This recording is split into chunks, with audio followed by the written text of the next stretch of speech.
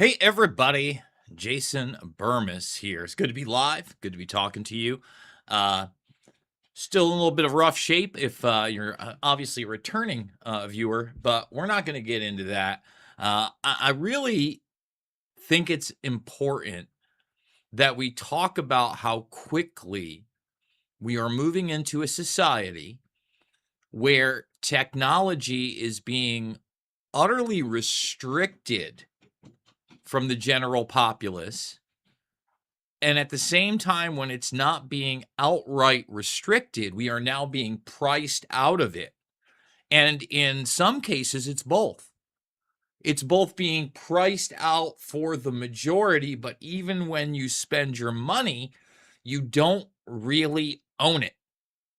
And that is an extremely disturbing trend. It's also one that has kind of been normalized over the past couple of decades for a number of social reasons. For instance, it was really, I would say, late 90s, early 2000s when things like rent-a-centers started to explode, right? There was a time and place where a credit card, if it was used at all, it was used sparingly, right? And we went into kind of this, you get it now, instant gratification culture, and you will pay for it later. And many of the people that just didn't pay for it or got behind, etc., they were given all sorts of things to max out. And then once they just give up and then can no longer be a part of that system, then they start getting on other types of government benefits. And you've really built this interdependency with the general population, the government, just to have, any type of a way of life. So many people are on these programs, man. It's out of control. It's out of control. And I get that there's always going to be some people that quote unquote need help. But when you've got a population now where well over 40 plus percent of just the citizens, forget about all the people that aren't citizens, that people are very uncomfortable about talking about on these type of systems, well, they're going to bend the knee, and they're going to bend the knee quick. They already have. They've waved the white flag. And for those of us that kind of have stuck around, said, hey, that's not my culture. For instance, and like this isn't a flex, this isn't a brag. It's just, again, how I've lived. Yeah, it could one day change if for some reason I started running a business and having employees, but I've never had a credit card. Never, ever, ever. Obviously, debit cards. But I've never, ever, ever bought anything on credit outside of like layaway, which has been extremely rare. And I'll give you an example of one of the snatch ups. Most places don't do layaway. When I came out here, and one of the reasons I'm picking games is that as a kid, yeah, I absolutely, as I played sports, I gamed a lot too. Kind of grew out of that, and then I saw the vintage game market come up. I've always kind of been a quote unquote collector, baseball cards, comic books as a kid. That waned out, but still have a little bit of collection, especially in the comics. And then when I got up here, so many pawn shops and thrift shops, I got into like buying retro games because I saw how valuable they were starting to become. I think there was just a $3 million sale on an 8-bit Super Mario Brothers in a certain condition and a certain type, right? They become kind of assets in a way. But I've never bought anything on credit. This computer here, actually, which is a steal. This is a computer that, again, how could you not do this? It retails now, and we're going to be getting into these prices. You can't buy this computer for under $22.50 and tax. So, throw almost another couple $100 on there. You're talking about like almost $2,500 for this PC. And they had it on for $7. They said they'd knock 10% off on me. There's no increment for the layaway. They just put it on there. You just got to put 10% down. I got it for $630 in tax. Came to under $700. and took some tinkering. But great machine, great deal. I mean, it's also causing people in desperation, and get it while you can. Again, I keep showing this like I'm balling out of control, but this is me balling out of control. This is actually the original, I think, 32 gigs that I took out of that. That's DDR5. I think this kit goes for around $600 now. 3 years, not even 3 years ago, a year ago, under 300, well under 300, probably more like 220. And like 3 years ago, if I were to buy it, it would have been like, I probably could have got it for 175, 185 on sale. That's how it used to go. And inflation has something to do with that as well. These bad boys, I think this kit's about $500-600, also another 32 gig kit. But I had another 64 gig kit. I like to own my compute. Another hobby of mine. I like to put together my computers normally. I like to hack around in things. You know, I'm a late comer on most of the modern gaming, and we're going to be talking about GTA 6. I know we've been rocking and rolling here for a little bit without even talking about it, but GTA 6, for me, I'll be honest, guys, I've never been a Grand Theft Auto guy. I've gotten a little bit more back into gaming because I haven't watched as many TV shows and movies as of late. I find them repetitive and boring, and I can't really get into them as much as I once did. Like I tried to do like the House of the Dragon thing and couldn't. I got like 3 episodes. Not interested. I don't know. But GTA has never been my. I like jokes. I like to laugh. Don't get me wrong. I love a great thriller, comedy, horror, all that stuff. But I like to laugh. So like for me, if I'm going to be shooting at law enforcement and all these other things that I'm not loving, you know, in real life, I don't really fantasize about. I don't need to have my kicks about stealing. I like the Saints Row series. I had a lot of fun with Saints Row 3. Probably my favorite out of the series. Saints Row 4, also very fun. Tried to reboot it, awful. This is why I can say about them, I own them all. I own them all on hard copy at any time. I can play them. And since I own them, I have backups of them on my machines that I have hacked out, that I own. Okay? Got a couple RGH Xboxes for those that might know what that is. Great, very, very cool thing, especially to back these things up. Because guess what? Physical discs, even though as collector's items and all these other things, they get ruined. And that's kind of, you know, the funny thing also about quote unquote transhumanism. All these people, Rob Ager points it out. He's like, that are talking about, oh, we're going to live forever in the machine. He's like, machines break down all the time. And most of the time quicker than humans. Yeah, but it's data, Jason. It'll just flow through the ether, man. Sounds like a big lie to me. Sounds like a big lie to me. Getting away from everything as much as that is, we're going to be talking about technology. We're going to be talking about this launch of GTA and why it's significant, because most people aren't Jason Burmis. This thing's going to be the best-selling video game of all time. I'm not buying it. I wouldn't have bought it anyway. Like, I didn't even beat GTA 5, and I'm not an online guy. But I think I started playing it maybe like, I think I tried to start playing like maybe like even before I moved out to Iowa. I remember I tried putting it on, and I'd get 10, 15 minutes into it, see the opening credits of the guy in the therapy thing, and I just didn't love it. Never played it. So finally, I don't know, maybe 3 years ago, I started playing it, and I think I'm on the final mission in a graveyard somewhere right now, and I can't seem to beat it. I'm not the best player out there, and I've given up on it probably for like over a year. It was a fun game, I guess. It had a good story. I understand why people like it. But now, when you buy it, you don't own it. And we're going to get into that big time. Before we do, and by the way, I'm going to take your questions, comments, all of it. Consider supporting the broadcast. I know I haven't been here much. Hopefully that's changing in quick fashion. We'll see how, even today, the leg is killing me. Still about twice the size it should be.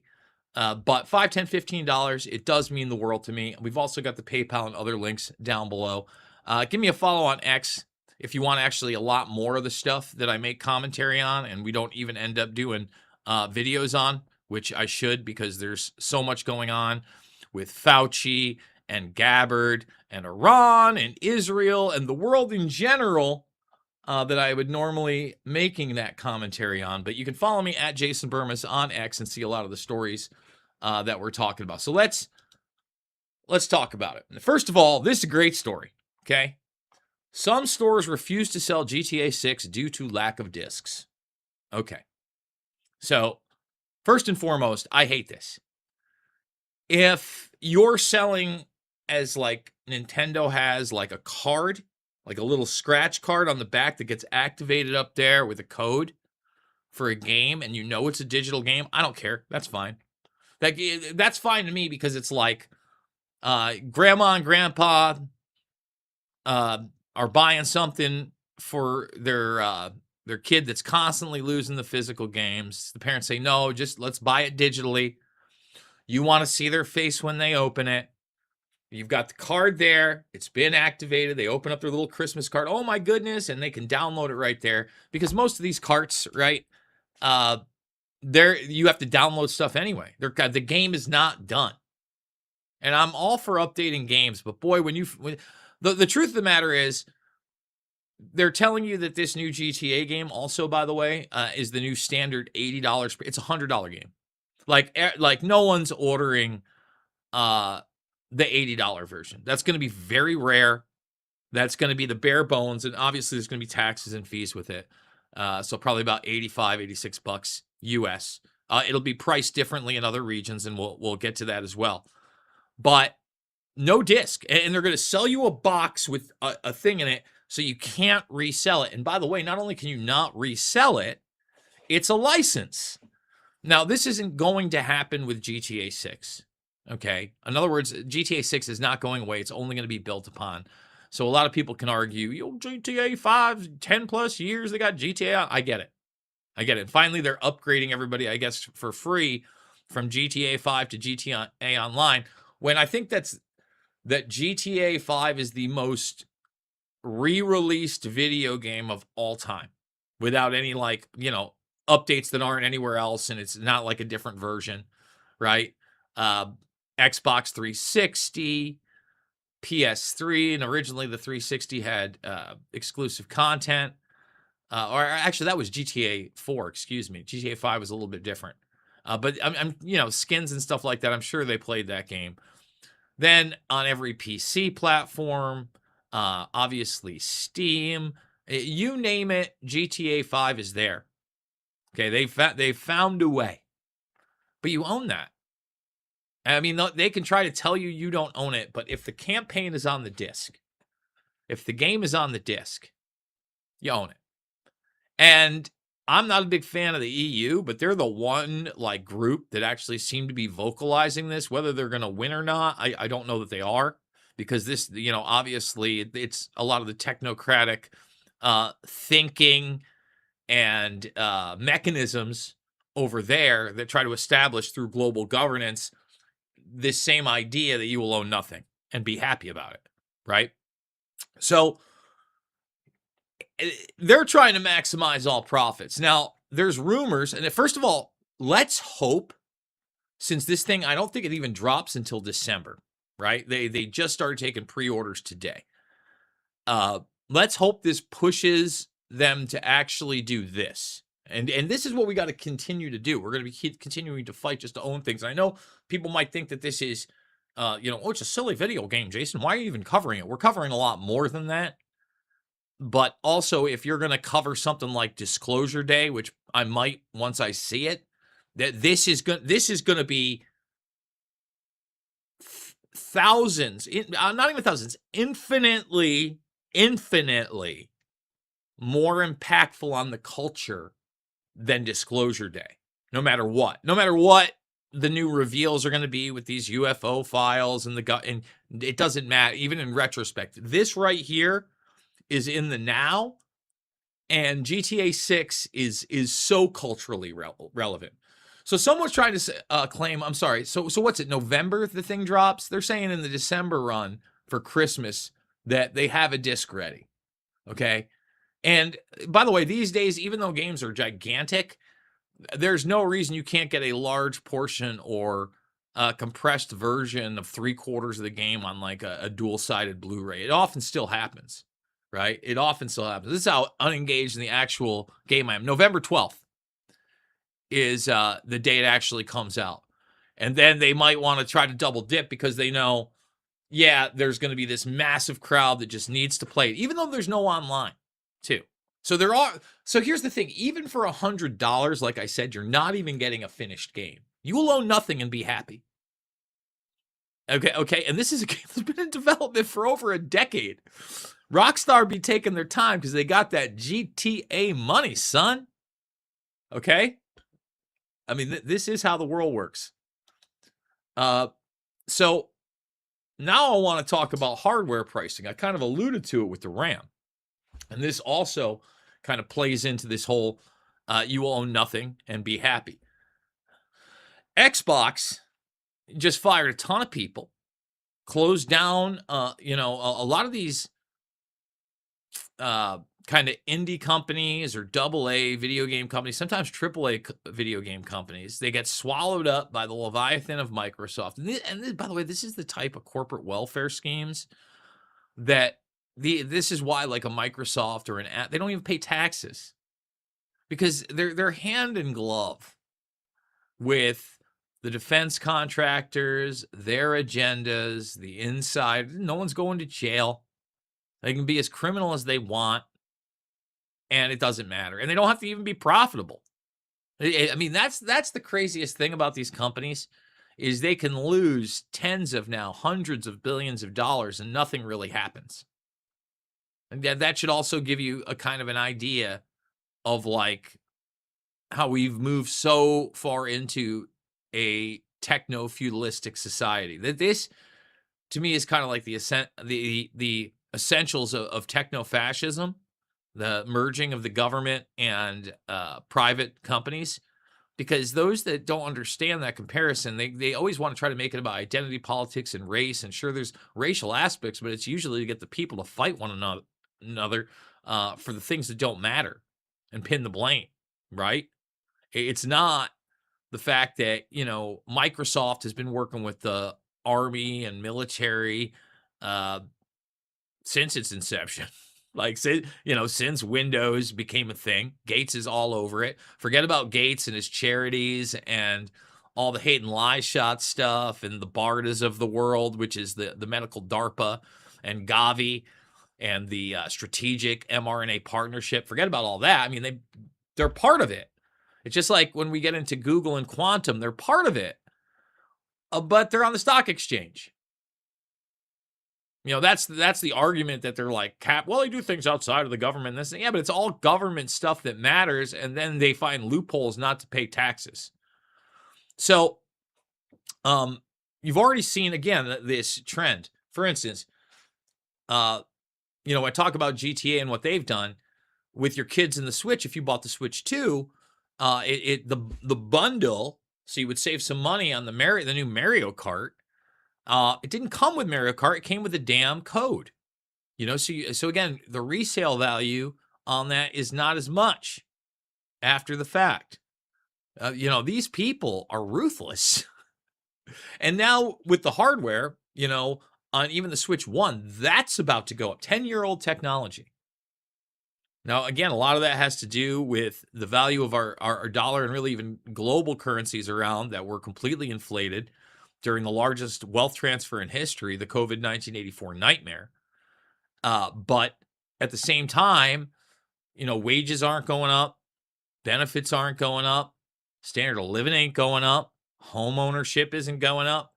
Tim Dillon gets a lot of this. I watched some of Tim Dillon recently with Rogan. He's all over the place. But man, does he get a lot of this. And he says, look, this is not by accident. No, it's not.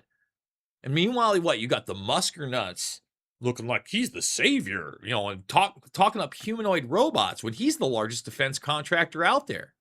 And all these companies that he owns are like defense contracting companies. Every damn one of them. Every damn one of them. Starlink, a Trojan horse civilian system for the global Star Shield network that's now openly being talked about. It's not even a secret. It it's like an open secret, and then you bring it up, and then you're demonized for bringing it up. Like, I saw something on the Boring Company. Who do you think their business is for? You traveling around in the underground tunnels lately? It's like defense contractors and the government. It's blow that Neuralink. You keep going down the line. But getting back to pricing, and being priced out of all this technology. Microsoft, after firing all these people, says they're about to pay 5 times more for the memory and storage in 2027. That's 6 months away. 5 times. Now, they're already claiming they're paying about 2.5 times now. And the Xbox, started at $500. It's now $650 brand new. They're talking about maybe another price hike. The little one was $3. I think it's $450 now. I bought these, again, pawn shopping and things like that, lower than $300. The little one as low as I think $140. And in fact, not even $140. I bought 2 broken ones. I bought one broken one for $50. I think one broken one for $40. Fixed both of them. I got one sitting right there.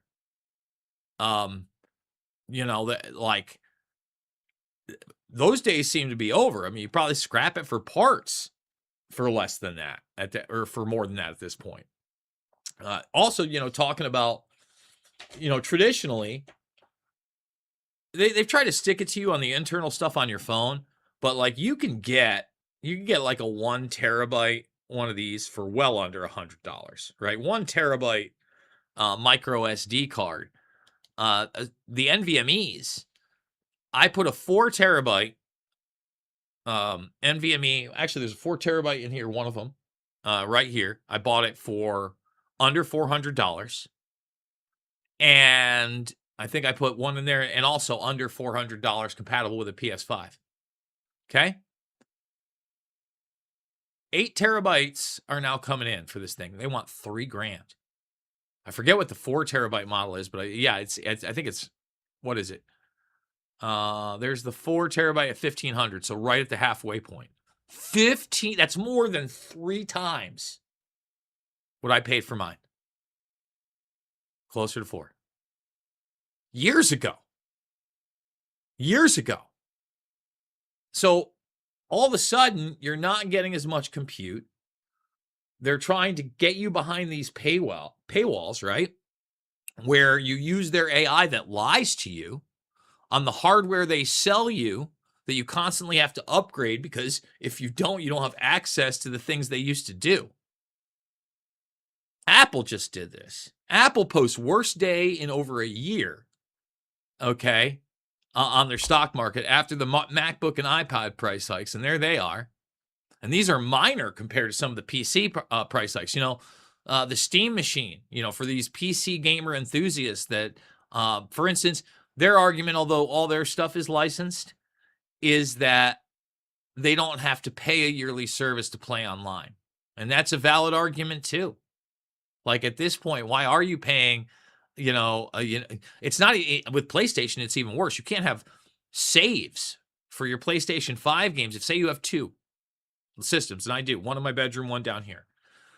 You can't save the game, and put it on a USB stick and then bring it up there. It doesn't allow you to do it. You have to pay another $80 a year just to do that and play other people online. So, things like the iPad is going up a couple $100 everywhere, $150. Some of these already expensive MacBook Pros, they're going to be $2,000. The workstations, I mean, you can get up into the, $30,000 range. And we're in a wacky place on this. And then Trump comes in, and then I'm going to go to your questions and comments. So I'm going to reel it back up. You got any of those questions and comments on any of this technology? Hold on, I didn't see the super chat. I apologize. We're going to go to that first. Okay? We're going to go to that first, and we're going to come back to quantum. Let's do that. Let's see who this is. Thank you very much. Highly recommend Control. Very interesting themes. As for digital games, if that's the way it's going to be, I'll buy less and I'll only buy cheap. I mean, look, there is an advantage. So Control, I own it. I own it on everything actually. Prog Snob. Um, I'm not sure. I think I have physical copies of the Xbox and the PlayStation. Again, I go thrifting. So yes, here's the other thing. When you say I'll buy less or buy cheap, you go to thrift stores, you go to these places, you can get these things for $5 to $8, right? In fact, here, I'll show you right now. There's a little trick. There's a little side hustle I've got for being able to afford these games. So this is Mario Kart. I bought it for $8 today. I immediately listed it on my Mercari. I'll probably make $20 on that somewhere. And so I more than doubled my money, but I'll buy another game. I'll give you another example. Bought this one for $5 today. This is the last Call of Duty. I don't want to show it inside because it's actually got a code in it. But it's the Steelbook. Some of these Steelbooks, they go for $20-$25 just for the book. Bought it for $5. And, I'm not a huge reseller, but like I said, it's a hobby. Just like me, putting the computers together. It gets my mind off some of these other things that I'm constantly having to talk about. But I do have Control, and I bought that actually digitally because it was under $5. I use sites like Aniba. Aniba.com is one of the ones that's not a scam. There's some of these scam sites that try to give you access to somebody else's account. No. If you are going to go the digital licensing route, I highly recommend them. They always seem to have at least some money off whatever's big out there. So back to this. Quantum computing stocks surge after Trump signs executive orders backing the sector. Okay? Here's the deal. First and foremost, most people have no idea what quantum computing is. And let me tell you why that is. No one really knows what quantum computing is. I would say only the people really at the tippity top that are constantly immersed in this thing at least know what it's really capable of and what it's probably doing. We've ad nauseum covered quantum here for good reasons, because when you look at quantum, it's NASA, it's Google, it's DARPA, and they're the main players in the United States. Now, you have other entities like IBM, okay, and these other peripherals. They're all kind of working in the background. But Google has the mainlined access in there. And they've used D-Wave and quantum annealing. And believe me, I get it to the point that it's explained to me. But in real-world mathematics and real-world achievement, it has not been clear what it's actually doing and what it can actually do. And their claim is always optimization. It's really good at optimization problems. Okay. Well, with these executive orders, all this stuff is also being truncated, as it already kind of has been the whole time. All right. They're just more and more legitimizing this techno-fascism that I'm talking about, and compartmentalized to the point where, like when an AI model seems to be deployed and they don't like it, they pull it back, or they try to, right? They're not going to let everybody get into the quantum arena. And if you think like the data center stuff isn't intertwined with this, oh, it is. Oh, it is. They're moving to quantum encryption and all these other things because they realize, in short order, a lot of these things are about to get cracked. And they realize this because behind closed doors, they've already cracked a lot of them. And the reason that you don't know that and I don't know that is obviously national security implications. And I mean, information is power, and information has been weaponized on a scale you cannot imagine. I can't imagine. I can't fathom. So yeah, let's do it. Let's go back through, get your questions and comments in. We're going to try to rapid fire all the way through this. This about not coming with a physical disc. I just bought UFC. Don't. Right from the Xbox store. Matter of fact, I can't remember the last time I bought a physical disc. Much worse going on, in my opinion. Again, man, I'm trying to explain it to you why it does matter. It's that you no longer are in possession of these things in a physical manner where it has resale value and it can be pulled at any time. Look, when I was talking about this and I kind of ran off, obviously there's going to be support for GTA 6, but how many games have just disappeared, even cool ones? Like, I have physical copies, even a digital copy, I think, of The Evil Dead. And, it's one of these games that the server shut down. I can't even play it anymore. And I'm not sure. I don't think that it has localized co-op, 2-player at least. I think any of these games that are going to end the, online multiplayer thing and whatever they should allow that at the very least you can hook up a bunch of Xboxes or PS4s, whatever, on a LAN, a local area network, and play them with other people that have the disc or own the game. That's not too much to ask. That's bare minimum, and they don't do it. And as far as buying UFC 6, yeah, I never buy these things at at market. In fact, I did just buy a physical disc of PS5 version of UFC 5 because I got it for $8. And I'm a collector. If you can get me under the $10 mark on most of these things, I'll pick it. I'll give you another great example. Let's fish them out. Let's do it. Here's one for you collectors. We're turning this into a whole different thing. But just so everybody knows that I'm not joshing you. What's that say? $7.99. Yeah, let's pull it in. $7.99 on this one. This is old school. This is a Game Boy Advance game. If you know what it is, this is one of the Baldur's Gate games, and it retails anywhere from, in this, without the box and anything like that, $40 to $70. This is a cool one for the collection. One that's definitely not worth as much, but again, $8 should get me. Tony Hawk 3. Fun little collection stuff. Again, stuff to get my mind off of the techno-fascistic transhumanist takeover every once in a while. Because it's always in the back of my mind, or working on stuff on 9/11 or the Epstein case. And by the way, big shout out to Alex Jones for having Palm Beach Pete on. Thank God. I was so sick of that. If you haven't seen Jones's interview today with Palm Beach Pete, and you somehow still think Palm Beach Pete is Epstein, please go watch that. Let's see.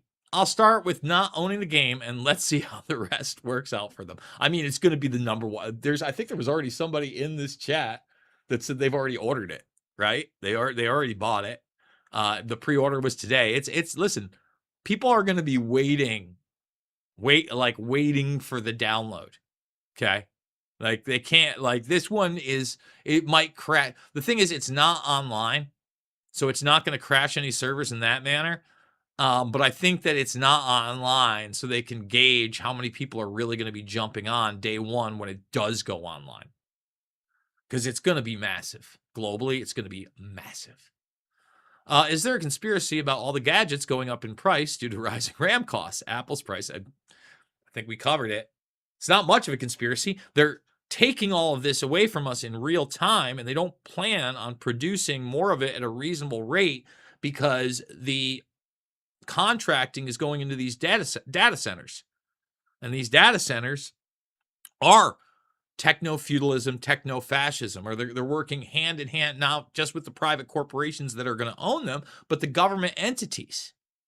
It's the same thing as the COVID loophole where they're like, we're not spying on you. And meanwhile, like even at X, before the Musker nuts took over Twitter, and even as he took over Twitter, do you think the FBI and the CIA and the NSA and programs like signature reduction are not like heavily embedded in Twitter? Of course they are. Of course. Is that a bad joke? Yes, the NGOs are bad. Yes, exposing things like USAID are, great. But if you don't think those entities I just talked about and more that I don't know about are literally embedded, you are being ignorant. This is all about narrative management. So let's keep going. Yo, how we doing? How we doing, Ryan? RAM is for the AI data centers to collect info. It's more than just, listen, we're already done with track trace database. We're already done with the Internet of Things. Okay. All that's expanding, but it's already been implemented on more than a beta level. It's operational. these data centers are going to be coming in real time, okay? And in real time, they're going to be it's more than just like the ads that are going to pop up in your scroll box. It's going to be this AI in your ear, or this AI like getting bundles ready for you to buy, or just buying things for you. Like they're going to try to merge you on a daily basis into interactions with what they're calling artificial intelligence, but even I think that I'm being rather gracious here and even calling it like programmed intelligence. I don't know that it's intelligence at all. It should be programmed control. It should be the new PC. And your PC, your personal computer, is a part of it. And yes, political correctness is a part of it. It's the new PC. Let's see. Also, the game Gears of War E-Day Director Cut is a Baphomet, by the way. I mean, I love the Gears of War series. I didn't beat 5. I beat every other one of them, including Judgment. That for me was a really fun couch co-op game. Me and my boy Carlson, shout out if you end up watching this, my man. Man, I haven't talked to him in a while. I should give him a call. But me and my man Carlson, after like a hard night of pizza making, or God knows what, plop down on the couch, knock out an hour or so, a couple chapters in that, kill some evil hordes of alien demon looking things with chainsaws and guns. That's what I want to be fighting. I want to be fighting the bad guys. I want to be on Team Humanity. I mean, again, that's why like I certainly can wait all day for the next GTA. Just want to say that. I hope there's a physical copy of E-Day. That'll be a big disappointment. Just because they think they got the word theft in the game's name, they think they're slick. Hey, look, I'm not. The game's quality, gameplay and stuff like that, really slick. The world building, the graph, sure, good stuff. It's like, again, I prefer a Saints Row. I prefer a comedy. If I'm gonna beat a guy with a baseball bat, why can't that baseball bat be a 6 foot purple dildo? It can be in Saints Row. Like, that's funny to me. I'm a child in my mind sometimes. I also suspect they will make JT6 Online a month. Of course it is. All of them. That's the thing. They're all going to be monthly subscriptions. And by the way, if you haven't thumbs up, helps the channel out. Give me a thumbs up. Subscribe, share if you're new. Ring the bell if you like this content. And once again, if you can support the broadcast, please consider it. Buy me a coffee /Jason Burmis, or directly through the PayPal. Amazing. I do want to thank the super chat earlier on. We're not done. Don't worry. I want to keep taking some of these questions. If you aren't maxing out, you aren't even maxing. God, I hate that. God, I hate all the new slang. What looks maxing, or bin. I heard someone say bin maxing the other day. Like, am I game maxing, bro? I'm glad bro never went away. I do love bro. I still love dude. Even as a young man, when dude was coming in the 80s, it was still kind of like this surfer, kind of stoner thing. I wasn't totally in love with it. That one was able to grow on me. Never been a fam guy. I can't lie to myself. I'm not young. I'm sitting here with a leg twice the size of what it should be. Sometimes in incredible pain, on the verge of 47. And just some of these trends are just, I mean, look, when I hear looks maxing, I start thinking about the metrosexual queer eye for the straight guy movement that I also wasn't a part of. And I thought to myself, don't get me wrong, there's a lot of scruff. I haven't shaved in a few days. Maybe I should. But I try to keep it pretty acceptable. It's funny, my niece just with her church youth group. God, I love her. She's the best. They just had a Adam Sandler party where you're supposed to look like Adam Sandler. And she and her friend borrowed clothes from me because they're like, everybody thinks you dress like Adam Sandler anyway. And they mean like out on the street, obviously, like when he's in sweatpants or shorts and a t-shirt and a Yankees hat. And I'm like, yeah, that's how I dress. I think the guy's got a good style. It's kind of just like everyman schlub. I enjoy that. I don't need to look smacks. Let's see. Yeah, I'm looking to be on any part of a program I can get. I've worked my whole life and make minimum wage and can't afford basics and housing in my own country. It's tough out there, bro. Let's see. We got 37 people in the chat. Let's get 37 thumbs up. I've never had a credit card, never made enough money. I just have. They come in like the $500 ones or snip. I don't even snip them. I just throw them right in the trash. No one's going through my trash, thank God. And that's also the lovely thing about it. Good luck with identity theft on a guy like me. Even when I did have money, like a decent amount of money, like I actually, up until about 2 years ago was doing okay. That's why the collection has expanded.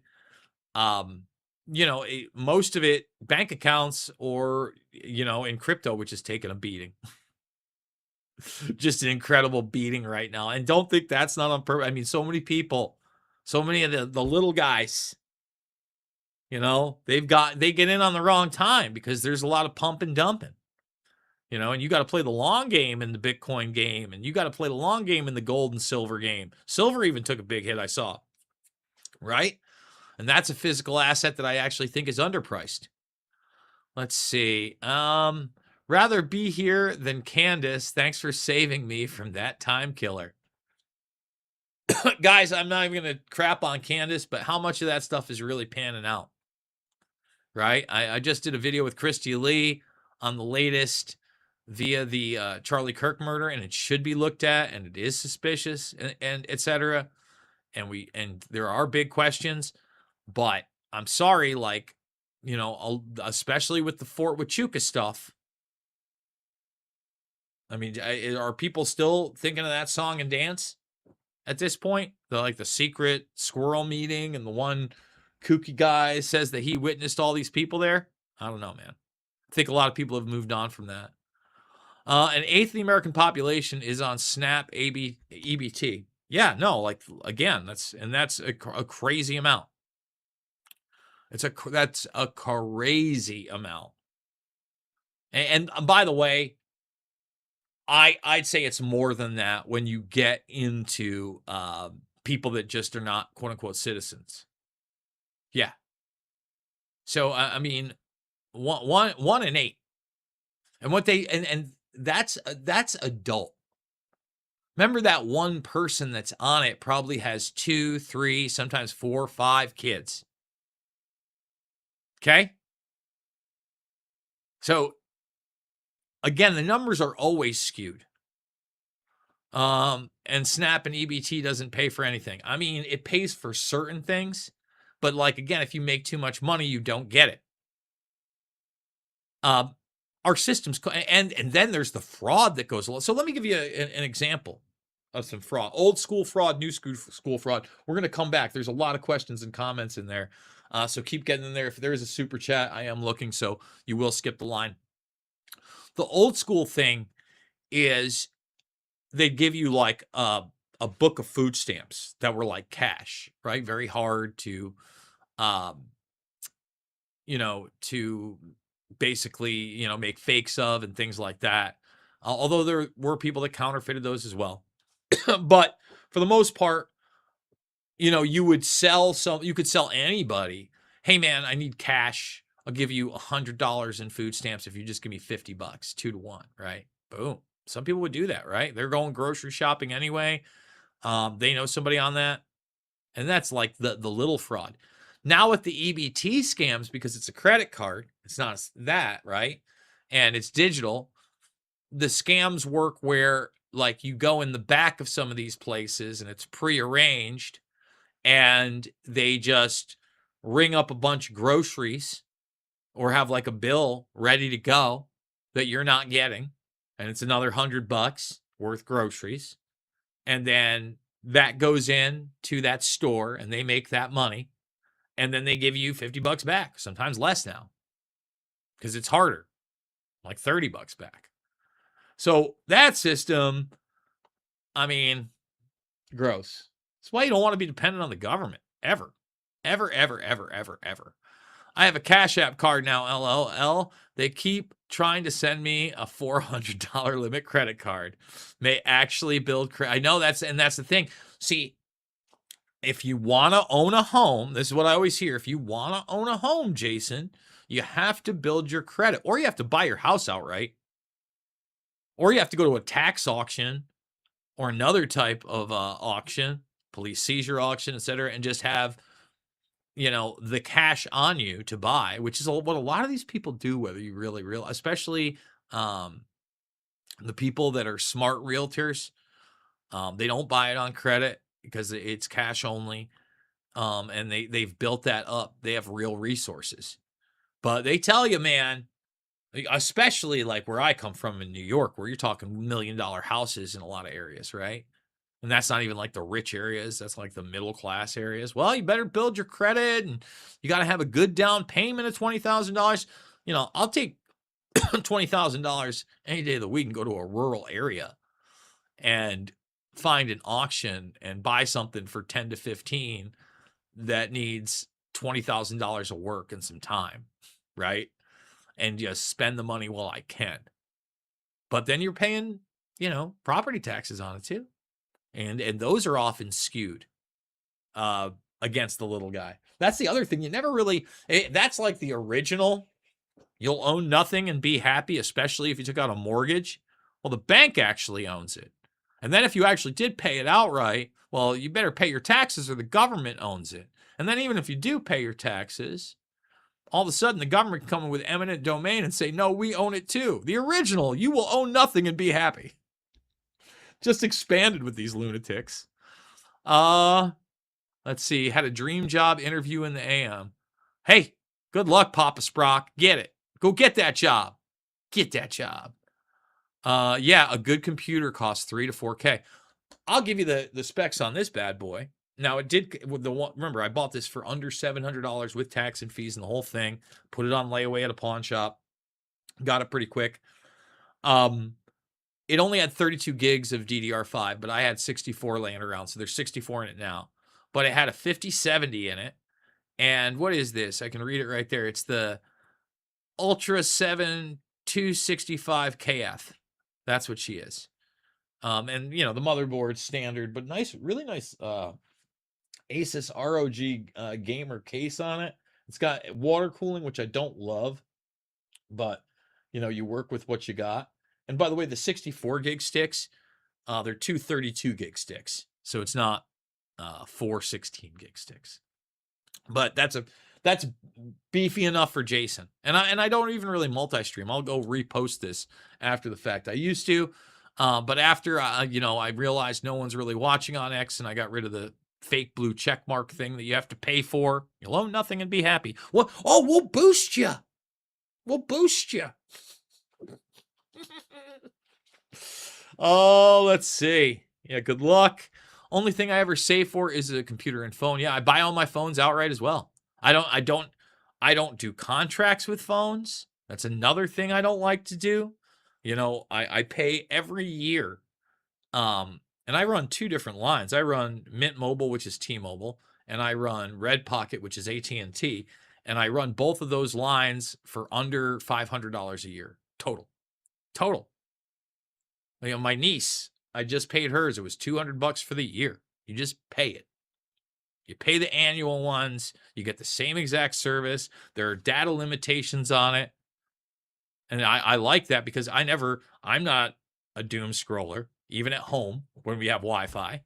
And I already see my nieces too much.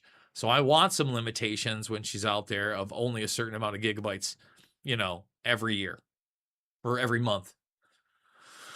Let's see. Somebody is showing their age. Yes. If the grays don't do it, I'm more than happy to. RAM is cheap in other countries. No. It's also gone up in other countries. Listen, everything is cheaper in third world, like even some of these licenses. And that's another big thing that the EU is talking about is where, they're going to be selling GTA 6 in Ireland, in the UK, etc. And they'll have different pricing. For instance, in Aniba, if you buy something that comes out of Latin America or Argentina, it's almost always much cheaper than in other regions. So those sell out quick. With the PlayStation, you can't activate those. With Microsoft, if you have a VPN and you VPN into that nation and you know what you're doing, you can do it through your Microsoft account and it actually works. I don't know if they're going to get rid of that loophole. But the EU right now with their internet ID push, and that would, again, stop some of that too. They're trying to get rid of VPNs. Wah, wah, wah. Yes, wow. Tech has always gone down in price. Not anymore. GT AAA. Yeah, I like to buy my phone and computer. I can't afford monthly payments to anything. I just don't do it. I don't want it. My monthly payments are my rent. I got a water and garbage bill. Obviously electric, my car insurance. I've got enough of those. My internet bill. Okay. Even my internet bill went down this month or this year. And I got more data as traditionally it should. Let's see. Arc Raiders looks cool. Want to play anytime, Papa. TV shows are promoting what? The GTA thing? Jan is the only game there is. Highly recommend Control. Let's see. I think Proxnom might have been the super chat. So yes, sir. Islam ideology being promoted. We've got more, I would say, Muslims moving into even this area recently, but I'm also in a satellite city of Chicago. I'm 50 years in September, Gen X gamer. I can't stand where the industry went. Just spent $130 on pre-order Forza 6 for my kid and 0 hard copy. Yuck. And look, that's the thing. Like, yes, GTA is really $100 game. It's actually more with the taxes because again, no one's not gonna pay that extra 20, especially because they're like warding off like kind of big parts of the game where you can't go into certain stores. Like, a sandbox always been a place you can kind of explore. And if it's warded off, you can't go in, but you can go into all these other places. Now they're going to restrict on which places you can and can't go in. But 130, man, you look at EA and the 2K sport, they really take advantage of the sports fans and the sports kids, not just with the microtransactions, but with the bundle deals, especially with the wrestling games. They're like 140, like $150 game. Crazy town. Let's see. We've been going almost an hour. We'll take a few more of these. Let's see. Alan Woke went woke. Or you mean Alan Wake went woke? I tried playing Alan Wake way back in the day, and I know that's from the Control people. But I just couldn't get into it. But again, that's back in the day. Who knows? I've returned to some of these and been pleasantly surprised. Yeah, way under. Listen, man, if you got $20 out of Jason on a game, it's probably on a deal or maybe a Borderlands game. Get me on those. Like Borderlands 4 got me to spend a little bit of money. Ghost to Yote got me to spend a little money. But those are games like you literally put it like 100+ hours in. So far, Borderlands 4 has been kind of a disappointment, even though it got all those big reviews. Oh, Borderlands. I like Borderlands 3. And you can get that's what I recommend to people. Like Borderlands 2 with all the fixins, the Handsome collection or whatever, and it comes with the pre-sequel. You can go get that at just about any pawn shop for under $10, sometimes $5. And literally, if you played those games with all the hundreds of hours, that's worth the $5. You can't get fast food value meals for under $10. Forget about half that cost. Let's see. Machines break down, but will the machines repair them? Genius. Let's see. Did you load up mods? The only mods I've ever loaded, that's a good question. For those the geeks that don't know, first of all, you can do mods in I got a jailbroken PlayStation 4 right next to me. I've jailbroken a bunch of those, including PS4 Pros. You can do mods there. I don't. But I do, I have a Steam account, and Marvel versus Capcom Infinite, which is kind of crapped on in the community out of all the games, is actually a pretty damn great game. And a gamer personality on YouTube that has all these likes, he did an amazing mod, a free mod. Or was it free? It was either free or like $10. I don't remember. It might have been a paid mod. I did it because I really liked it and I liked what he did with it. That's the only mod I've ever used. So it's the Marvel versus Capcom Infinite mod, and it graphically it changes the game so immensely, and for me it makes it a lot more like the comic book fun that I like in that type of fighting game. Marvel versus Capcom 2, obviously 3 Ultimate's great, but 2 is just such a legendary game, especially for all the content it packed in. Literally, I think 30 years ago, late 90s style or mid 90s style, for one, much, much lower price. Remember having that on the Dreamcast. Let's see, 45 people in the chat. Let's get 45 thumbs up. Yep, I already pre-ordered the Ultimate Edition. GTA, compared to most games, has a lot of replayability. So many quests and side quests. I get it, Rude Boy. I get it. People are going to be throwing a lot of hours into it. I mean, look, if it's $1 per hour you want, you'll get 100+ hours in that, right? Or close. If you're down with $1 an hour, I like it a lot cheaper. I like it a lot cheaper. Base systems. Jason plays Echo the Dolphin. I think I got a couple of Genesis copies. I might have Echo 2 up there as well. That was a big gamer. I know I have a Genesis in a rip box. I think it's the Lion King version, but on the back, Echo the Dolphin is. Let's see, an optical drive emulators for disc-based consoles. Yeah, they're never going to allow that. Like they're trying to take away even, most of these systems now, they don't want the optical drive on there, and they could easily put an add-on to any of these things via USB, since it's not really accessing the disc, only as a license in most cases. Let's see, jailbroken and storage upgraded, older, modern stuff. That I have done a ton of. They haven't announced that, Mr. Rude Boy. It is a rumor. We will see. That's going to wrap it. So one more time, thumbs it up, subscribe, share.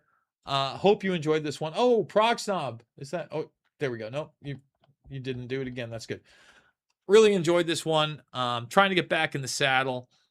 I will be live on WQUD 1077 tomorrow at 9 a.m. Central if you just want to listen, and I'll post that video. It's the Deep in the Weeds segment. $5, $10, $15 means the world to me. Big donors, thank you. Cannot do it without you. We also got the PayPal down below if you want to support the broadcast. As always, it is not about left or right, always about right and wrong. Really enjoyed conversing with you guys, and I love you, and we'll see you on the flip side.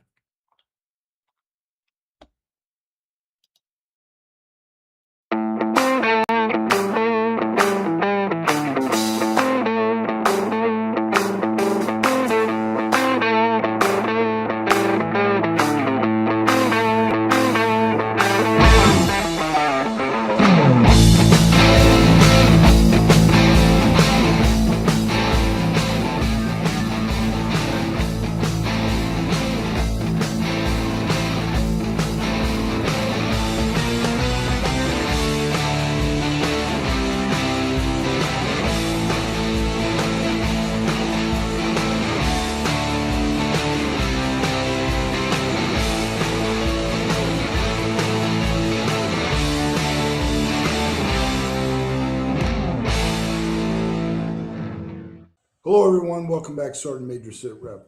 Going to have to bear with me today. I'm losing my voice a little bit. A lot of screaming over the last couple of days, but we'll try and muddle through this thing. All right, today I'm going to try and lay this out in a succinct manner that everyone will understand. I'm going to cover a lot of ground, a lot of happenings, and what it means in the bigger picture. Been studying this situation since the kickoff of the Iran war, the bombing of the boats in Central America, South America, and in the Gulf. There's a lot happening, and it's not just coincidental. It's a plan, and the primaries of Tuesday night show exactly why the Democrat Party is in complete freak out mode. And putting this all together has been um, actually, it's been more than a sideline. It's been kind of bothering me because the bigger picture is what we try to understand, especially in the intel community. You look at events that have happened, events that are happening, the second and third order effects, and try and build an operational picture. Um, and it's been difficult. There's a lot going on, and some of the buddies I talk to, a lot of people that are still in the business, they they're on the fringes. We don't get the full inside scoop. We get a little bit here and there, but looking at the bigger operational picture is massive, and it's something that a lot of podcasters, newscasters, media folks, they just won't take on. They have their hosts that come on and they get pieces of the pie here and there, and a newscaster will try and put it together, but they're not doing the full assessment. So I'm going to try and do a full assessment up until this point. Again, bear with my voice; it's going out on me, and I'll try and do the best I can. But the Democrats are in full freak out mode right now. The meltdown is because their plan was to push all their candidates forward, take the midterms, put Hakeem Jeffries in as Speaker of the House. I know I don't even like saying those words together, but it is what it is. But the old Democrat machine, the party of the old Democrats and their ideological ways is being shoved aside. Now, what I love about this, it's being shoved aside by the very radicals that they brought into their party. So I've said it many times on Twitter, X, whatever. I've said it on this program in different episodes, but the Democrat Party has invited in um, Islamic radicals. They've invited terrorists, socialists, communists, and illegals as part of their base. And I get the idea: grow the numbers, grow the votes, we stay in control. But what they fail to understand is you cannot control socialists or radicals. You can't control radical Islam. So now that they're losing their asses in all these primaries, they're being pushed aside by their own creation, the anti-Israel activists, the open border ideologues, and the political class that spent years tolerating extremists learn they can't handle them. So I do know that Hakeem Jeffries and Chuck Schumer had a meeting, and the meeting was about the elections. And I don't even think they foresaw Dan Goldman being taken out. So he's a radical leftist nut job, and he was taken out by somebody that's even more radical. A Mondami supported candidate took him out. It's the same party that told us that Trump was reckless on Iran. He didn't know what he was doing with the economy. He's killing people in these drug boats illegally. They've talked about him destabilizing the planet, said he was dangerous. But what we're going to do today is we're going to take a step back and look at the deep operational picture. It's not that Trump is playing checkers or even chess with Iran. He's playing global chess with Mars. I mean, on the scale of what we're doing as a nation and how it's not only affecting the Democrat Party, but the entire globe, is scaring the shit out of the left. But before we do that, let's get into what we do every week. And let's talk about gold. Let's talk about Augusta Gold. Let's talk about, how did you sleep last night? Did you wake up at 3 a.m. thinking, oh my God, I got this bill? No, I woke up at 3 a.m. because my wife was snoring and the turquoise alert was going off. But then go back to sleep, and what do you think about? You think about finance, you think about economy, you think about how all this goes into play with what we're doing. You're not imagining this, and I say this every week, But it is not an imaginary thing. It is a real thing that everybody does. Even if you're in a good position, you still think about, what's my position going to be like next week? Everything is more expensive now. Whatever money we saved up until 2020, even 2021, has lost about 24% of its value by now. It's not an opinion, documented facts. There's no sign that it's going to stop. No matter what happens, it's always going to stop. Now, the Constitution protects a couple of things, and the main thing it protects is your right to property, the fruits of your labor. It protects your savings. And guess what? It's still getting robbed on its own, slowly, quietly, by the hidden tax called inflation.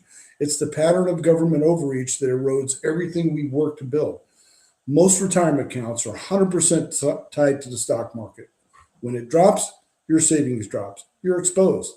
But there's something you can do to defend what you build. Diversify your position, diversify your portfolio into physical gold, the real gold, the kind that doesn't care about the market, the kind that you can physically touch, doesn't care about Washington and the dollar. Augusta Precious Metals, folks. That's where it's at. Leaders in the field, they've been helping thousands of Americans for years protect their retirement for over a decade. So, A plus, better business rating. They'll walk you through everything. 3 simple steps. All you need to do. They will walk you through it. It stays in your IRA, stays in your 401k. I don't know why I can't say IRA, because I think of the Irish Republican Army. But in this case, your retirement account, it stays there, stays in your 401k. No taxes, no penalties, no nonsense. Get Augusta's free information guide. Go to johnsgold.com or text John 35052. Bottom line, it isn't about gold as investment. It's about peace of mind and keeping what we've worked for, keeping what we've built from a system that's quietly eroding it. Now, this is a real statement. I do know Augusta Gold customer, and they do feel confident. And they talk to me all the time about the bullion exchange, Augusta Gold Group, and how they're working to protect their savings. And they're really debt-free and worry-free. And that's what this is about. It's about confidence in your retirement, having the peace of mind to move forward and do whatever you want to do in life. Again, Augusta Precious Metals, best in their field at what they do. That's why I recommend them. Go to johnsgold.com or text John 35052. Understand your options. Get the free gold guide. Make that decision that protects your family today. Get it done. Do it now. Okay. So that commercial plays into everything that we talk about: politics, geopolitical, economics, rare earth minerals, precious metals. It goes into everything. I love that. I love that we talk about it because it is the real deal, folks. Again, Augusta Precious Metals. Now, back to what we're talking about, even though it plays into that short little ad. Like I said, Trump is not playing checkers. He's not even really playing space chess. What he's doing, Iran's leverage, for number one, Iran's strategic value comes from fear. Fear of the Strait of Hormuz being closed, open, stopped, slowed, fear of oil disruption. That is their strategic power. That is their leverage. The fear of controlling the strait. Their ability to project with their proxies regional damage to that entire region. That's been their kind of real strength. Now they project power outwards in other ways, but we can fight them. We can blow them up. Trump has already decimated their Navy, decimated their Air Force, nuclear program decimated. They really have nothing to fight with. They got a few missiles. They got some IRGC folks. They got some terrorist proxies, but we can attack the whack-a-mole every day. We can blow them up here, blow them up there. We can decimate their entire country with just a few missiles here and there. But what Trump is attacking, and it took a while to figure it out, he's attacking the model. The very model that they use for leverage has been decimated. So we control the strait. You heard it from the Navy. Iran can talk shit all they want about the strait, but we control it. We've removed mines. We're still removing mines. We're escorting ships through. Even when the mullahs, oh, the strait is closed, you need to contact us by radio to pass. While they're saying that, 50 ships are passing through the night and they have no control of it. The more oil that flows from alternative sources weakens Iran's global impact. Controlling the strait has weakened Tehran's power. So that is kind of the bigger picture. Now, what nobody really is talking about, OPEC has broken apart. So the UAE, Saudi, all the players in that area, they're going to produce more oil. And if they're going to ramp up their production, they will have some internal fighting about who produces what and how much and who it's sold to, which we don't care about. The bottom line is more oil will be on the market, not dependent on the strait. Now, we're also drilling more. Other countries are drilling more. Canada has come to the realization that, this green energy nonsense is not working. So we need more oil and gas production. And when I say gas, natural gas. And how we get there is by reducing regulations, which Trump is doing. So the entire model that Iran used for their strategic influence across the globe has been broken. That's why the Democrats are panicking. Trump's doctrine is simple. It's to restore deterrence, increase energy leverage. Let me start that over because I didn't say my other part. The Trump doctrine is, let me scratch my head. The Trump doctrine is simple. You won't find this written down anywhere. It's not posted on the website. It's not on whitehouse.org, .gov, or anything else. It's not on the Trump website, but it's what I see happening, and I see him using it in a repeated pattern. So it's simply to restore deterrence, meaning we're using our power, our dime power, to deter bad actors globally. We're increasing our own energy leverage and energy leverage of others around the world. We're punishing the hostile actors. And we don't only see it just don't think of Iran, think about the recent sentences of the Antifa terrorists in Texas. So these dudes are getting like 100 years, 50 years. They're going to rat. They're going to tell the Department of Justice who was funding them, who supported them. They're going to give all. They're not going to spend 100 years in prison. I guarantee they will rat, and the people funding them, the Democrat Party, are going to be exposed. So this is part of the overall plan. So Democrats are freaking out and panicking. The entire foreign policy depends on managed weakness. That's what the Democrats were projecting. Well, we have to manage the decline. I'm so sick of hearing manage the decline. We don't have to lose to China. We don't have to lose to the socialists. We don't have to lose. America is a known winner. All we have to do is project our will and power in a manner that we know how to do, but the Democrats will not do it. Now, they don't want that projected power. They want climate deals, summits, EU approval. They want NGO talking points. That's the leftist strategy. Make everything global that they control under NGOs with USAID, which was cut off. Now, the Trump model, obviously, peace through strength, energy dominance, border control, economic pressure on the bad guys, and military deterrence. That model makes Iran less relevant, OPEC less feared, which now they've broken apart, and it puts the globalist energy trap on notice that we don't need their climate change. We don't need all that nonsense. And we see it moving into Europe. So take a look at Europe. European elites have ran this migration experiment for the last several years.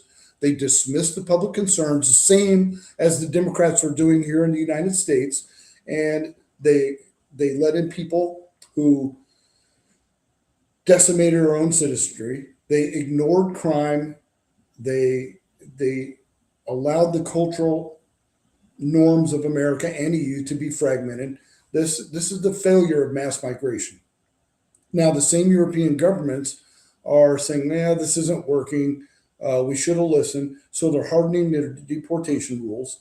They're expanding return procedures. They're openly admitting that the model failed.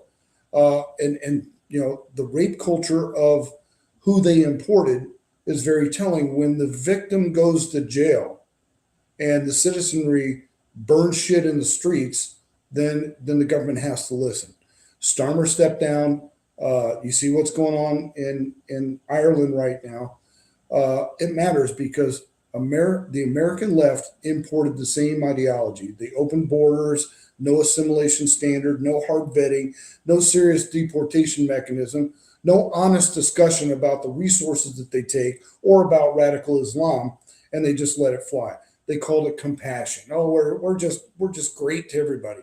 Reminds me of South Park and Cartman singing about California really cool to the homeless.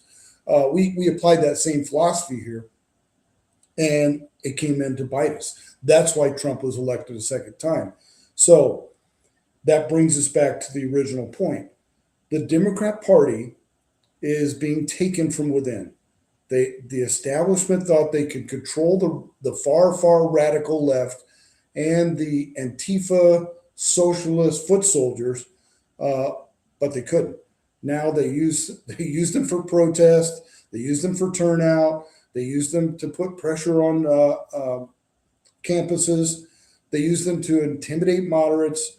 They also use them to normalize anti-American narratives and anti-American values. Those same forces now command authority. They have taken over. The socialists are no longer satisfied as being the activist wing for the Democrat Party. They want the caucus, and they're coming to get it. Look at this snapshot right here. This little graphic I made up. But it shows who's in power. Yep, take a look at that. There's your socialist base right there.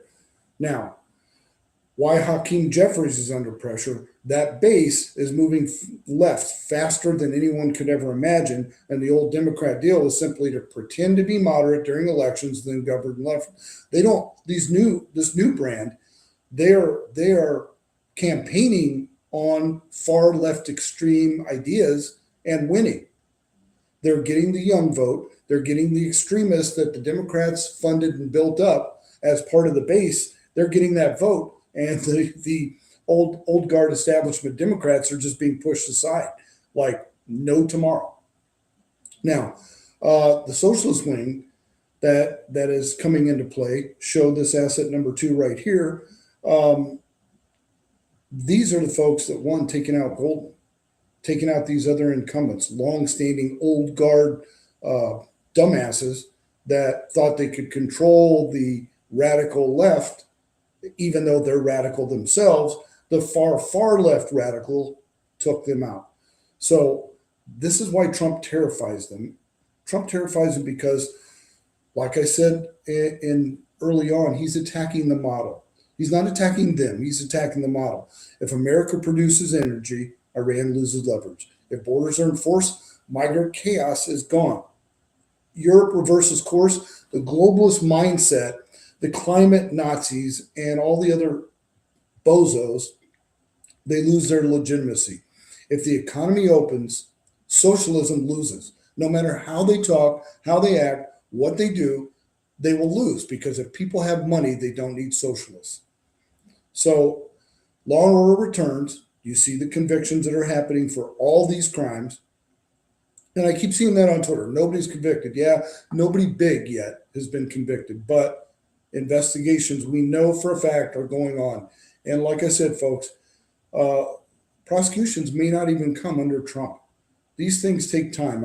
Just the voter rolls in Arizona, that investigation took me 5 years to come to a conclusion, and yet no one's been prosecuted. We're just now getting the attorneys and the courts and that involved. So 5 years looking at voter rolls. It's deep, it's dark, it takes a while to do it. So hang in there and hope for the best, because I think it's coming. The real issue, the Democrats are not just upset about Trump's tone. They're afraid that his policies will prove that they were wrong all along. They will end this world globalist bullshit view, and what Americans, not your East Coast, not your West Coast Americans, those of us that are in the middle, normal, everyday Americans, if you look at a map of how counties vote, most of the country is red. You have the far extremes on each coast that are blue. Populated centers, they control a lot of stuff, but most of Americans just want to be left alone. Just want to work, do our daily things. We don't want to be beaten from the left. We don't want to be beaten from the right. Just don't want to be screwed with. And that's what both parties don't understand. So Democrats are upset. They told American the future of America needs to be managed. The decline needs to be managed. It needs to be slowed. Trump's saying no, there's no need to be in decline here. And that's the way most Americans think. Well, we don't have to give up to China. We don't have to give up anything. We don't have to decline. We can win. Democrats told us American borders, well, that whole border thing is obsolete. We need a global movement across that bullshit. Borders save lives. 100% proof. It's happening in Arizona. Border incursions are down to zero. Zero. Like one or two people get across and they're caught within hours. So you can close the borders. You just need a new president. And guess what? Border crime is down to very, very low numbers we've not seen before. Take my word for them. In Arizona, I see this. Train robberies are up, but that's cartels. They're already in the country, and we're working on that. They told Americans energy independence, that's outdated. We need to do wind. We need to do solar. Bullshit. We have oil. We have gas. We have nuclear. We can be energy dominant, and we are becoming energy dominant. And you're going to see that very soon. That scares the leftists to death. They told Americans socialism was compassionate. Well, everywhere it gains power, millions of people die under socialism because it doesn't stay socialist very long. It turns to communism, and then people have to die so it can be enforced. If you don't believe me, ask anybody from a communist or a socialist country. I dealt with them in the past. I'm dealing with them now. Everybody from those countries knows it's a bad plan, but nobody listens. Nobody listens to the people that know. They listen to the Democrat. So now the Democrat Party is facing a three-front internal war. First, the socialist wing is pushing out the establishment. Second, the Islamist-aligned activists are networking, and they're actually taking offices with their anti-Western narratives, and they're pushing radical Islam and Sharia law. Third, and probably the biggest, Trump's foreign policy threatens the Democrat narrative across the board. Energy posture, crisis-based leverage on Democrats. They rely on crisis. Well, the polar ice caps, the polar bears, all these things are going to happen. We're going to be living on the planet that saw. Remember Al Gore? He's still out there talking this same shit. All his predictions have failed. Every single one of them. Well, the polar bear is going to be dead. Now the polar bear population's out of control. So that, he's probably out there trying to melt the polar ice caps himself because he said they'd be gone and everybody laughed at him. And then they started believing him. And guess what? The polar ice caps grew. So did the polar bear population. So all that narrative is being blown up under Trump. And that's why they're melting down. They're not melting down because Democrats suddenly found principle or they care about stability or defending the republic. They're reacting because their battlefield's changed. Their battlefield is now a three-front battlefield against the radical Islam takeover, the socialist takeover, and Republicans pushing them out of office. This could be the end at some point of the Democrat Party. They're not drifting left. They're being forced left. Even the moderates, which very few are out there, they're being forced left to compete with radical Islamists and the socialists that are winning elections. That's why the Democrats are panicking.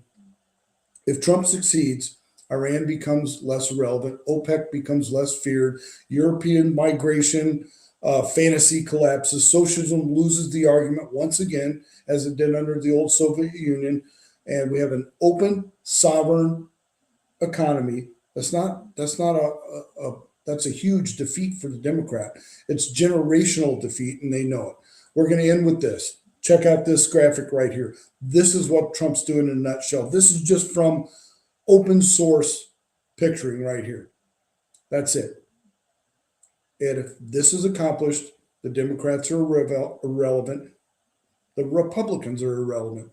It's the people that regain control under these policies because the people have money.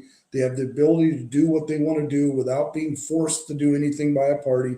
We win, the political parties collapse, and we have to get candidates in that support the grassroots and the people. And that's on both sides. We can't have the radicals on either side taking over the parties. And when I say radicals on both sides, the Republicans have their radicals as well. They have their elitists that want to regulate so many things under the guise of deregulation. And that's brought on by the lobbyists, and I credit several people for not falling into that trap. But then you have really good conservatives that will from time to time fall into that trap. So that's what the people have to control. Once we do that, we win.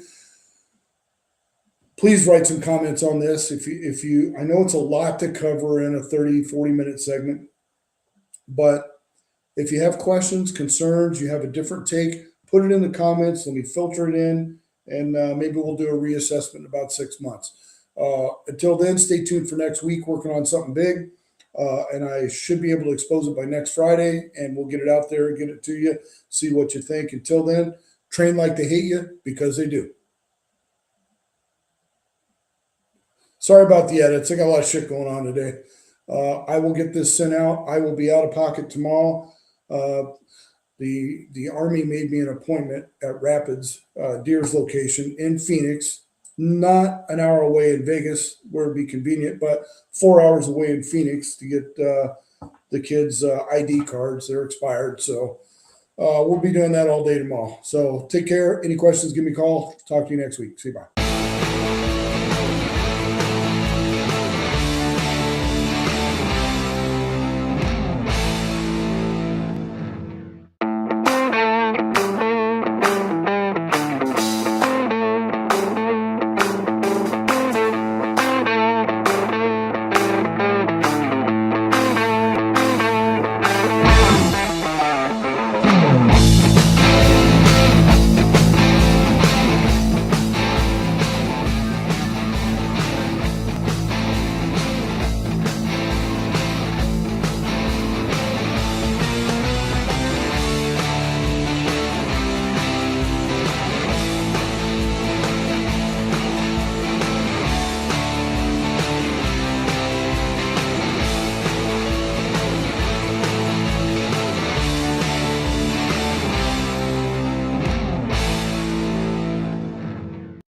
Lock in America!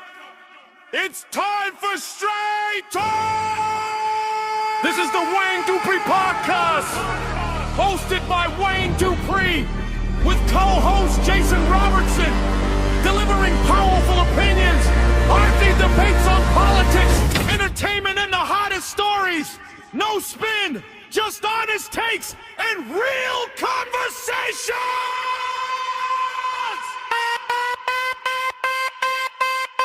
The Wayne Dupree Podcast is lit!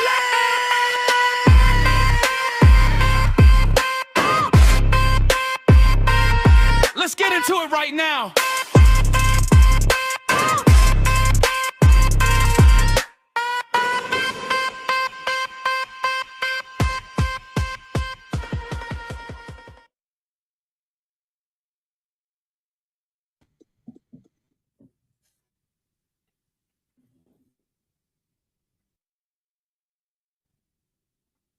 All right, ladies and gentlemen, welcome to the show. My name is Wayne Dupree, and you are watching the Dupree Report. It is Wednesday, June 24th, 2026. Glad to have each and every one of you with us today.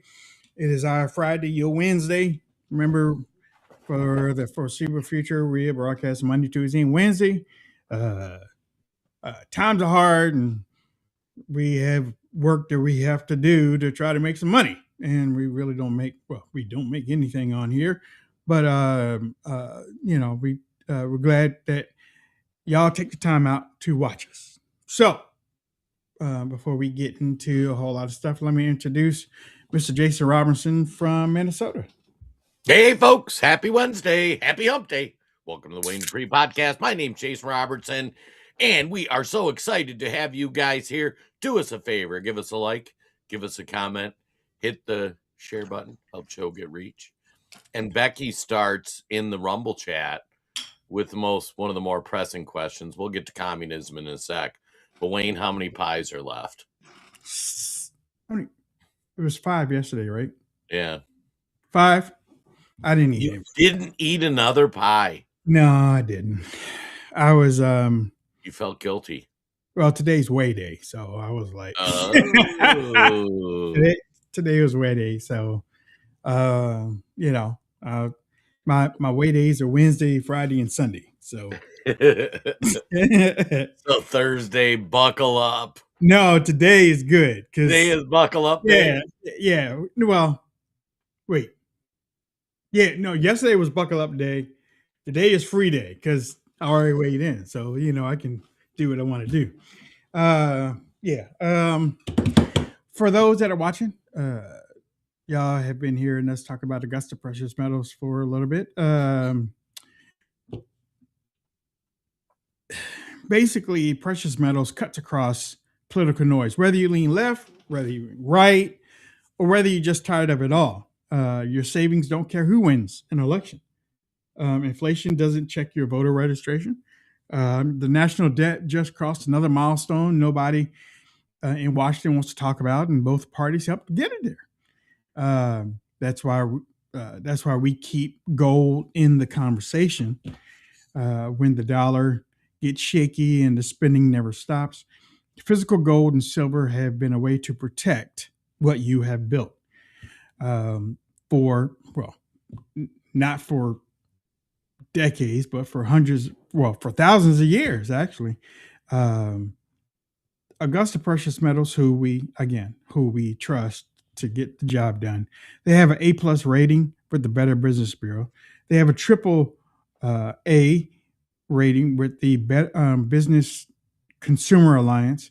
And if you check them out, if you just take time to check them out, and I know, we've been talking for a while, so this is for any of the new listeners that are downloading our podcast. Thanks for the hundreds of thousands. And last time I checked, there was over 300,000. If this is your first time listening,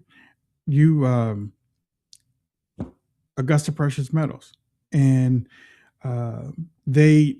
it's real easy. They really have 3 steps. They don't cold call you. You text them if you're interested. You can text them, text Wayne. Well, use the word Wayne, WAYNE, text to 35052 to get free information. Again, WAYNE, you'll get free information. Now, if you're interested, you can contact them, but they're not going to contact you. You contact them. Or you can go to waynesgold.com and you can get some free information.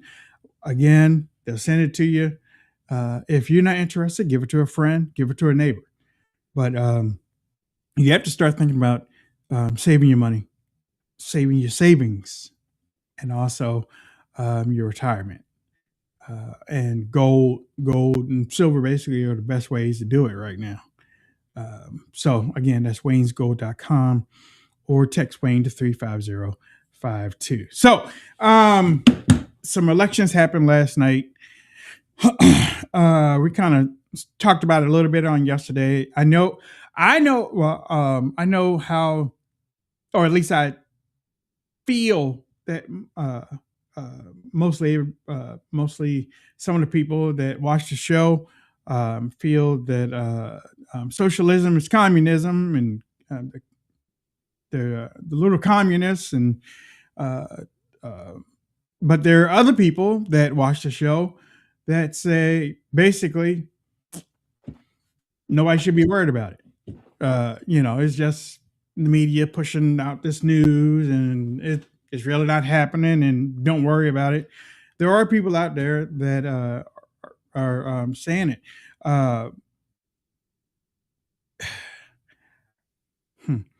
let me say it like this.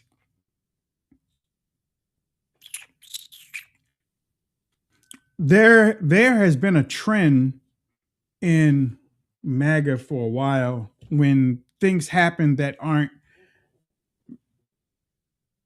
MAGA heavy, or that aren't in favorable light of MAGA. MAGA just turns around and says that it's not happening. It's not happening. And MAGA is not the first one that did it, because Republicans, when we were part of the Tea Party, or when the Tea Party was out, Republicans used to say, the Tea Party, they're not, they're just a fringe group, until the Tea Party basically went up there and took the midterms to stop Obama's supermajority in 2018. So is it a thing? I think it is. I think it's a thing. But I also think it's across generational lines too. I don't really see it with, and how people call us baby boomers or whatever they call us, I guess. I don't even know if I'm in the boomers thing. I just might be in the elderly thing. I don't know. I don't even know what a boomer is. But it seems like it's a generational thing with this socialism thing that people are talking about. But Jason, you label them the communists, justifiably so, right? And how do you is it a thing that people should be worried about, or is it a thing that's like, man, this thing is a passing, and it's gonna blow over sometime soon? Well, I guess, I mean, just to define terms, what, and let me know in the chat, and Wayne, I'll be curious your thought. What is the difference between communism and socialism? Wayne? Oh no! No! No, go ahead. No. What do you distinguish, but the main difference between communism and socialism? I guess, to me, I think communism, is the complete opposite of capitalism. Is the total 100% complete opposite of capitalism. I think socialism is a mix of both, to a point where, especially over here in America, maybe not in other countries, but anytime you can have Bernie Sanders come out and say he's a Democrat socialist, he still is for democracy in the Democrat Party. He's still for that, but he still but he still wants some of the tenets of socialism within whatever the Democrats are doing. I don't know if they're the same thing. I know some people classify it as the same thing. I don't know if it's the same thing. I don't say it's the same thing because I haven't been convinced it's the same thing, because I think it's, like I said, one is definitely opposite, and then one I think is a combination. Like the Libertarian Party type of what we have. I think the socialism is a combination of stuff. As long as they get whatever they can get for free, that's what I think it is. But in the communism side, what I've seen when I was growing up was the people at the top get paid, the people at the bottom suffer. Everybody's looked on as the same thing, I think, down the bottom, but you still have the people up at the top that are that gain everything. And I mean, honestly, I think we might have been living under that for a long time now, because basically everybody at the top in DC get everything, and down here we get nothing. So I don't know. That's what I think. Well, do you know who describes himself as socialists? What countries? No, China? Norway. No. No, I'm sorry. Yeah, China, Russia, China, Vietnam, some of Cuba, the Laos, South North American Korea. countries, I think. Yeah. I mean, the communist countries, like we all agree China's a communist country, right? I mean, do you agree with that, Wayne? Jason, what do you? I mean, I I'm just set trying you to up. understand the terms so that we're I kind of thought baseline I set. thought you. No. I mean, I don't have. I mean, I wanted to. Because I know how you speak about it and stuff. So I wanted to get what you had out there right now because I know there's some people in the audience that also agree with that. And when we talk about it, we don't talk about it in a long type of way for people to understand certain things. So uh, you might understand it a whole lot better than me. Okay. So All right, you I'll know, just go ahead and I'll give my opinion on it. yeah. Communism and socialism have very similar tenets where you have state control of means of production, housing, property, that kind of thing. Countries invent the term socialism. China calls himself a socialist country. China is not a socialist country. China has elections, just like everybody else. But we can all question the validity of those. Cuba has elections. Cuba calls himself a socialist country. They're, in my opinion, what we would view today as a communist country. And by that, I mean you have wealth distribution and you have um there is you don't own your stuff so much as everything is communally owned, communally shared, everybody their based on their needs, not necessarily their ability. Capitalism is a system where basically you go out in the world, you're responsible for you, you're also expected to make communal contributions to everybody. The more you contribute, the more you're rewarded financially. If you create a show, more people consume, you make more money. If you create a product, Paul makes Split Rock coffee. The more people that buy Split Rock coffee, the better Paul does. Paul's providing a service.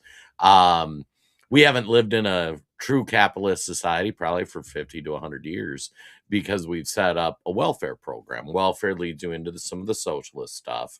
The fact that the government gets like 15% of your income for Social Security, like that's ridiculous. Like, and then they're deciding who they distribute to and how.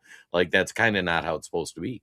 Everybody's supposed to be responsible for themselves. Now that doesn't mean that you as a person, you as an individual, don't help support other people. So these folks that have labeled themselves Democrat socialists, and this has been happening since the 60s when communism became a swear word. Everybody agrees, oh, communism's bad. Democrat socialist is just rebranding the name of communist. They want, look at New York City. They want to start eliminating a lot of law enforcement because they don't want to punish criminals. The criminals are the ones who are going to elect them into power, or the underclass of people. They want to create a lot of a lot of stress between poor people and rich people. And the fact of the matter is, most people just want to have enough money to live well, but our system is not teaching people how to do that. And so when I see these Democrat socialists, they espouse all the tenets of communism. They want loyalty to the party. They are willing to punish those who don't follow their things. A lot of them are Muslims now, which is look at Afghanistan. Like, I mean, this is the direction that you'll see a lot of the leadership of them going. And I mean, New York City's been conquered.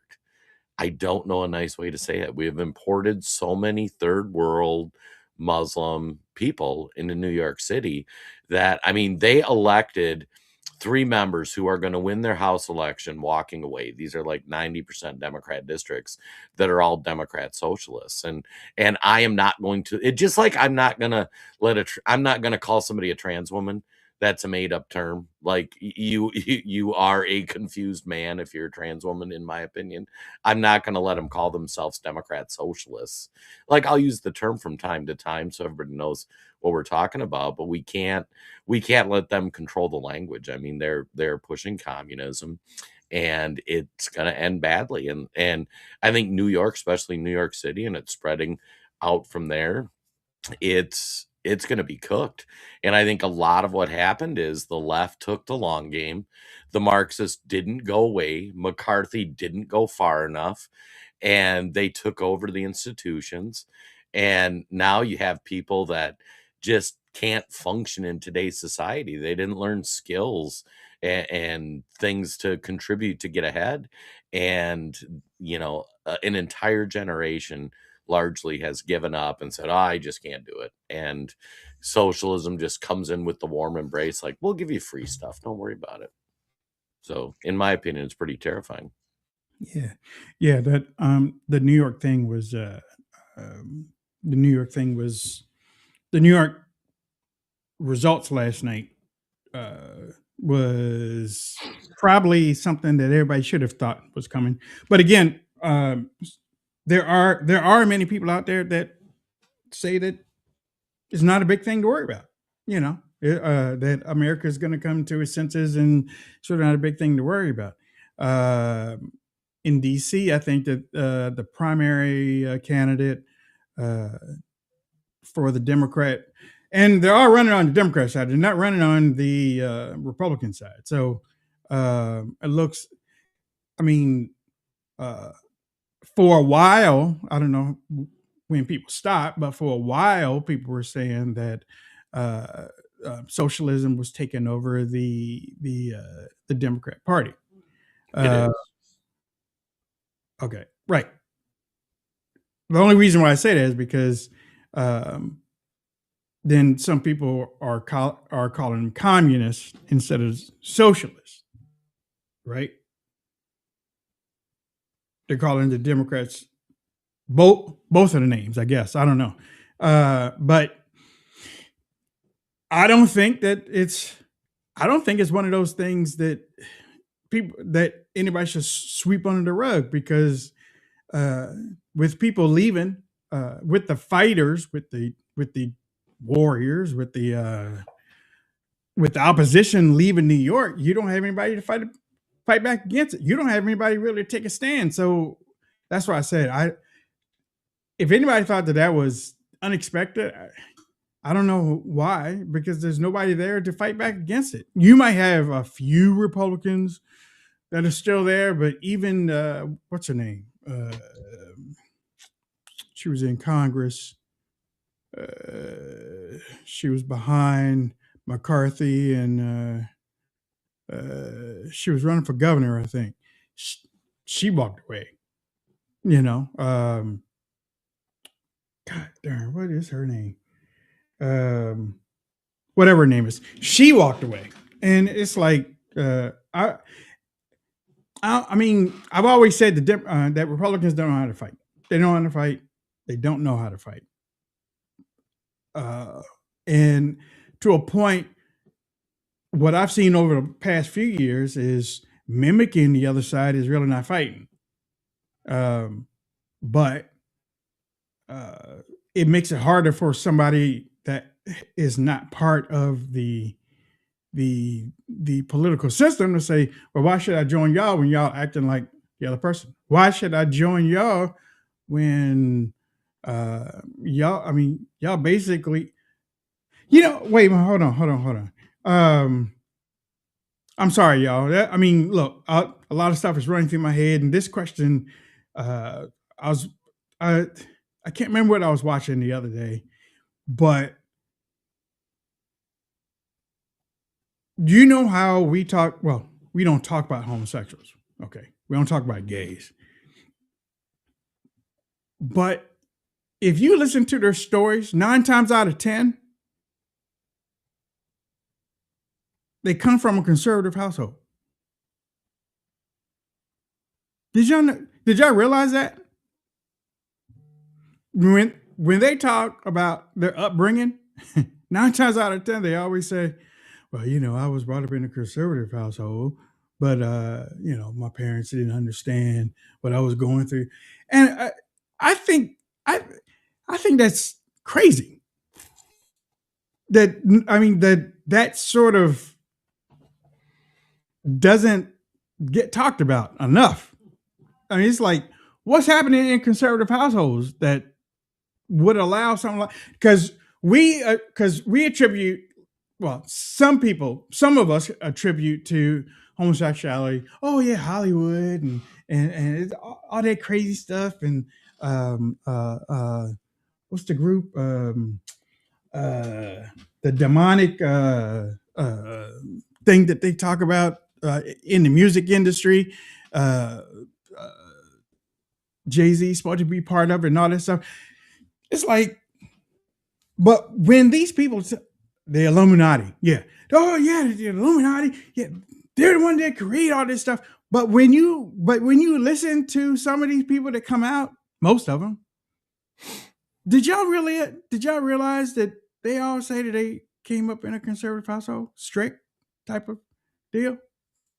I didn't know about. I mean, I didn't even put that together until like a couple days ago when I saw it. I was like, God darn, that's another story of of them coming up in a conservative household and their parents not understanding, and they how they came out or their parents disowned them, and you know, I was like, wow, that's weird.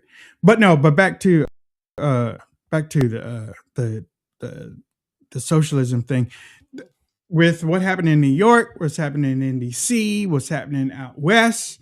It's not happening in the homeland yet, but like I said, in America, there's a whole lot of diseases that go from coast to coast, and it soon sweeps up. I don't think people can afford to dismiss what's happening. I can't. I mean, we were all shocked. I'm not seeing anybody dismiss it. I'm seeing people going like, I've seen yeah, people this on is social bad. media dismiss it. That's why I brought it up. People in our circle probably don't.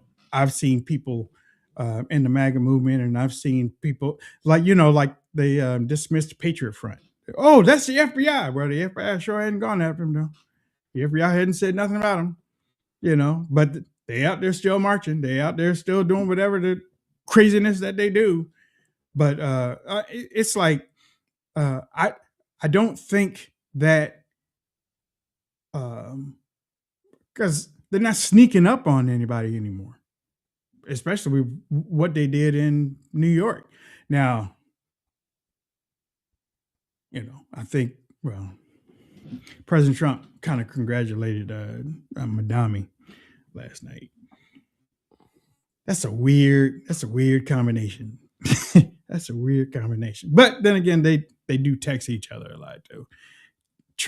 I think Trump has a place in his heart from Madami. I know that might hurt Laura Loomer. I know, but I think he has a special thing in his heart from Mandami for right now. Yeah. But in the way of the socialist movement or the socialist thing, they do have a party, and it's not the Democrat Party. They do have a party. The Democrat Socialists of America is registered. Yeah. They do have a party. It's an organized national group.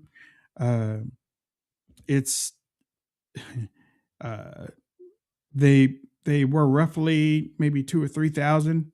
Now they're up to 14,000. They got a membership. I think they even have a convention. And I think that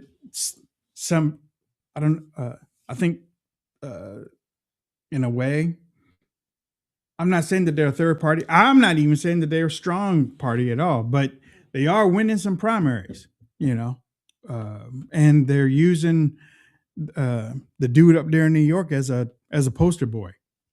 They're using him as a poster boy for it. So I think everybody should heed about it. and come up with instead of arguing and fussing on social media about little stuff and Candace Owens is fifth baby and all that stuff. I think maybe some outreach needs to start happening like it used to. Many people don't know about outreach today, but there used to be some type of outreach, but they don't have any outreach right now because everybody's arguing and fussing online on social media about stupid stuff. So yeah, I got to say, it was this is major a last night. Republican problem. It's not that Republicans didn't reach out to in these districts. These are 90% Democrat districts. Like they're not going to spend a lot of resources in there. There's just there's no upside in it. Like you need people in those areas to reach out. This isn't like this was some failure of the Republican Party. And I mean, I think one of the biggest shockers to me is Dan Goldman, who has been an existing member of Congress for several years now. He was one of the lead prosecutors of Trump's impeachment. He didn't lose, he got destroyed. He got whomped, yeah. Yeah, in his primary.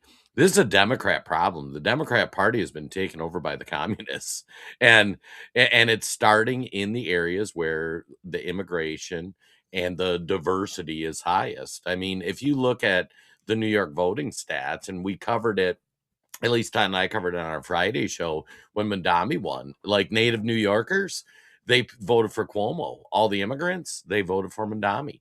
And there was just so many more immigrants. And these three candidates, I don't know if anybody's, I'll dive into it more on Friday, but I don't, like, if you haven't looked into these candidates, one woman was posting, I forgot my napkin, so I had to use the American flag behind me to wipe my hands off. You have one that started a group that supports destroying Western civilization. All of them support abolishing ICE and stopping the removal of any illegals. You have, I mean, they're all Muslims, and they're devout Muslims who think we need to implement Sharia law into some of our legal things. And I mean, this is what they're saying, not what anybody's speculating on. I mean, these are radical Muslims who want to fundamentally transform America. They have found a home in the Democrat Party. The Democrat Party welcomed them in because it helped keep them in power, and now they're starting to take over. I mean, who would have thought after 9/11 you would have a Muslim foreign-born communist as mayor of New York City? I mean, seriously, if you could have bet on that, what kind of odds would somebody have given you? And then if you said, and then a few years later, all of the members of the House in New York City, that's kind of where those districts are based around, are going to be radical Muslims. Nobody would have believed that. Nobody would have thought that was okay. You know, onto the Trump Mandami thing. I think Trump game respects game. I think Trump knows Mandami is a very savvy politician. You know, fortunately, He talks well. Yeah, he is. And that's He's probably like what, Obama. that's probably why Trump likes him in a way, because he talks well. You know, he sit there and have a conversation with him, and you know, make him okay. All right. He's smart. He's not dumb. He's smart. Okay. No, it's kind of like Obama. Obama was probably, next to Trump, the most gifted politician of our lifetime. You Like forget he was, Clinton. yeah, Clinton was good too. I mean, these guys were awful. They did terrible things to America. They're pretty good politicians. Lico in Texas, he's a pretty good politician. And you know that what's happening. Wait till you see in the Michigan Senate race, they're going to nominate, it appears, another radical Muslim, kind of out of that Dearborn area that's been taken over, that we've shown videos from before. I mean, you're going to have, between the House and Senate, 5-10 hardcore Islamic, destroy Western civilization, push for communism folks, you know. And the Republican Party, like I saw a video going around where they delivered flowers to Hakeem Jeffries saying like, oh, we feel bad because last night in one of the parties, I can't remember. Hakeem was like giving a speech, and they started chanting, "You're next, you're next, you're next." All the socialists, they're coming for Hakeem, and it's going to start in New York. It's starting in Seattle. It's And starting that's in the thing Portland. too. That's the thing. The Democrats, according to my notes here, the Democrats fought to stop this in New York. And they can't. They put up candidates to stop it, and they couldn't do it. And y'all know this let him in thing was, I think, the major big movement that really let him in was the Bernie Sanders thing, because before that you really hadn't had it on that type of level. And then when Bernie Sanders ran, I thought maybe he had a chance to win the Democratic nomination, but they were trying to. Some of us believe Bernie did win the nomination. Yeah. They changed the rules. If it wasn't for the super voters, or the super delegates, yeah. If it wasn't for them, maybe Bernie would have won. But they let Bernie run on the ticket, which was weird. I mean, he proclaimed himself a democratic socialist, and they let him run on the ticket, and he was smoking her. He was smoking her. I mean, it wasn't even. I don't even. Okay, I'm exaggerating a little bit when I say it wasn't even close, but it was starting not to be close because his rallies were Trump's rally. His rallies were as large as Trump's. She had to restart her campaign twice, I think, once or twice, because it didn't work. But and my favorite part too was where Hillary Clinton basically bailed out the DNC that was bankrupt, took on all the debts. And then there was so many things. There was the leaked questions from debates. There was changing the rules. Yeah, 2016, if there weren't any shenanigans, it would have been Bernie versus Trump. And you would have seen this Democrat socialist movement. What'll be interesting for me is how the Democrat Party responds to this, because I've long said, like, part of the hope of America is that the normie Democrats, if such a thing exists, start waking up and going like, oh, this is bad. Like, we let the communists in. And you're not going to convert a Democrat to a Republican right now. I don't know. Maybe in your life you've had luck getting a Democrat to switch to Republican or conservative, or somebody listened to our talk show and said, yeah, you know what? I'm a conservative now. I think you need to get Democrats to look around and go, we probably need to get rid of the communists. And what's funny is basically what you said is what the Democrats were saying about Republicans when Trump was coming along. Yes. We don't have any good Republicans anymore. The Republicans, they were saying the same thing before Trump got elected the first time. They were right. They were coming out saying Republicans have lost their way. McCain, we used to have good, like the Republicans that they could control. We used to have good Republicans in Congress and stuff, and but now it looks like we're saying the same thing about well, you know what? We used to have some Democrats, I mean, to stand up against some of this stuff, but it looked like they're getting run over. But according to the Cato Institute YouGov survey conducted in March 2025, and Cato is a libertarian outfit, by the way, that opposes socialism. 62% of Americans aged 18 to 29 said that they hold favorable view of socialism, and a 38% unfavorable. The same poll found 34% of that age group favored communism. According to another poll in 2025, 1,500 U.S. adults, capitalism still leads nationally, but among 18 to 29-year-olds, socialism edged capitalism 28 to 26, with 46% unsure. Then you have the American Enterprise Institute, AEI, center right. Even they say that young people say socialism. Argues that when young people say socialism, they usually mean universal health care, affordable housing, climate investment, and debt relief, not the nationalization of industry or the end of private property.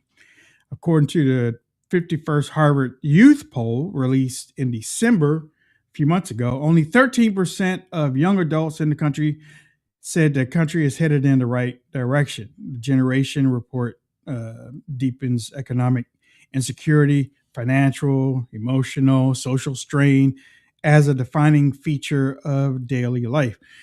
Most of these things, granted, they're getting from social media. Not gonna lie.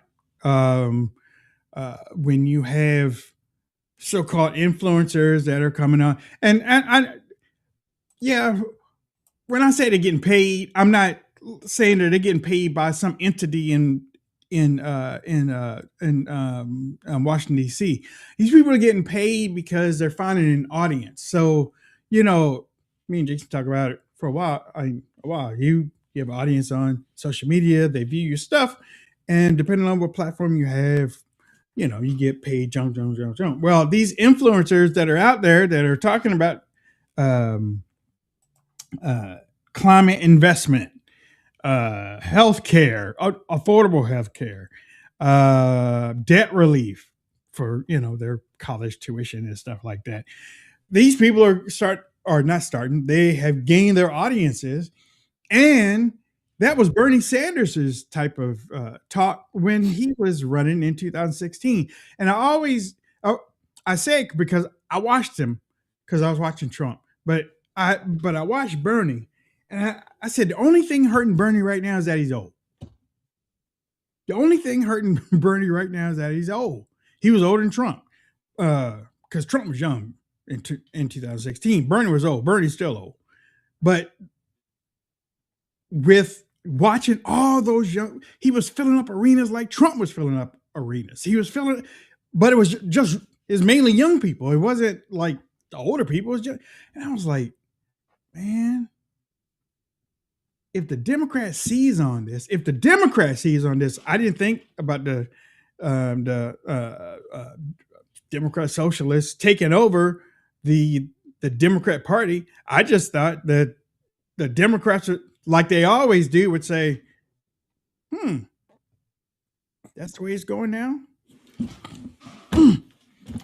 We're part two. You know what I'm saying? So I thought that a young person in the way of Mondami, I didn't know Mondami at the time in 2016, but I said, if a young person come along, and I'm thinking with a dude, and actually I was thinking more of a Mexican dude, but Latino dude. But if a young person comes along and they look good and they can speak like Bernie Sanders and Bernie Sanders stands in back of them and stuff, I think Republican Party is going to have a problem. I really do. And now they're talking about AOC. Huh? That's Mondami. I mean, he's brown. He's not Hispanic, but he can't run for president, right? No, he is a Ugandan-born communist. Right. But see, I'm thinking that that's who is going to. We will have a communist running for president, and the communist, democratic, socialist, whatever they call themselves. But I think AOC is going to. I don't know if she's going to. I think she could be leaning toward doing it.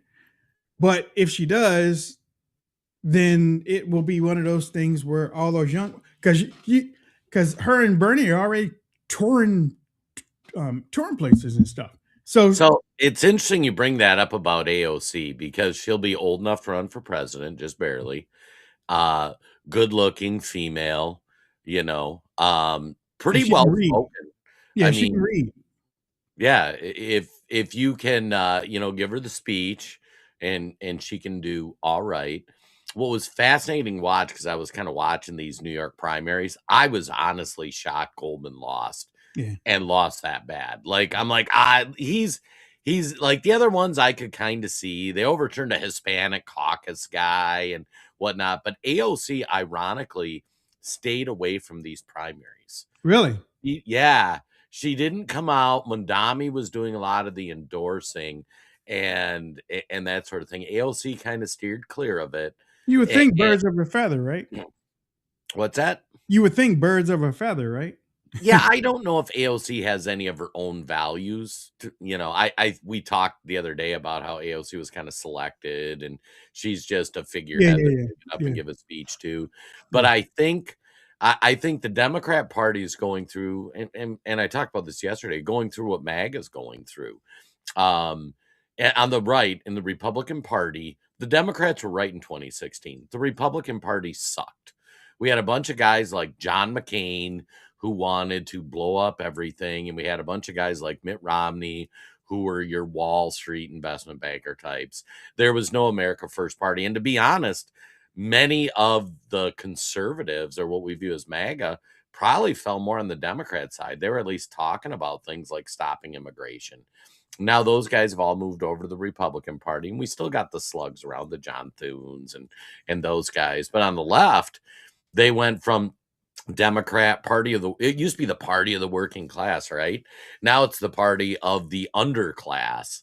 And that's why they're pushing all this communist, socialist, whatever name you want to give it. So I think the AOC thing will be interesting to observe, because I think she was trying to placate the establishments part of the Democrat Party. So kind of like the Rhino part of the Republican Party that exists on the Democrat side. That's the Nancy Pelosi's, the Hakeem Jeffries, and still keeping her foot in that radical base. So I think it was a pretty savvy move for her, where she didn't offend either side, so she can gain support theoretically as she looks at a ramp up for running for president. So but it was interesting because she kind of sat it out, which I think if she jumped in with both feet, she would have pissed off the establishment.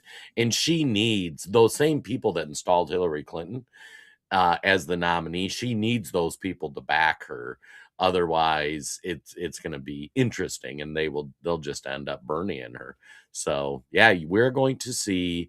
I mean, I wouldn't be shocked by the time we get to 2028 Mhm. if you don't see like 20, 30 of these Democrat socialists in some of these markets. You have heavy population centers. If you win the Democrat nomination, you are pretty much guaranteed to win the election. I mean, those three people that got nominated, ain't a single one of them going to lose. They're all going to win by 40 points against any Republican. That's just how Democrat it is. So yeah, the Democrat Party is they're going to be facing interesting times. And I think we have underestimated the influence of communism in America. When you read those stats about the kids, Mhm. people don't know like the worst atrocities in the history of the world were committed by communists. Look at what happened, how many people died in China or the USSR when they were instituting socialist into communist policies. And yeah, you can vote your way into it, but you got to shoot your way out of it. So You know, uh, there is a fast moving story out right now. I think it was yesterday. The House passed a bill 358 to 32, and the Senate passed the same bill 85 to 5. The housing bill passed. Uh, and it ain't getting signed. the press secretary called it one of the most significant pieces of housing affordability legislation in American history. President Trump looks like he's not going to sign it. Now, if he vetoes it,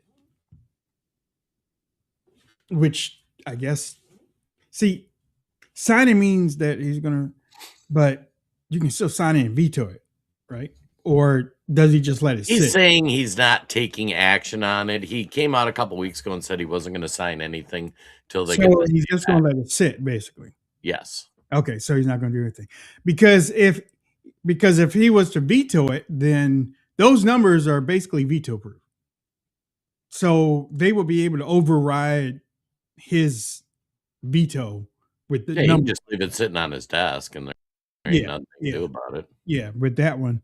Now I don't know if that hurts him because of how this was put out there last night, and especially with the press secretary and the White House press secretary coming out and promoting it as one of the biggest pieces of legislation in American history, and then for President Trump to come out and say, "Well, I ain't signing it because this ain't happening and this ain't happening." Now, ladies and gentlemen, here's the deal: if y'all are new to politics, what President Trump is doing is not new. Other presidents have done the same thing. It's not new. It happens. It happened with Reagan. I think it happened. Bush wasn't in there long enough for me to remember what Bush did. But it happened with Clinton. It might not have happened with Bush too, because things changed after Clinton.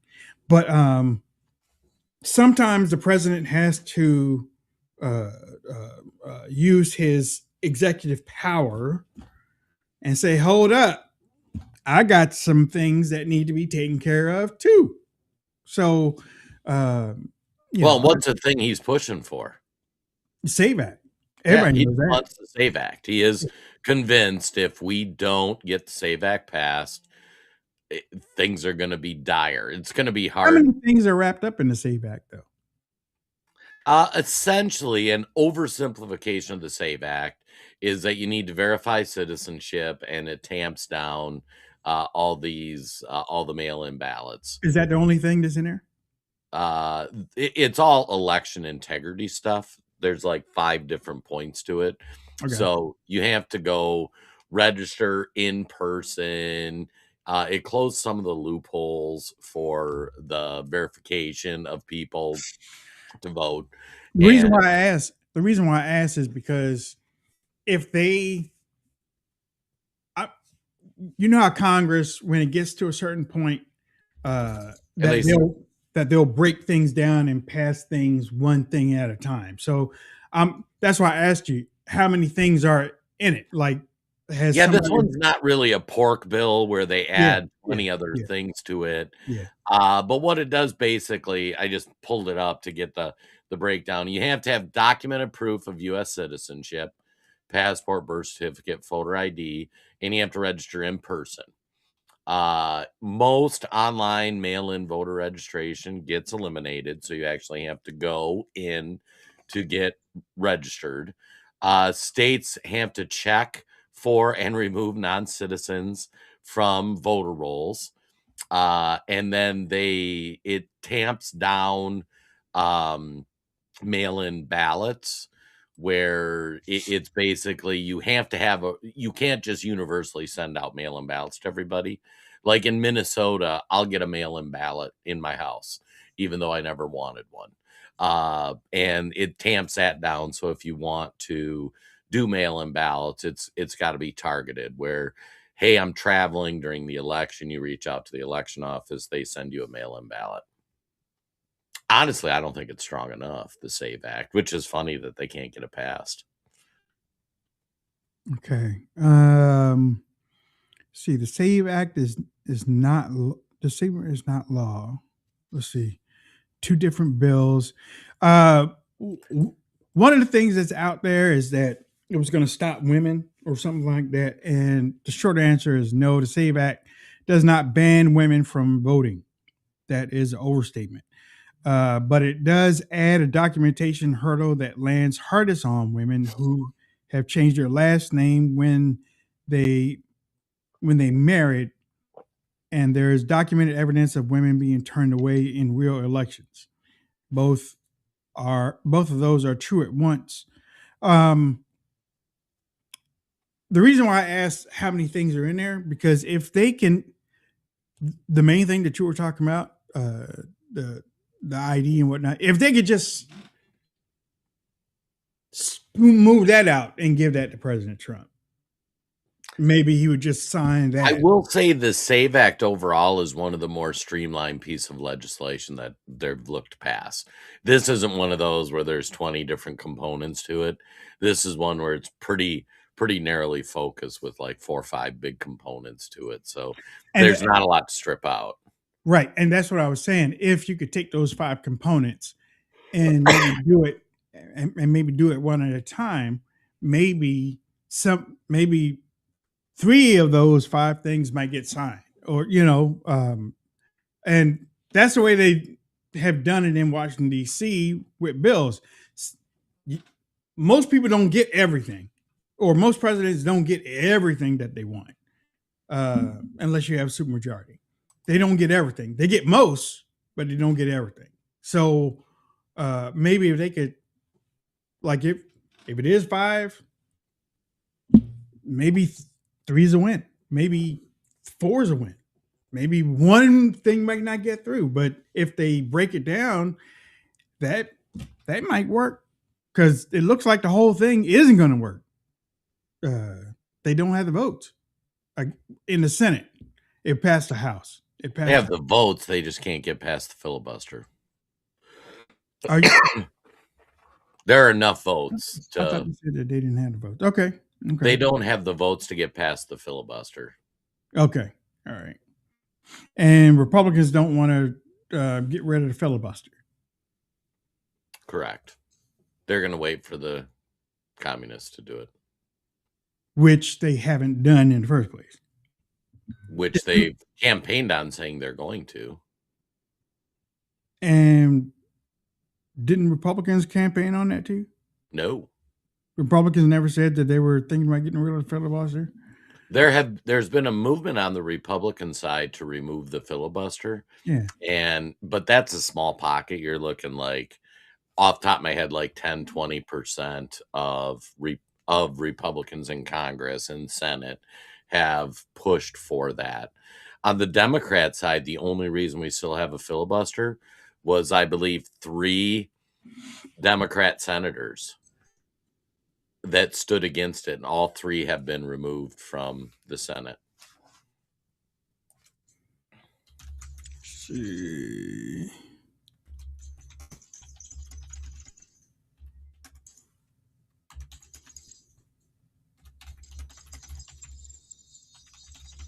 Okay. Yeah. Jason is talking about the Democrats defending the filibuster today. Were trying to kill it 4 years ago.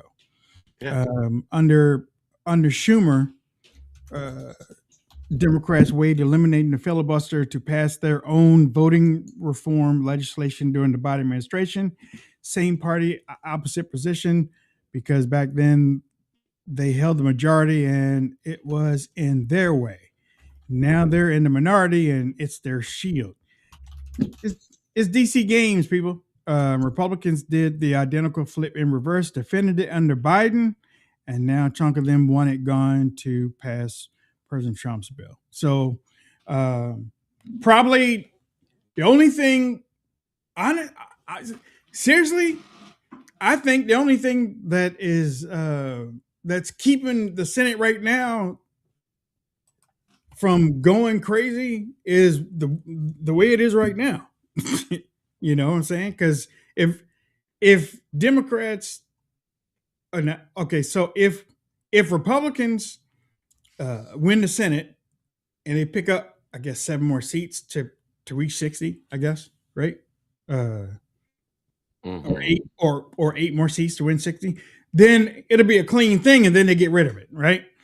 If Democrats win in 2028 and they pick up 12 or 13 more seats, I don't think that's going to happen. But if they pick up 12 or 13 more seats and they get into 60, then they'll get rid of it on their end, I guess. Oh, you can get rid of it with 50. I mean, literally, Joe Manchin and Christian Sinema, who have been run out of the Democrat Party, were the only reason we still have a filibuster. 50 or 51? Well, assume that they have the presidency, 50, but if they don't, 51. Okay. So, okay. Right. Because of the vice president, right? If it's tie, then the vice president's. I mean, yeah. understand, Democrats nuking the filibuster is not some conspiracy theory or something they haven't done. It was literally all of the Democrats voted to nuke the filibuster, but Manchin and Sinema. And then they ran Manchin and Sinema out of town. They're removed from the Senate. The next time Democrats get the ability, which is 50 plus the presidency or 51, in my opinion, they will remove the filibuster. And I mean, it's not like Republicans have never, they're Republicans saying we need to do it before the Democrats do it. But that is because the Democrats have, like, they tried. Like, Yeah. Manchin to back down. So it's going to happen. So wait a minute. You said that it could be done with 51. Yes. Republicans could do it right now. But they won't do it. But they won't do it. There's this part of the Republican Party that is like, no, we can't do these norms of government. We need to have this. And meanwhile, many people, and it's a minority in Congress, are saying, listen, guys, they already tried. They fell 2 votes short of 2 Democrats, and they were going to do it. So if we don't do it first, they will do it first. And once they pass that, there will be, things will get wild. Because they have 53, ladies and gentlemen, they have 53 Republicans in the Senate right now. Right. There's 53, there's 45 Democrats and 2 independents. So you're saying that they have the votes. Republicans do if all the Republicans voted to nuke the filibuster. Okay. There are Republicans that are playing by rules that barely exist anymore. And it's a reasonable assumption to say those rules won't exist the next time Democrats get power. So basically, four Republicans right now are stopping it. Basically. Yes. Okay. Yeah. Rough math. Right. So you're probably talking about Collins. You're probably talking about Murkowski. You're probably talking about Tillis, who's not happy with Trump. Mm-hmm. You have another Republican who just lost. Cornyn is probably going to vote against it if it happens because he got beat. And I will say this is kind of the problem with the Republican Party is they are operating under these rules that the Democrat Party is already saying, yeah, we're not going to follow those rules. And their base will be okay with that. Where we're kind of, I use the example. It's like when the NFL legalized the forward pass, there were teams that said, we're not going to do that. We don't believe in the forward pass. Like, no, that's not football. And those teams got destroyed. And for too long, the Republican Party is living by these rules that the Democrat Party's just not living by, And so your Republicans, and for the filibuster, there are more than like a handful that aren't pushing it. I think if you put it to a vote to eliminate the filibuster, you'd probably get maybe 20 Republicans that would vote to eliminate it. The vast majority wouldn't. But I will say 98% of Democrats, the last time they tried to push it, they voted to remove the filibuster. Actually, ladies and gentlemen, there are 5. And I think I gave the wrong. You have Senator Thune. You have wherever he's from. You have John Curtis. I didn't say his name, from Utah. John Cornyn from Texas. Tom Tillis from North Carolina, and Shelley Moore Capito from West Virginia. So you don't have Murkowski and you don't have Collins. So forgive me for. They haven't weighed in on it though. But I mean, you've got like Mitch McConnell hasn't explicitly come out, but he has opposed it in the past. I mean, I would say over half the Republicans wouldn't vote to remove the filibuster. Right. Many have not gone on the record. But I will say 98% of Democrats last time they had power, 98% of them voted to remove it. Because they are more lockstep whenever they come up with something They are Yep. more in lockstep. Yeah. Yeah.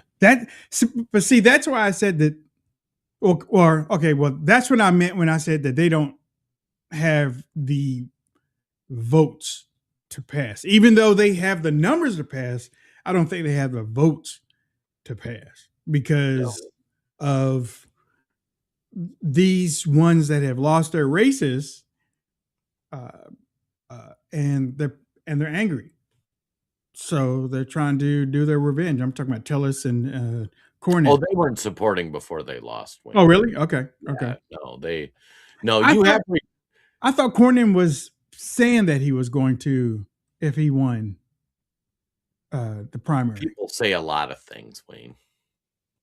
But I'm saying there was never an actual movement where they were going to do it, you know. Okay. I mean, we want them to just because we want things like the SAVE Act passed, but yeah, maybe see, maybe that's the thing missing from 2016, because in 2016 Trump would be calling out these people every day by name. He's not doing that no more. But in 2016, he'd be calling these people out by name. I mean, he'd been making their life miserable. He's not doing it, you know. It's almost like Section 230 with what Congress used to do. Okay. My son smoked some pork chops on the pit barrel yesterday, but it was past the time that I eat, so I have it out right now. So after the show, it's like 2-inch thick. you're going to have that and an apple pie. No, I'm not going to do that. No. Well, I might do the apple pie for a treat later, but I'm not going to eat them both together, Jason. I'm not going to eat them both together. But I do have mixed wild rice.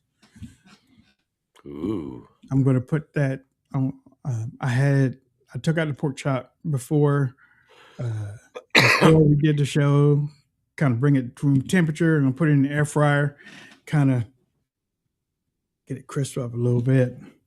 I'm going to town on that bad boy. That pit barrel is no joke. I love it. Spectacular. Yeah, I mean, and how cool your kid cooked.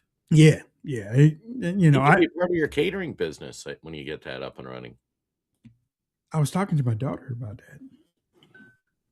I was actually talking to my daughter about it, and I'm praying for my daughter, my other daughter, my nurse daughter. She's out of the country today, and she's meeting up with some friends in another country, and it's one of those.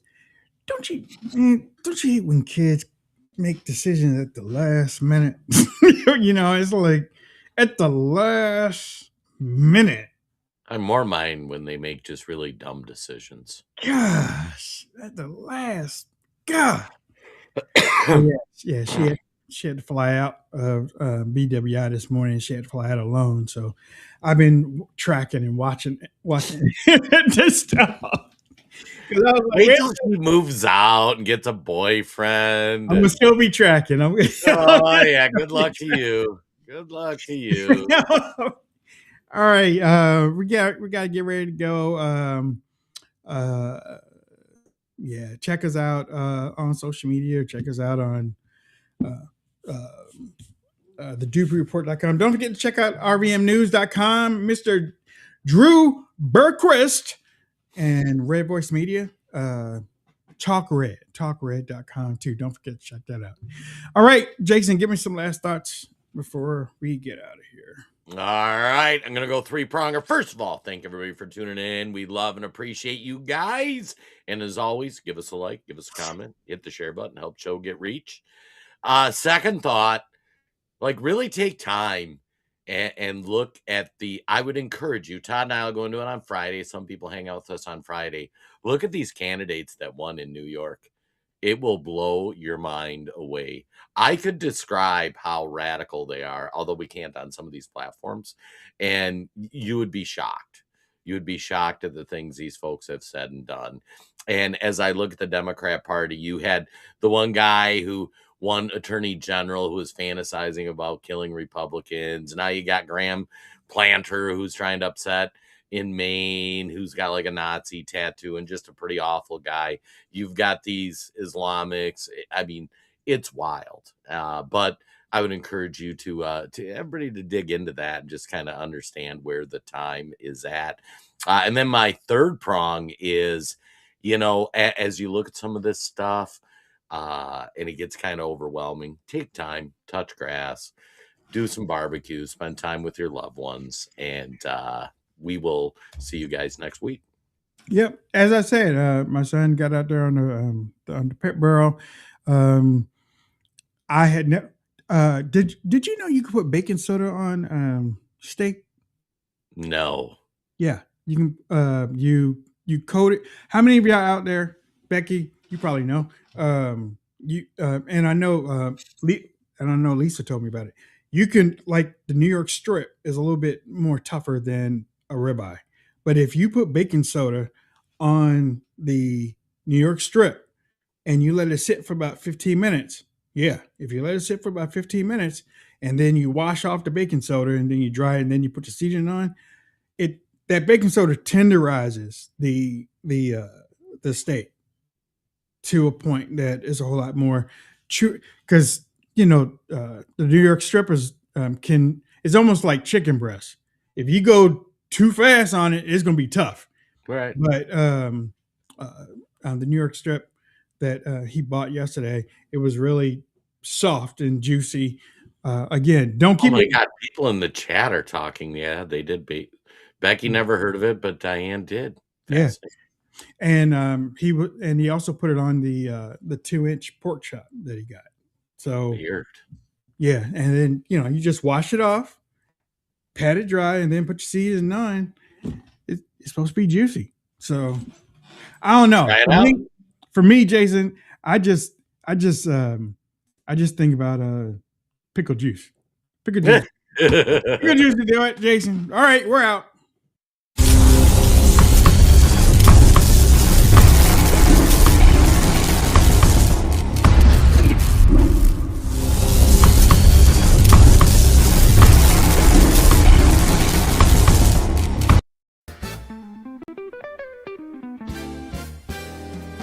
Balls and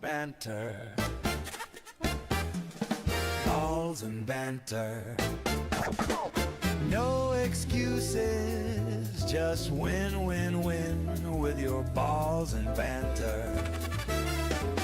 We got balls, we got pucks, we got sticks, we got everything in between. We got balls and banter. Sweet tech gremlins, they are all over the place today in the studio. We're so sorry for being late. If you're listening in the podcast, the audio version, you're like, what happened? I didn't hear anything, because we fixed it for you and in post-production. But for all of you folks hanging out with us live, including Tom and Nate, who are like, what the hell's going on? It is good to be with you on this Thursday, boys. How are we doing?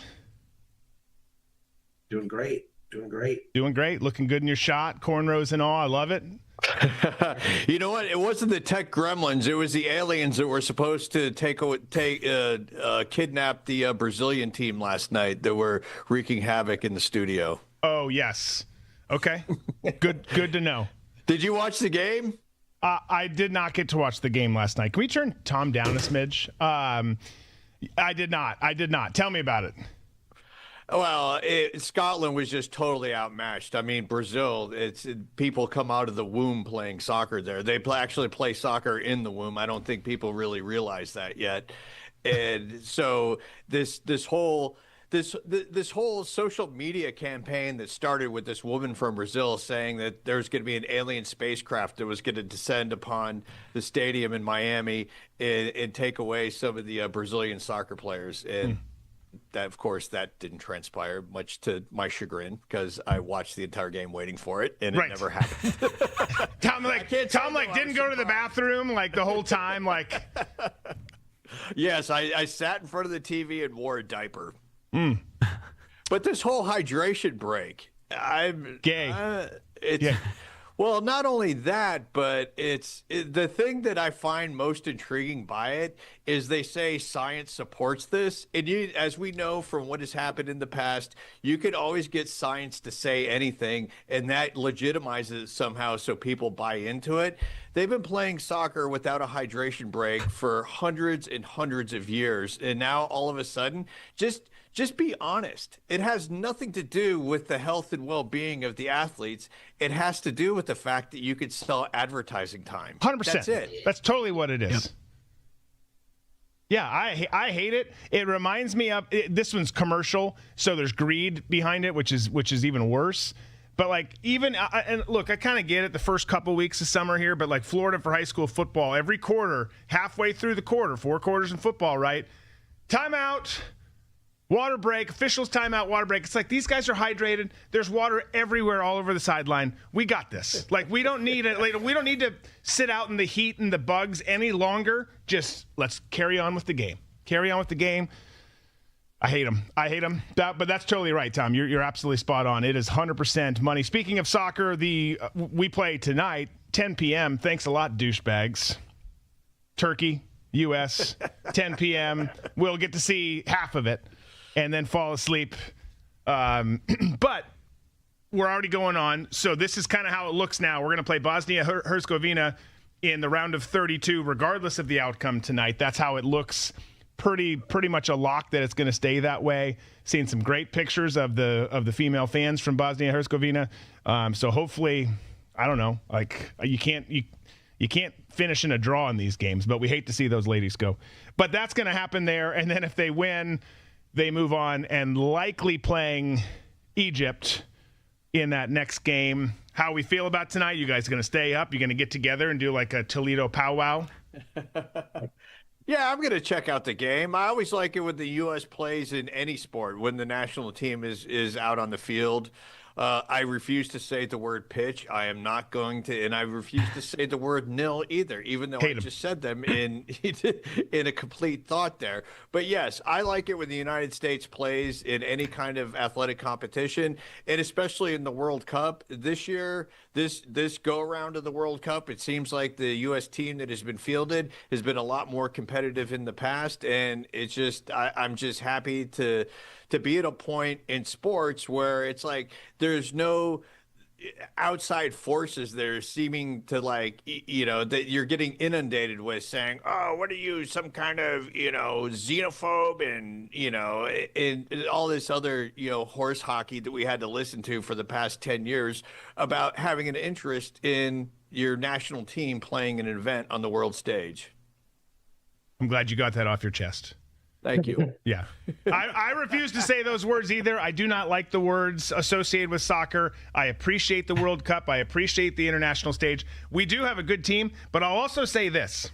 Like, just remember, folks, I'm not trying to piss in your Cheerios here, but like our group, Paraguay, Turkey tonight, Australia, we haven't played Argentina or France or Spain or Norway. We haven't played some of those teams. Like some of the teams that get beyond the group of 16, pretty scary. I'm not saying we can't beat them. That's the sobering reminder. Like, yeah, because I've had some of those moments. Like, we got this. This could be the year. And it's like, well, there's some pretty damn good teams out there hanging in the balance. We'll see. We'll be cheering. We'll be cheering for America tonight. Always. You be watching? Of course, I'm gonna try to. Okay.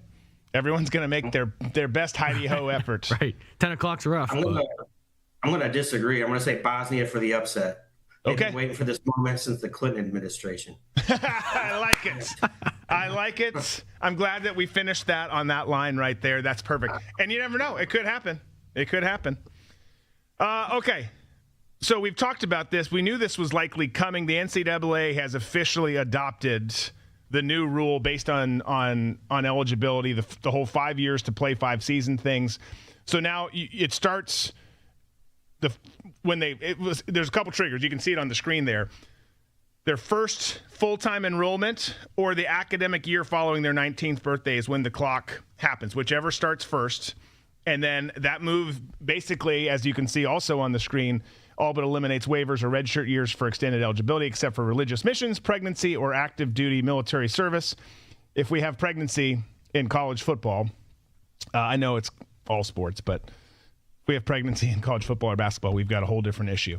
And it seemed like for a while that we were getting closer to something like that, but now we're kind of on the right track. So this new 5-year thing starts. Gone are the days, allegedly. The NCAA also can't enforce any rules, and they lose in court every damn time outside of the Sorsby case and a couple other outliers. But gone are the days where you're going to be like, an 8th-year senior tight end. Like that appears to be sunsetting, which on that side of the rule, that part of it, I'm good with. 'Cause it's like, bro, you're a 7th-year quarterback. You've played at 6 schools. It's probably time to just move on. That insurance job is starting to look good. Medical sales, like you can do well. You can meet some cute women at the different conferences and retreats in Vegas and wherever. Like maybe you find your forever person. I don't know. But playing forever at college football, as much as the money's good now and it's fun to have the fame and the notoriety and to get run out of the tunnel on Saturday, I like that part of it. What say you guys? Nate, what do you say? Yeah, when I was in college, I didn't want it to end either. It was a lot of fun.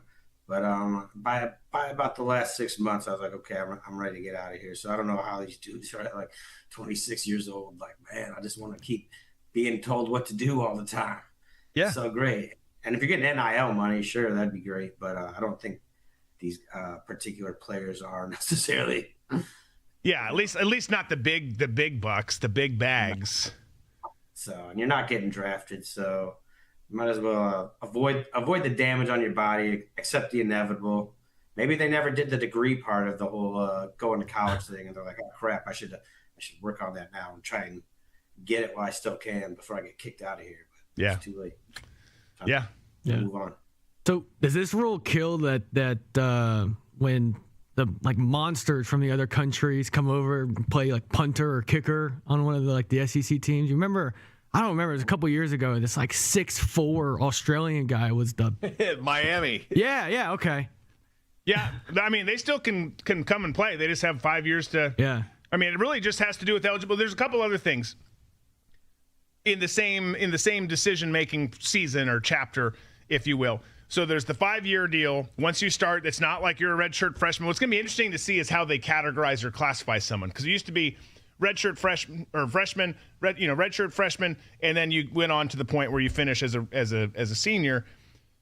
Now it's like, okay, you play the full 5 years. Are you a freshman, a sophomore, a junior, a senior, and then in theory you should be done by then, a graduate player, I guess. I don't know. We'll see. But the other thing they're doing is starting in 2027, not this coming season. Obviously, the next spring football season is next spring, 2027.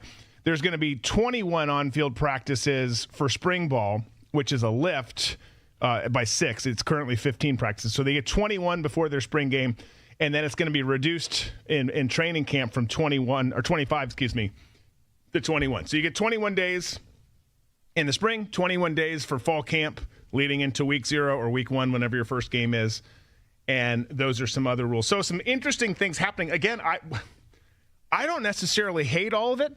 I just don't know if the NCAA, and I think when it comes to this stuff they can, but I just like how much can they actually enforce all of this stuff, because they keep getting curb stomped into oblivion in court. Like, we know you say I can only play 5 years, but I'm still shooting for 6 or 7, and I'm going to a court with a judge who graduated from my school. This is his alma mater. He wants to win.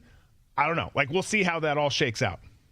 Well, if I'm an agent, I can tell you right now, as soon as I read that on social media, I would be on the phone with my attorney going, get on it. Start drafting the next lawsuit, because there's a lot of money to be made from the agent perspective of keeping people in school and getting that NIL money from them. If they get out in 5 years, you're losing that, cash revenue, the cash flow that you have. Right. So I'm sure this is going to be challenged. It'll be interesting to see what happens, once it starts going into court. I do have a question, though, when it comes to a religious deferment, like with the Mormons, when you go on your mission, is there any provisions for that? It sounds like, because that was listed in one of the things, religious.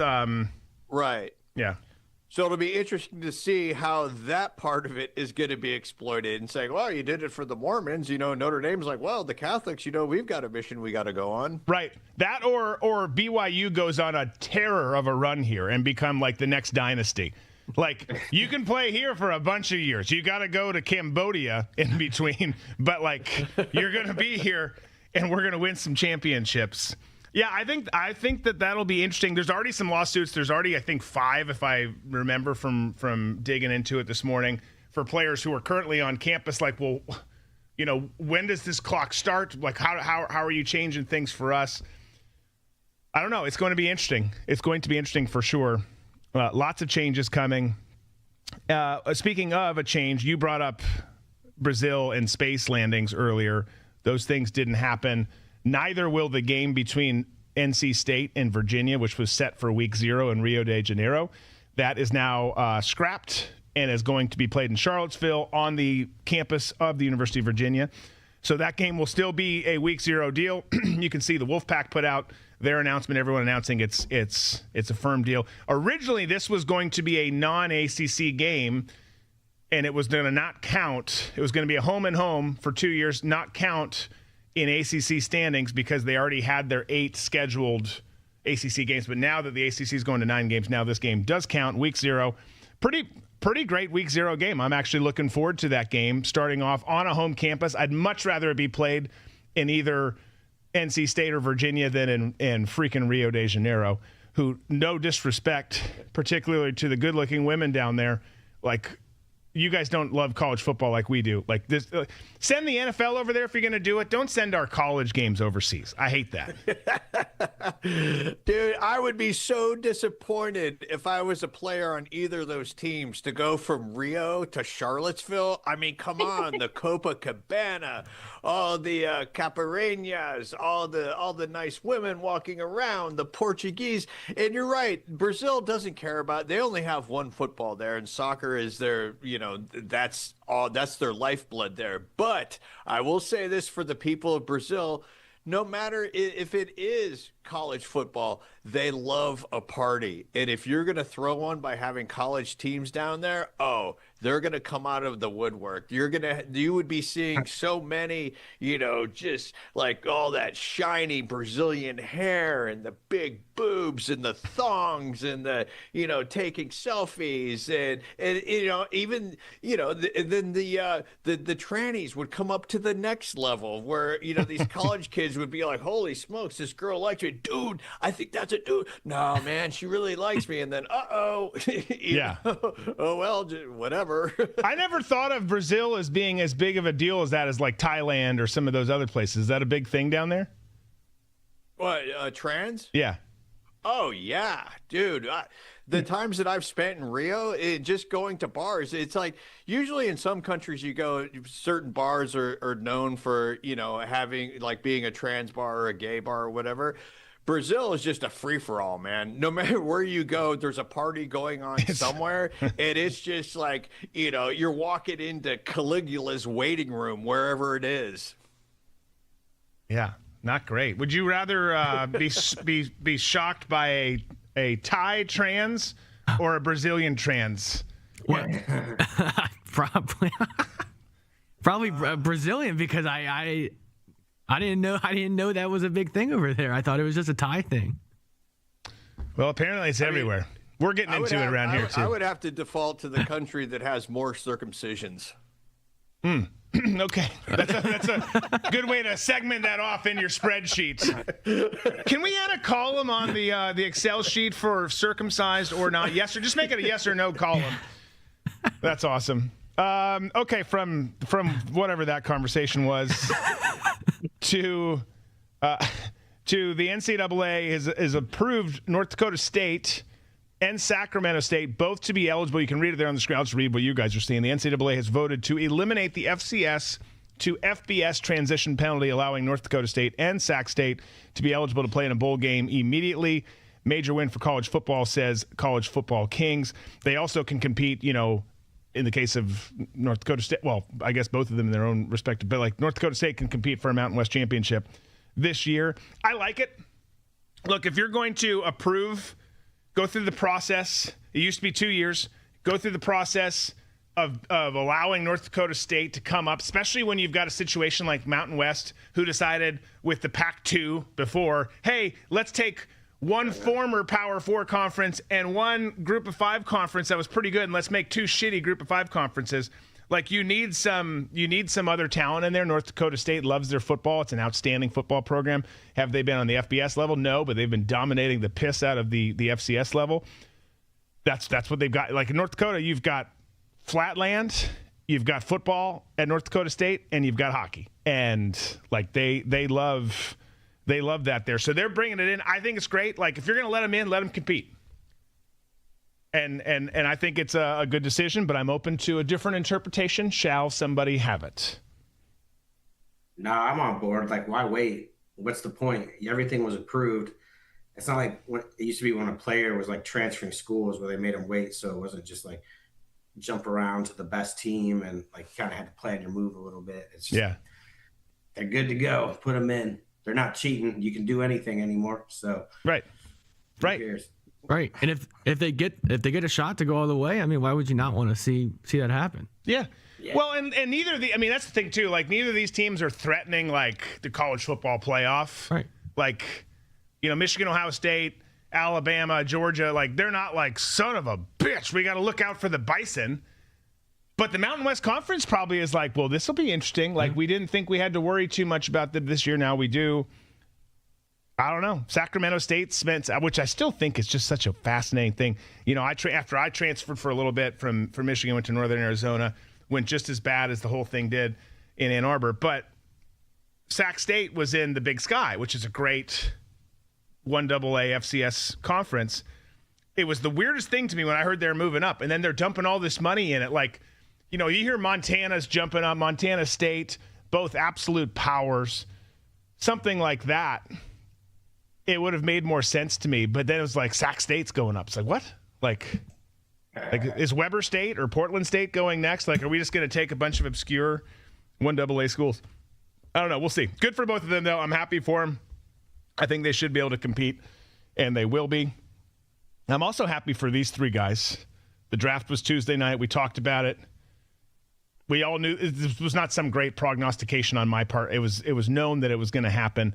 But Michigan had 3 go in the draft. Picks 9, 11, and 12. Started with Merez Johnson, who went to Dallas to play under Dusty May, who had his opening press conference like 6 hours before the draft. Screw you, Mavericks. But they took him, and then Yaxel Lindenborg went 11th to Golden State. And then you had Mara go to Oklahoma City, which is kind of scary, adding another piece like Ade Mara in Oklahoma City. But impressive for Michigan. They had a couple other guys sign. A couple other schools, I think, had 2 go. But a fun night, and I found myself sitting there watching, partly because of the boys in maize and blue going, and then partly just because everything's changing, and apparently I'm into spring sports now, and I'm not as decimated and depressed as I usually am in the spring, which is a good thing. But I'm sitting there watching the NBA draft. My wife's like, you're watching it this year? I'm like, yeah, I am. Even my daughter heard the like the little draft pick noise. She's like, "What? Whose draft's on?" I'm like, "You're a good kid. You're a good kid. You recognize that someone's getting drafted right now." But I had a good time watching it, and I do. I mean, I think Lindenborg going to Golden State, getting paired with some of the people they got there, kind of scary. I think Mara going where he's going, interesting. Merez Johnson will be a good tool with Cooper Flagg and what they've got going, depending on what happens with Kyrie. But I thought that they all landed in good spots. Yeah, it was a great draft. This one it was kind of lined up where, a lot of drafts in any sport, sometimes the talent's weak, sometimes it's top heavy, and you kind of know where everyone's going. And this kind of had a little bit of it all. It's very deep with talent.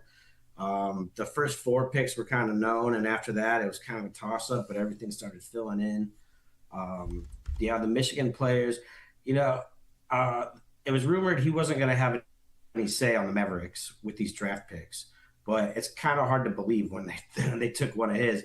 And Lindenberg, I'd been seeing that Lindenberg and Mara were kind of projected to go in that spot. Some people had Mara going as high as like 6. Yeah. Which I didn't think was going to happen. It didn't happen. So for them to, I didn't see any mocks at all that had Morez Johnson going before it, those two. No, exactly. So it's, I think you're right. Like, I think he had his way, like, here's the piece we need. I can tell you he's him, because I was shocked that he was the first of those 3 off the board.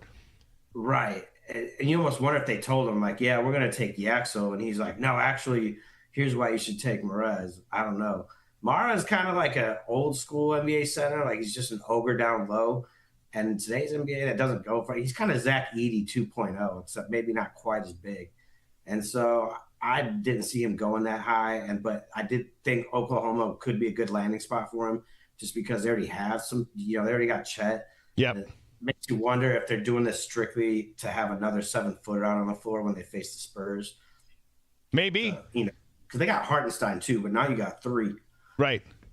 It kind of feels like it. I thought Yaxel would go higher, possibly. I guess his off the court issues kind of, I don't know.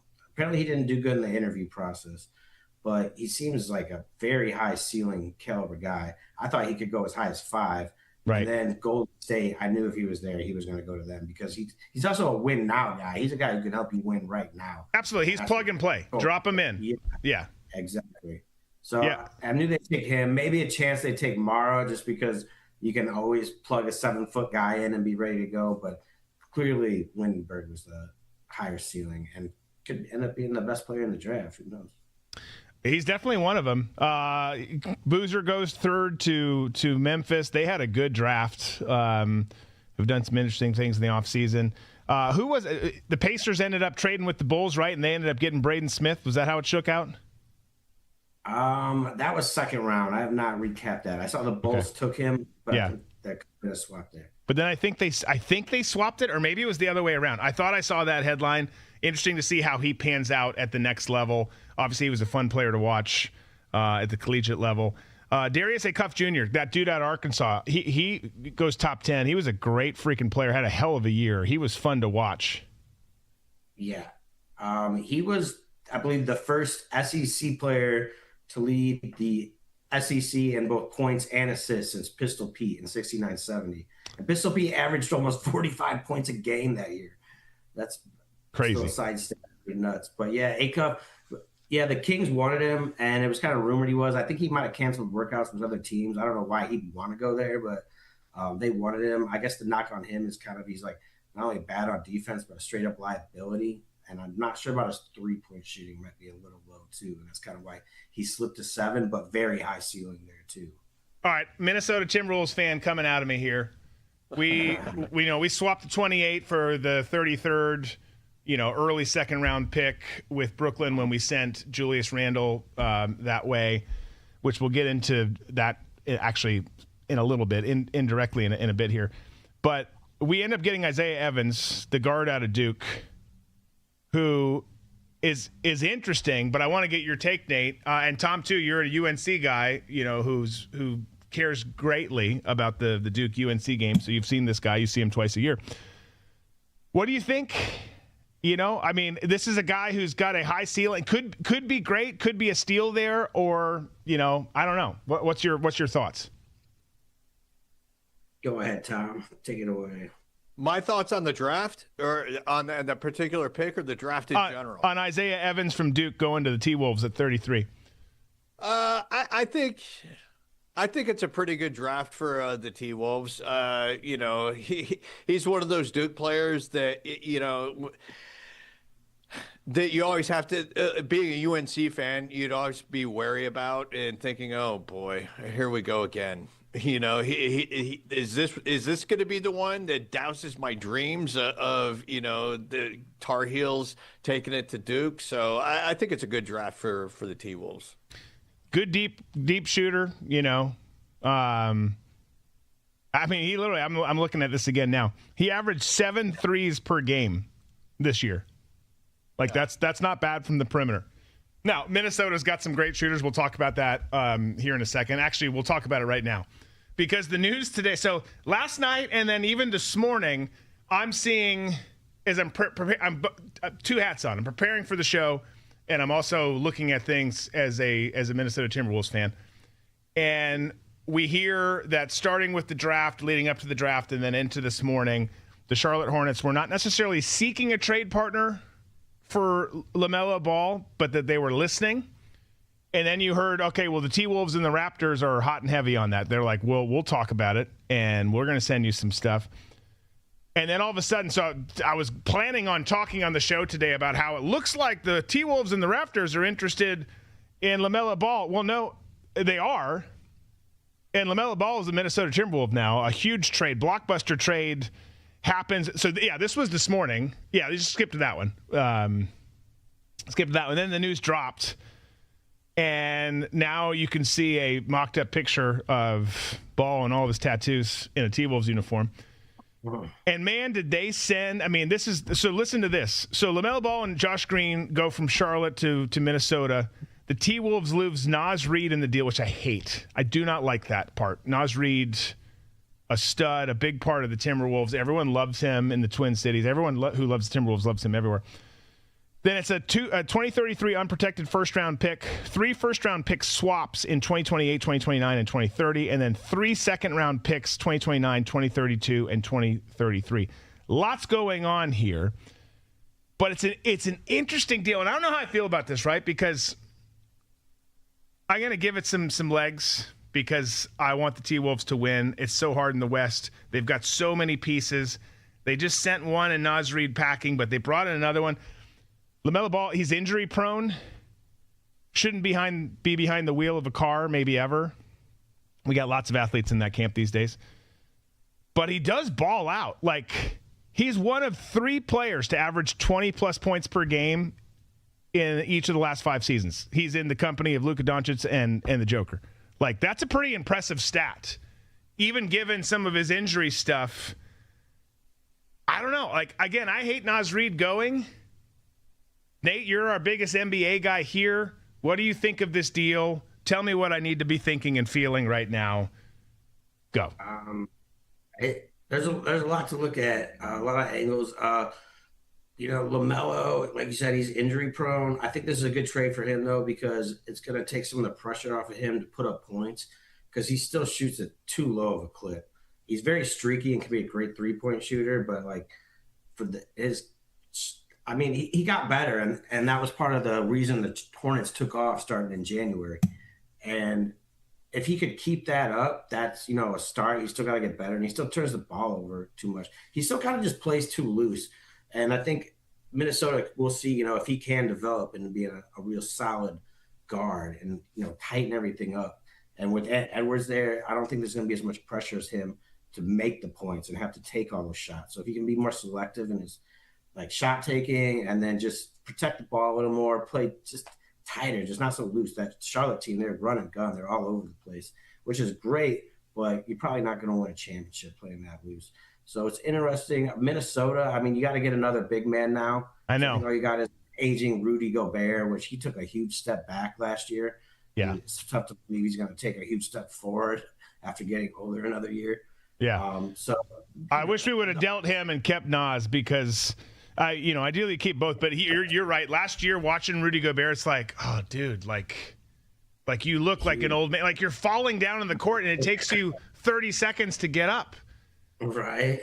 And Naz Reid is just he's a glue guy. Every winning team has a guy like Naz Reid, or Drew Holiday is probably the best example in the NBA that, just the glue guy. And yeah, you're going to miss that. You're going to miss Naz's outside shooting for a big man. Right. It's kind of a lot. And I think, isn't LaMelo on an expiring contract, if not this year, 2 years?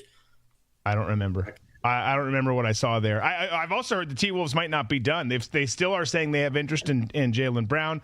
Obviously, they need to get a big man now. Like they're going. I will give them props. Like they're going after some change. But you've got rid of Randall, you've gotten rid of Naz Reid now. By the way, are you a Pistons fan? What's your... I really don't keep up with the NBA. I know that, you're not no. an NBA. I wasn't sure since you're a Red Wing guy if you're that. Well, you talk about, we got to feel... So that was my one concern. It's like, okay, we signed Desanmu, or however the hell you say his name, to a big deal after the Randall trade. Yeah. You got Ant. You bring in Ball. Like our 1 through 3 spots are rock solid. Plus you imagine, you hope that Dante DiVincenzo comes back healthy. But let's put up the graphic. I think we've got the possible lineup as it stands now. Yeah. Let's put this up. There's a couple different versions. Some have Ant at 3 and Dosunmu at 2 and vice versa. But you got LaMelo Ball, you got Ant, you got Dosunmu, and then you got, in this scenario, Jaden McDaniels playing up to 4. He is 6'9", so you got Jaden McDaniels, who's an absolute stud, and the T-Wolves to the point where they're like, we're not trading him. I know a lot of people want him. We're not trading him. And then Rudy Gobert. So the vulnerabilities lie in depth at 4. Jaden's a stud. If he can play 4, great. He's a great athlete. I'm sure he can. He's got the height, and he's a hell of a shooter. That's a weapon at the 4 spot. But the depth at 4 and 5 is where I'm concerned now. It's like you've got all these dudes in from point guard to small forward, and you've got depth there. What's going on beyond that? That's my only concern. Cool, you got people who can score. You were saying it earlier.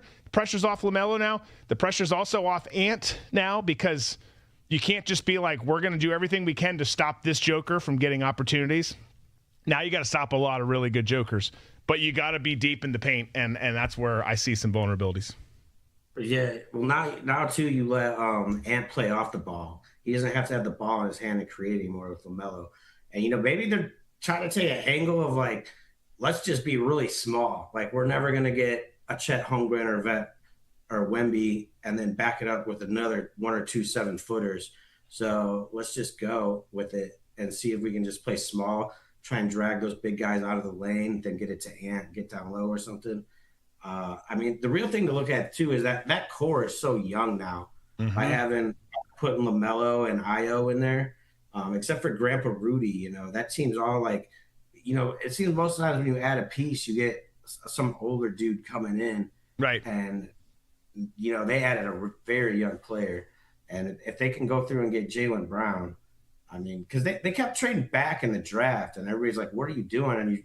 And you traded Julius Randle, and they're saying, if this is just a salary dump, everyone's going to turn on you guys because you're a contender. And then you just we don't want to pay Randle. But it shows they're still making moves. And I think with LaMelo, they're already actually in the luxury tax. So it'll be interesting to see if they had Jaylen Brown, another mega contract, and really just go in the double tax maybe. And it's whoa, you guys. Yeah, because he's got 3 years left on his big ass contract, which is massive. So that would be, yeah. But again, a lot of people saying, what are you doing? They're adding some pieces. They are young and talented. Anthony Edwards went 1 the same year that LaMelo went 3rd. I think Jaden was in that draft too. They've got a young, talented team. You start adding some depth in the big guy positions there. Okay, now you're all right, maybe you can compete in the West. Also, there's predictions that they might go to the East when expansion happens. And then, either way, watch out. I think that they've got some good things there, but there's a lot of the business side of things they got to deal with. We could be talking a parallel to the '79 Lakers, where you having this old man surrounded by the youngsters and some of the vagabonds coming in. The vagabonds. I like that word choice. I don't know if you can put Rudy in that context. He's not really one you're building around. He's kind of hanging on to the. Well, no, neither was Kareem. Really? Oh, he started his acting career around that time, right? Who, Kareem? Yeah. Yeah. Well, yeah, the momentum started to build. It was, somebody on the downside, a big guy on the downside of his career. And then, you insert Magic and a couple of other players around him. And then all of a sudden, Kareem has his role and he sets the table, or allows the table to be set for the Magic and everyone else to come in and, drag him across the finish line. Yeah, but again, you've got Magic and James Worthy and Kareem. Rudy Gobert was never even on the same planet as Kareem. Even on the downside. Right, no, I'm just talking about, an older big guy. Yeah, no, I get it. That makes sense. Well, we need some depth there. Like Rudy, I don't see how Rudy can stay healthy. He can't stay competitive. And I like Rudy. I think he's a good dude. I think he's a good player. There's got to be some stuff that happens in the days, weeks, months ahead to address how 4 and 5 look there, because it's you're close, but the way they've built the roster now with everyone in the 1 through 3 spots, it's like, okay, you're going to set up and be like, we were awesome. We were the 3rd best team without question in the West, and we came up short again and didn't make it to the NBA Finals. And it's going to be because we don't have anybody down low. Like you gotta have that piece. We'll see. Yeah. I mean, the glaring weakness this past season, though, was they didn't have anybody else to score really besides Ant. Yeah. And when he was out, it was just blatantly obvious. You had kind of all these big dudes who, like, you know, besides Julius Randle, it's like, who's going to score? Right. So now they address that, but it's like same thing, at what cost, you know? That's always the old give and take. It is. Gabe Io, yeah. Io's sick, man, and he's young. I wish the Bulls would have kept him because he's young enough that I feel like he could be a part of the rebuild they're going through. But right, kudos to him. He's on a contender now. He got a lot bigger too in the last year. So I think he's ascending still. So 100%. It's a great sign. Great defender too. Last story. Don't you get all these we had Addison have his little run-in with a substance and driving. You have Tiger, who's had his substance issues with driving. You've got Georgia's football team, who should never drive anywhere. They've all been, I think everyone on the team's been arrested for some sort of driving violation now. I think I'm maybe exaggerating a little bit. And I like Georgia football, by the way. I like Kirby Smart. I'm all about it. But you need to put wheel locks on the kids' cars as they get there, or just say cars aren't allowed on campus and let them figure it out later. But my friend's got one who plays volleyball. Well, they're different. You're not allowed to drive.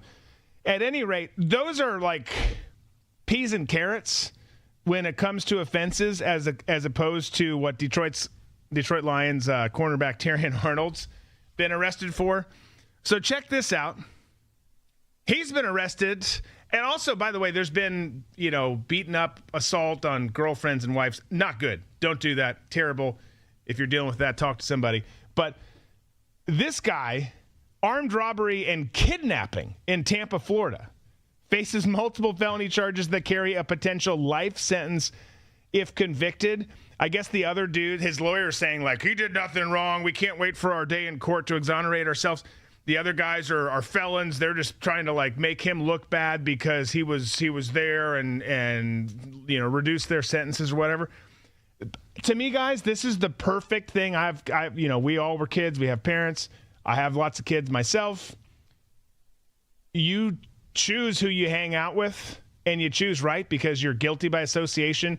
You're seen by other people, hanging out with them. And in this case, you potentially face life in prison. Do I think that's going to happen? No, probably not. But you wouldn't be in this situation at all if you weren't hanging around people who were going to do armed robbery and kidnapping, whether you were a ringleader or just there on the side. Terrible look, and couldn't happen to a better team than the Detroit Lions. Suck a dick, Lions. Love your coach, though. Dan Campbell, great guy. What do you guys think? Tom, I knew you'd be the first on this.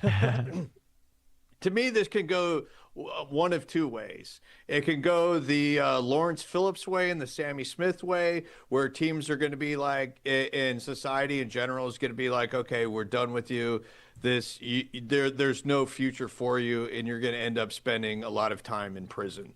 Or it can go the way of Ray Lewis and Snoop Dogg, where it's okay, well, we've got a couple of people that can take the fall for this. We know that we recognize that you have a pretty bright future, and we don't want to diminish that future. And we need to adjudicate this somehow, and somebody's got to take the fall for it. So to me, it falls in either one of those camps. What does his projected future look like, as opposed to what he has done, and how much of the crime can be stuck on him, and how much of it could the other peripheral people take for it and do the time while his career progresses. Well, I can tell you he's not Ray Lewis. That much is true. Right. Is he a Snoop Dogg? You know, is he going to have that kind of potential where, you know, he's going to have a long career and might end up in the Hall of Fame? Or is he more of a Lawrence Phillips where, you know, who would have been in the Hall of Fame if he didn't get, you know, if he didn't make, I was going to say if he didn't get Yeah, Lawrence Phillips had all kinds of problems going all the way back to Nebraska. Right. And then eventually it was just like, all right, there's nothing we can do now. Yeah. No, you're such a terrible person. Such an amazing. I mean, that dude was such a good athlete. It was ridiculous. I mean, he was given so many breaks throughout his entire career, and then it finally came to, you know, everyone washed their hands of it and said that there's nothing could be done with this guy. He's just too broken. Right. Yeah. No, I agree. I don't know. I mean, I'm not saying Tyrion doesn't have a good upside, that he's not good, but like, you know, this isn't the entertainment industry. It's not Snoop Dogg. He's not Ray Lewis. Very few are. By the way, Ray Lewis had a great barbecue place that I would go to every once in a while. Well, you know what? I would disagree with you. This is the entertainment industry. Okay, well, fair. Okay, I should have known you were going to say that. It is the entertainment industry. I don't know. I don't think he gets life. I mean, it's just tougher when you throw around.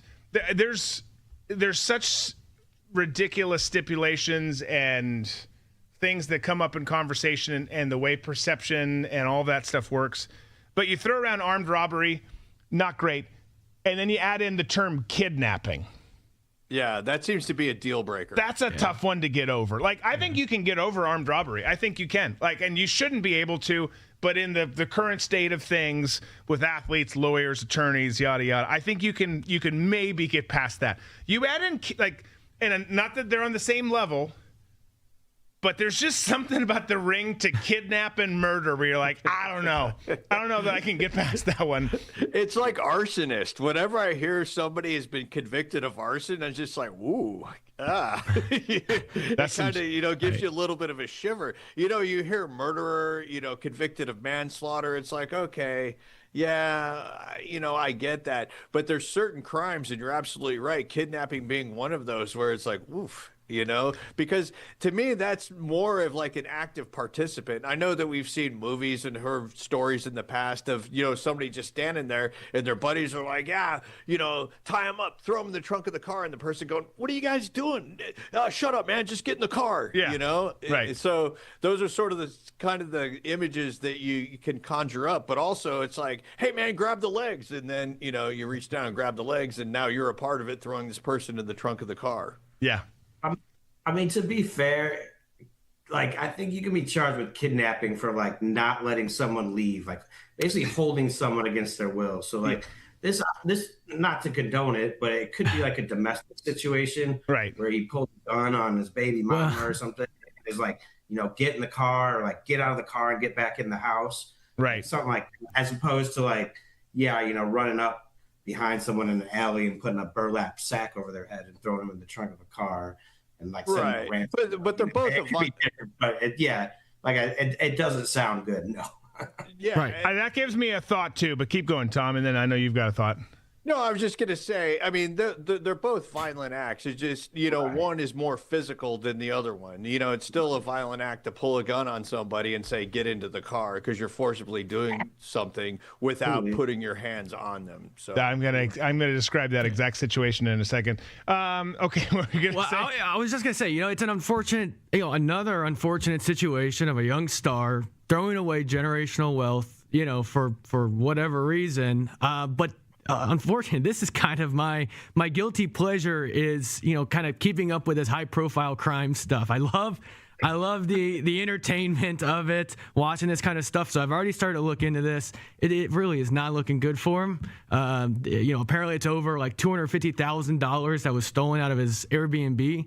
That was at his house. So it looks like it's all tied to him. It doesn't look good. It's all alleged, of course, but man. Yeah. Zach, if you want to look into a good crime case, look at the Snoop Dogg's murder case. Oh, wait, you can't. It's been sealed for some reason. I wonder why. So I was telling you the other day, Tom, you've got a homework project coming up here in the coming days. Does it involve yarn and index cards? No, I mean, unless you really get into the story, it doesn't need to. But I'm almost done with Shafi's story, which is probably gonna be called something different. And hopefully the Taliban and Al Qaeda aren't watching this show and tying the connecting the dots. But I'm struggling with a chapter where I do just what Nate described after surveilling a guy, and we didn't get what we wanted out of it. So a door was flung open, and him and his son, maybe 12 years old, were thrust into the car at gunpoint. We got some great info out of it. We took down an entire cell. But I got done with it. It's a great chapter. It reads well. It's legit. It's like, I don't know if I can actually put this in the book. I think this one could get me could get me in a little bit of trouble. I don't know what the interpretation is, post whatever. Well, yeah, it's got to be a statute of limitations, right? Yeah, I mean, I don't know. What say my legal counsel, the audience, and the crew? I don't know. We'll see. Well, Just call them a Patriot Act. That's a blanket for anything, right? Well, I mean, here's the thing. With this story, there are parts of it where I was not there with Shafi, right? We're separated. So parts of it are made up. Parts of it are made up. Parts of it are fiction. They're not fiction. I've got the court, right? Yeah, that's right. I don't know. Tom, I'm going to let you read it as is, and then you give me you and your ascot. You give me your right. Well, the thing is, I do not trust the government whatsoever, and I know that there's a process in getting books like this published. So, what would fly in 2026? Who knows? It would fly in 2028, 2020, or 2030. Right. Yeah, I'm going to try and get to because I've got to go through that process. I'm going to try and get to I'm putting this out there now. If he watches, I'm going to try and get to Director Ratcliffe and just be like, you just need to tell people to push this shit through. It'll be a great movie. It'll be a great recruiting tool for the agency, even though everything's done wrong in it. But go ahead and push it through. And then when this book comes out, by the way, people in the audience, I need you to not just buy a copy. I need you to buy 10 and distribute it to friends. We're going to take this shit to the top. Are you going to be offering signed copies with you and Shafi? Yeah. All right. Whatever his name is in the book. Yeah, we haven't decided. Oh, that's right. Gino. Yes. Make him Italian. Hey, Drew. It was the strangest thing that my interpreter was Italian. Who spoke Pashtun in English. He was from the quiet little town fishing village in Sicily. Okay, we got a late start. Let's try and get some memes in. I don't remember even what any of them are. Real quick, though, before we go to That's Meme-tastic, this weekend, you obviously got the World Cup game tonight. You've got at 10 p.m. with the U.S. World Cup game, that is. You've got the Travelers Championship starting this weekend. More World Cup games this weekend. There's still some good stuff going on. Obviously, MLB's going. So enjoy all of that. We'll talk about it on Tuesday. But for now, let's do some memes. That's meme-tastic. That's meme-tastic. We should do that one more time. Speaking of Shafi, there he is. Handsome son of a bitch. Okay, we've got in studio. He's not in studio, but I'm just saying he was, he's in the voiceover there. Okay. So, well, tell him I said hello. I will. We were texting today. We were going over his, an egress map. I was map tracking again today. House or is no, for the story, but I was, okay. I'm like having to map track. I'm like, remind me of this again because I'm tightening up this chapter, and I'm of course asking a question in traditional Afghan, lore. It's like. Gives me an answer that's not useful whatsoever. It's like, no. Okay, so from here, you headed north, and it's like, I can't even give an example of the answers that I would get. Like, no, I didn't eat rice that day. Like, did you go north or did you go west? Did you go to this part of town or that part of town? He knows better because he's worked with me, and there was a lot of tensious conversations. Is tensious a word? I don't think so. tense conversations between us with people. It all worked well. I just want to interject real quick, because for people who don't understand what Drew's trying to articulate, it was kind of spot on. The story that I always tell people when I talk about, trying to communicate with Afghans, and Shafi nailed it perfectly. Drew had helped Shafi buy a new car. We're all at the studio waiting for Shafi to show up in his new car. Shafi shows up. I'm like, hey, Shafi, how you doing? I am good, sir. Shafi, I hear you got a new car. Let's see it. And Shafi goes, oh, I don't have it with me. And Drew's like, what? Why? He goes, oh, because I don't have a cell phone holder for my cell phone for the car. So I Ubered. So that it was, you have somebody like Shafi who, has done a lot of things with Drew and other, Americans. But it's that one little critical thing that kind of throws everything into a different direction that you totally don't expect. Yeah. And that is a prime example of, where the miscommunication just sort of breaks down. It makes total sense, but it doesn't all at the same time. And that's the beauty of it. It's maddening. I mean, I did this for so long. So much of my life was that way. To the point where, I literally at the end, I was talking like Afghans on the phone, like yelling like this. What did he say? The golly. Thank you for that interjection, because that was a great story. Where's your car? Where's the car I bought you? I took an Uber. Okay. All right. We're off to a great start. This is great. I'm glad that my wife and I did this. First meme. Here's the first meme.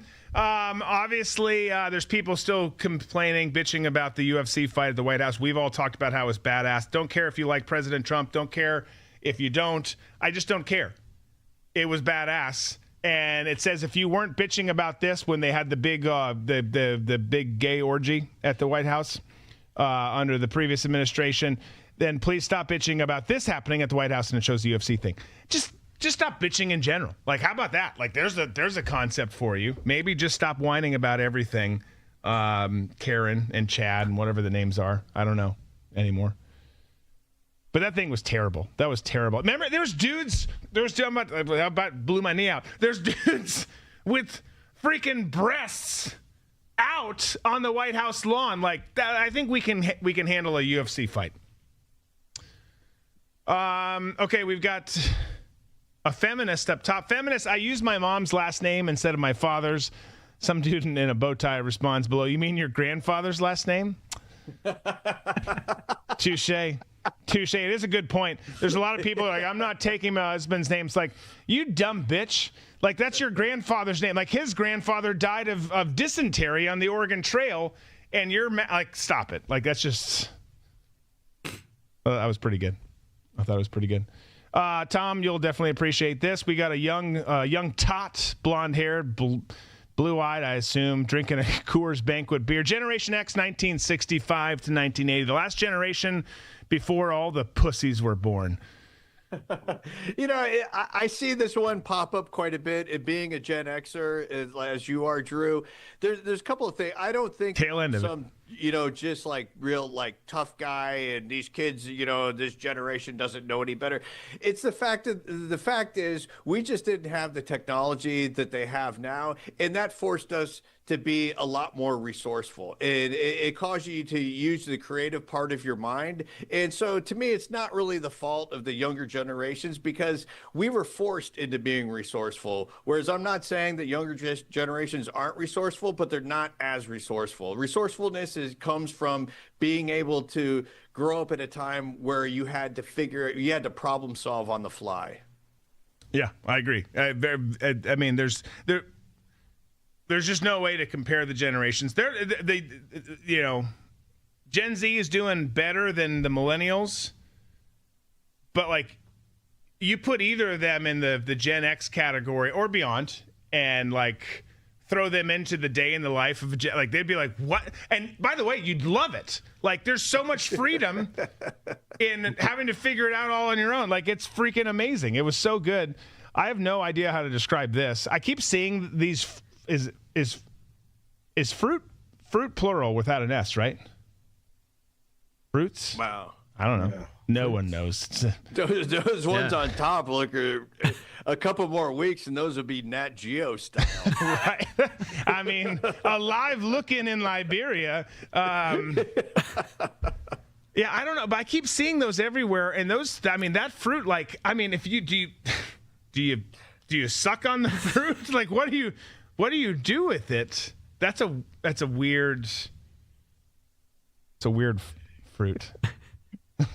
Drew, I think you throw a few ones at them and they roam them in your face. all of a sudden you're motorboating. Nate and I have a friend who he had a Tinder date once, and he was going to make dinner, and for some reason he took a Viagra before he bought food. So he took a Viagra, goes to the grocery store, and touches a watermelon, and then has to leave the grocery store. I can't imagine if he took a Viagra and that was in the produce. Oh my God, you're toast. You're toast. He's been sitting here for over 4 hours. Just. That's amazing. That's freaking awesome. I don't know. I don't remember. Tom, you probably know who this is, but there's a chick interviewing. It looks like it's Between Two Ferns with Zach Galifianakis. It's not. It's some liberal chick up top. You don't think it's strange that we have a trillionaire in this country? She's asking to Sydney Sweeney, who then just gives her a smirk. I think it's strange politicians become millionaires on $174K per year. That's the kind of thing Sydney Sweeney would say. We love you, Sydney Sweeney. You are always welcome on the set here. The Queen of the Downs. Queen of the Downs. This isn't really funny, but like Yaxel Lendenborg came up early. It is funny because it just is. It's just sports rivalries and college rivalries. But Yaxel Lendenborg was asked after being drafted by the Golden State Warriors if Draymond Green said he would have number 23 on the Warriors, if he could have number 23 on the Warriors, if he rocked Michigan State gear the entire season. Yaxel Lendenborg said, quote, "I'm not going to do that, man. I hate those guys. I went 2-0 against them this year. They're always going to be little brother forever, and I'm not going to represent the losers ever." I love, in this day and age, especially at the college basketball level, but football too, you come in and you're plopped into Ann Arbor and you're taught the rivalries. We hate, Michigan State, Ohio State, Notre Dame, whoever. And it could be whatever your school is. I'm just using it as the example because that's where he played. I love that they get all into it, and why wouldn't you at a great school like that with the traditions and rivalries? I love, though, that he's totally bought in, like, I'm going to always call them little brother and treat them like the little bitches that they are. I think that's great. You're an NBA guy now. You're supposed to care about PR. He's like, no, little brother, suck a D. Like, you're always going to be my little bitch. Like, I thought it was great.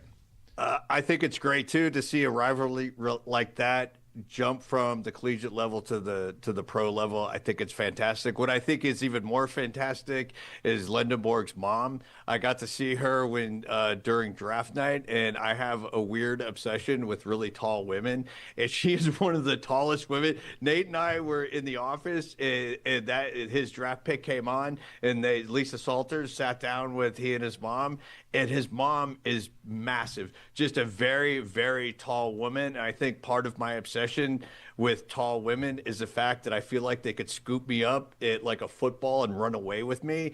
And she ticked off all those boxes for me. So to be clear, you're hot and heavy for Yaxel's mom, who is a large African-American woman with cancer.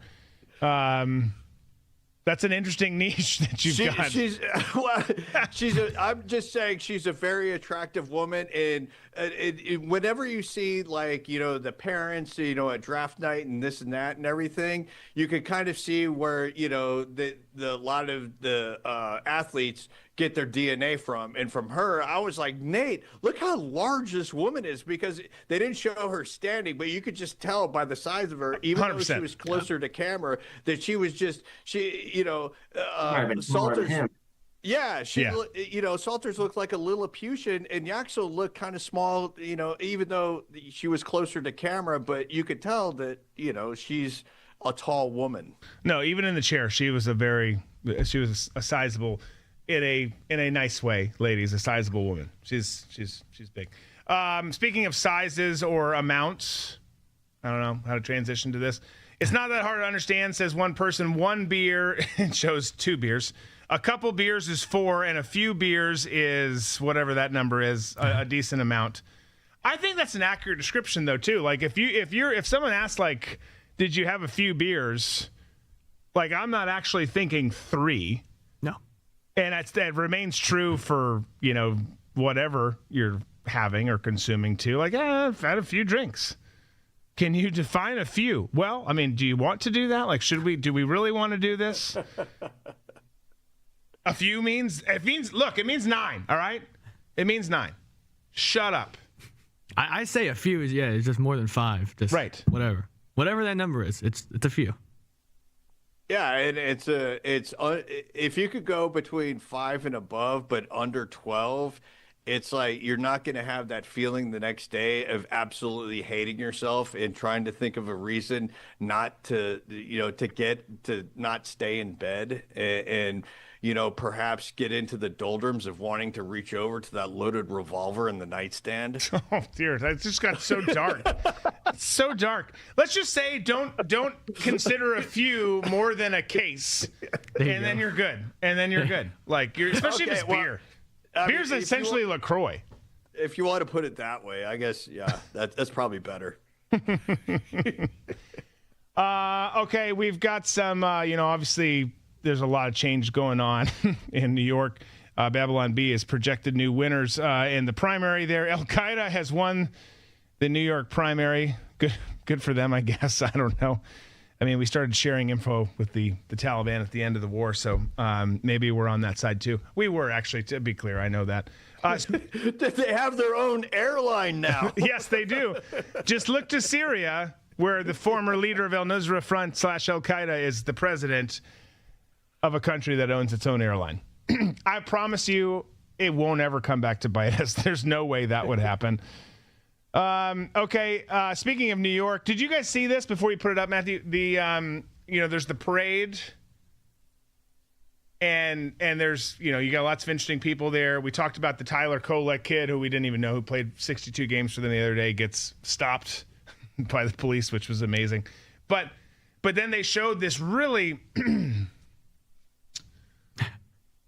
yeah, go ahead. large woman who's doesn't have the most attractive frame. You know when you've got all the weight below the belt, like some people are just damned with that. Like everyone, once they get north of 40, gravity starts kicking your ass. It's harder.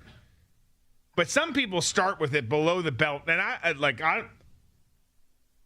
honestly do feel for them. It's like, I don't know what you do there. Like, is there a big surrender? Like, I don't know what you do. But this chick, we don't have the video, but if you go watch the video, it's hilarious. She's got a tough life ahead. Like, she's got a tough life now. I don't know how she fits through a door, but she takes and dumps out a trash can full of shit that is blue and orange for the sake of the parade. She's since been fired for her job. Anyways, going back and tying in the 80s and all these things here, we're tying in all this shit together. There was this thing called the Garbage Pail Kids, and you'd get these cards, and they were all kind of like grotesque and nasty, but like you still did it. You'd watch G.I. Joe, you'd collect, Garbage Pail Kids, you'd do all this stuff, you'd blow up G.I. Joe figures with, firecrackers, throw rocks through cars' windows that are driving by, do all the stuff. We all did that, right? And then you see the Garbage Pail Kid for the fat New York chick, and her name is Out of Work Angie, who honestly looks a lot better in the Garbage Pail card here than she does in real life. Sorry, Angie, if that's really your name, but you've got to you should probably look into some of those pills or shots. I don't know. I'm not a big fan of them, but I think that maybe it's the right time.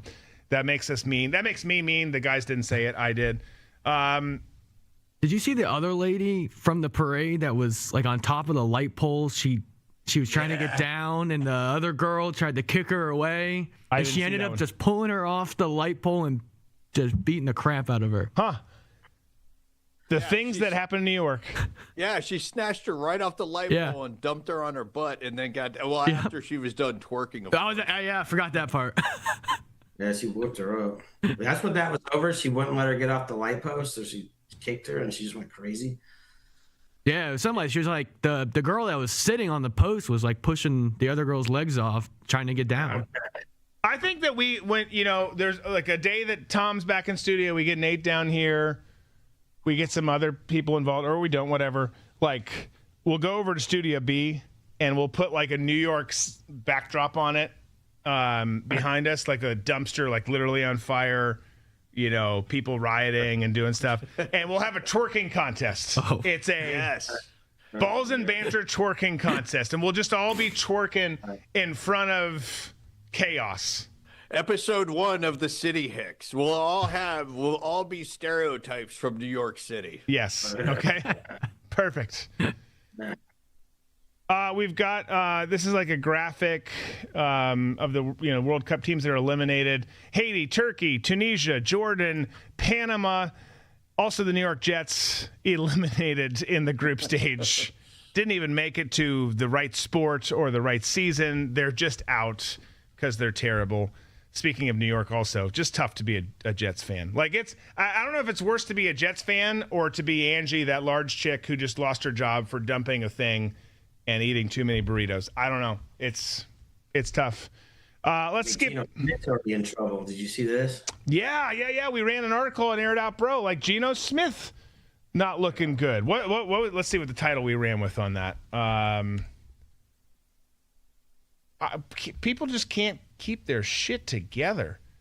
Something about being on the Jets. He seems to get himself in trouble. He went like how many years on how many teams and was kind of like, Geno, he's a good teammate, is this? And now like 2 months back at the Jets and he's like assaulting his baby mama. Geno Smith under police investigation after battery allegation. At least he kept the kidnapping off. He, not supporting what he did. Yeah. Okay, Tom, you'll also relate to this. This is not funny. This is just true. A typical ladies' weekend. We got a Pizza Hut box. We got a wood-paneled wall with a tube TV. 3 different bags of Doritos, Mountain Dew, Pepsi. I would go Coke, but you could go. I mean, if you're going Pepsi, you're going to go Mountain Dew and Pepsi. 2 Nintendo games, Super Mario Brothers 3. I can't see what the other one is, and then the old school Nintendo. We all loved that. If you didn't love that, you're not welcome. The other one's the OG Mario Duck Hunt, like both on the same. Oh, the combo pack, and then you had the Duck Hunt gun that came with it. Hell yeah! We need to do that in the studio too. Like we need to have some old school Nintendos and just rock it. Zach, I'm very sorry you didn't get to experience the absolute joy, the ecstasy of being a kid in a grocery store in the Doritos bag having the window so you could look at the chips individually to see which bag of Doritos was lucky enough to be selected to put in mom's shopping cart. Yeah, that's awesome. I didn't know that was a thing. Classic. All those foods are owned by Yum Brands too. Proud stockholder here. Are you? There we go. Oh, okay. Yeah, they got it all. They got Pizza Hut, Mountain Dew, Taco Bell, KFC, Long John Silver's if you're a fan. Was. Yeah. It was. If you ever need Real quick, Nate and I always say this because of my ADD. I just go off in different directions. But speaking of Long John Silver's, Nate and I had a friend who loved Long John Silver's, but he liked those little crispy little nuggets that came in the bottom of the Long John. And last week we signed a historic agreement to end the conflict with Iran, fully open the Strait of Hormuz, and accomplish what no president has ever been able to accomplish before. Iran will never have a nuclear weapon. That's done. And thanks to the power and skill of the United States Armed Forces, today Iran has no Navy, no Air Force, no anti-aircraft capacity, no missile launchers, no manufacturing, and their leadership has been obliterated. And for the first time in 3,000 years, we are finally going to have peace in the Middle East. We're going to have peace in the Middle East. Since the agreement, the stock market and your 401ks are skyrocketing upward, and oil prices are plummeting downward. Today, it hit a new low, and the world is a much safer place. We had to make that little journey to Iran to do what we did. Very soon, you'll be at $2.50 a gallon for gasoline. and even lower than that, just like it was before we took the nuclear weapon away from Iran, and it will be away from Iran for a very long time, forever, really. It's a lot of money. If the war with Iran could cause a worldwide depression, as you noted, Mr. President, are you willing to risk economic catastrophe and strike Iran Well, again? not the way I'm doing it. It's not going to cause depression. Yes, but if they don't abide by the Well, memorandum nuclear of weapon understanding. supersedes depression. Depression's real bad. Nuclear weapon will cause depression much more quickly. The way we're doing it, we have the opposite of depression. We're doing really well. God had another plan. The numbers are incredible. The oil is at a level nobody's ever seen before. I'm grateful. I'm grateful that you are here. I'm grateful I have air in my lungs. I am grateful for all the pain that has ever happened to me. I'm grateful for this platform. I'm grateful that I have a plan when I get punched in the mouth. Unlike Mike Tyson says, everybody has a plan till they get punched in the mouth. I encourage you, tell your kids to punch you in the mouth. Make you stronger. Real talk. I'm grateful for Father's Day. I'm grateful for the fathers out there. Man, I'm so grateful. And today I wanted just to talk about the things that are happening while everybody is asleep. And maybe I'm just extra grateful because I am not asleep. I'm not saying I'm perfect, but we, Scriptures and Wall Street listeners, are not asleep. The charts don't lie. The track tracer control, it's here, man. It is here. My father just called me. And as you guys know, he's a pastor. Love him. I'm going this week to go RV, and I rented an RV. I'm going to go to North Carolina this week. It's been a few days. Kids are out of school. Why not, right? And I'll still be working. Still be podcasting. But I'm just grateful that we live right now, for now, in an environment where we can do what we want for now.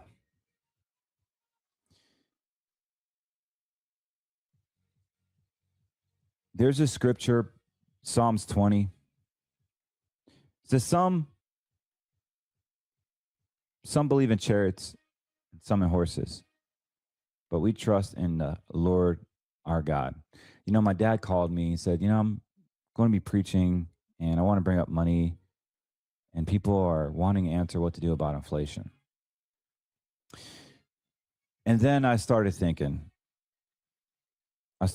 about two parents, kids, not just a single mom, but two incomes. Some families have two jobs. Some parents have two jobs just to make ends meet. Guys, do not blame Trump. Don't blame the Jews. Don't blame the government. Don't blame anybody. Blame yourself. Inflation is not going anywhere. As a matter of fact, a lot of people thought that silver was going to be the way, dude. The dollar's crashing. You got to buy silver. Silver's going to go to 1,000, bro. Literally, I had to go on town halls. Real America Voice, podcast, SPF, Scriptures and Wall Street, Twitter, mentor groups, trading groups. And I said, guys, silver is going to crash. I understand the dollar's crashing. I understand that the AI needs it, but AI is going to crash too. And if you think for 1 second silver is going to bust through $250 this year and bet your whole retirement on it, let me know, because I know a good doctor, because you need help. You are emotionally irrational, and money does not care about your feelings. That's the truth. Do I need to show you charts? Do I need to prove that silver now is just under $57? After we were just talking last month, when it was hanging out 75 to 90, 75 to 90, and I got the calls, when should I sell? You should have sold when I told you to sell at 115, 120, over 100. But no, we have emotional attachment. You are trusting in the chariots, some in horses. Maybe your horse is silver. Maybe your chariot is the podcast media, the fear. Maybe your chariot is actually getting fed the demon that is lying to you, saying you're going to be fine. All you got to do is buy silver. And guess what? The same people that control the stock market control the price of your dollar as well as silver, and they pull the damn rug underneath you. But guess what? Some people believe in chariots and in horses. But we, our listeners, our believers, our men of faith, our women of faith, recklessly trust the name of our Lord God. Guys, that's powerful, man, because we're seeing it right now. We are seeing it so much where people can't even afford inflation. They can't afford groceries. But where does a victim mindset come? I don't know if you were like me, the need for validation. You know, mommy left me because she had to go to work. I didn't understand when I was 4 years old, and I was screaming and I was petrified, PTSD, all the way up to my adolescence years. And so I was basically a sinner because I needed validation from women. I needed validation from people. I needed validation from gambling. I needed validation, and sin was a great way to get validated because my chariot was the validation. I needed that like sugar, like a diabetic needs sugar. I just needed it. It was my drug. Validation. I needed to prove that I was worthy enough. I didn't get it enough when I was a kid. And guess what? My family, my wife suffers every time I try to seek validation outside of my marriage. When our validation comes from the Lord, some trust in chariots, some trust in horses. What are your chariots and horses? For many of you, it's your checkbook. You got these things, these checkbooks. You want to see a lot of commas in there, a lot of digits, and boom, okay, yeah, we can do church, we can do life. I can love you more. I can provide for you because that's true love.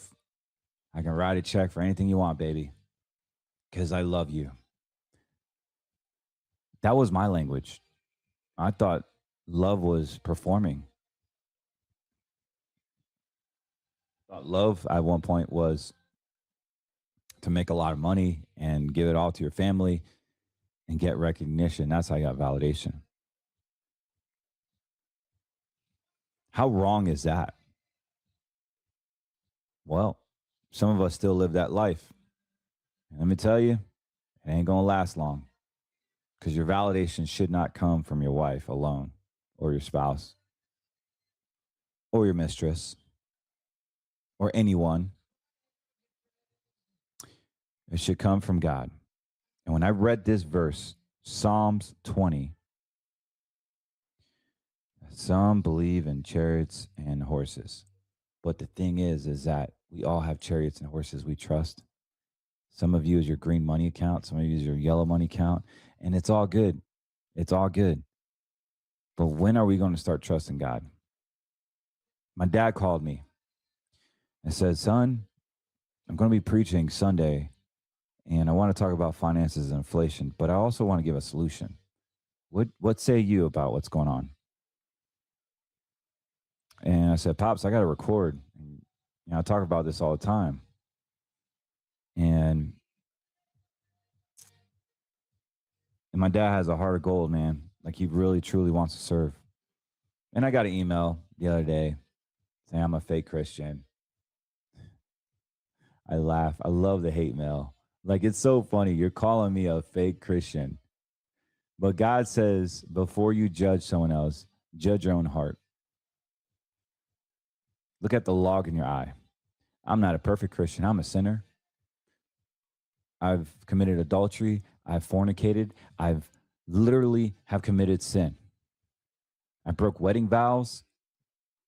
I'll confess every sin publicly, because the more light I can put on my sin, the more that sin has no power in me or my family, because me and my house, we will serve the Lord. So you can send me all the hate emails, call me a spick Jew, call me all this stupid stuff, and even racial things like, oh, you need to go back to your homeland. What? Fayetteville, North Carolina, where I drink sweet tea and my rice and beans my mom made me? Sure. I'm actually going this weekend. It's just ignorance. And we see that with some of the listeners saying, oh, you're a spick, you're this, you're that, you're an idiot. Silver will never crash. The economy needs silver. Yes, the economy does need silver, and that's another subject. And I believe I'm pro silver. I'm pro Bitcoin. I'm pro silver. But that doesn't mean it's not red money. That does not mean it's worth your retirement, the risk in your retirement. Let me tell you something. You put money in that and it goes down 50%. Is that going to change your life? Or if it doubles another 80% to 100%, will that change your life? Probably not. But losing it would. So I'd be cautious about pointing the finger. You know who you are. I'm not going to give much energy to it. But I just laugh because you're probably a miserable person. You're probably a miserable person. And I pray for you. I pray that God will deliver you. I pray that that you will get curious. Ask questions about why you feel the way you feel. If something bothers you, look deep inside and ask, why does it bother me? And I promise you, it's because it's something that you don't like in yourself. So please call me every offensive thing you can possibly imagine, because I'm not here to cater to your feelings. I'm not. And you can ask my current clients that. A lot of them have raised their voice at me. A lot of them argue, I can't believe you did that. And I enjoy it. I said, let it out. The frustrations, let it out. Because look, I don't need your business. I value it. I value you as a person. I'm real, man. I'm not here to make you all dandy and happy and this and that. If you want that, go to Merrill Lynch. Go to Edward Jones. They get paid to tell you what you want to hear. No, man. Show me the company that's sponsoring this podcast. Who pays for this podcast? Because I'm not profitable on a podcast. I really not. This stuff can cost anywhere from $15,000 to $30,000 a month to produce. And I'm somewhere around that range. Do you see companies coming in here like the gold companies and all these other companies throwing money around? You know why? Because my integrity is never for sale. I would rather take a loss, pay that production bill like I've done for the past 6 years. I make my money when someone calls and needs advice, and I make my 1% on advisory side. I make my 1% a year on the insurance side. If you decide that a green money account is right for you, yes, I do make money. I don't make money doing a podcast, and I daggone sure when I sell out to the freaking Zionists that are controlling all of the podcasters you listen to. I would say 95%, anyone that has a platform that is worth writing a check to, their message is tainted. It is contaminated because there is a company that wants them to say what they are paid to say. Every Rumble social influencer out there, they have these like read-offs. You have to read off whatever they give you for a check every single month. So even Rumble, its platform, has been occupied, has been tainted, has been influenced. How do we know that those products are going to be tried, true, and blessed by you? How do we know that when you consume those products or that service that you're going to be taken care of? That's me, man. Everything that I bring to this show has been tried and true. From me to the Get Me Lean USA products, everything that you buy from here, I can put my name on because they don't pay me a salary. I only bring on affiliates because I don't want anyone to pay me a salary. And if I like your product, I'll talk about it to the moon and back. But I'm not going to change who I am just because a financial company is offering me $2 million. And I'm not saying that to be cocky. I'm saying that because it's important, guys, to stand on your beliefs. It's important to acknowledge the chariots and the horses in your life. It's important to just trust the Lord, our God, which is so freaking hard because he is supernatural and we are just natural. He works in a different realm, call it vibration, call it order, whatever you want to call it. He works in the supernatural, and we only I see it when I believe it attitude. But when I got off the phone with my dad today, and he said, how can people beat inflation? And the first thing that came to my mind was, yeah, I can say the dumb normie stuff. Oh, well, invest in yourself, find a side gig, lower your expenses. And that is common sense. Look, we needed to stop living over our means and live underneath our means. If you make $5,000 a month, try to live off $2,500 a month. Do what you got to do. Cancel Netflix. Look how many times you got to go to Starbucks. Freeze the debit cards and only use cash. The Dave Ramsey system is actually not bad. He's just terrible financial advice. He's good at debt consolation. However, that is not my typical client. My typical client can beat inflation. They just have a problem keeping their money, not losing it, and also tax efficiencies. And that's where I come in to help out, because you can have a beautiful retirement, you can grow it, but you can also lose it because you get too emotional. People get too emotional. They make the wrong mistakes. They are trusting in the chariots and the horses and not trusting in God that, hey, the wise seek counsel, and I am the counsel, the financial counsel. I can help you. I know what I'm doing. I've been doing it for so long. And I'm really good at what I do. I don't need to brag. My actions speak for itself. And if you look me online and want to judge me, go ahead, because there's a lot of people that hate me online. There's a lot of people that create fake articles about me, fake allegations about me. But let me tell you, I've been audited so many times.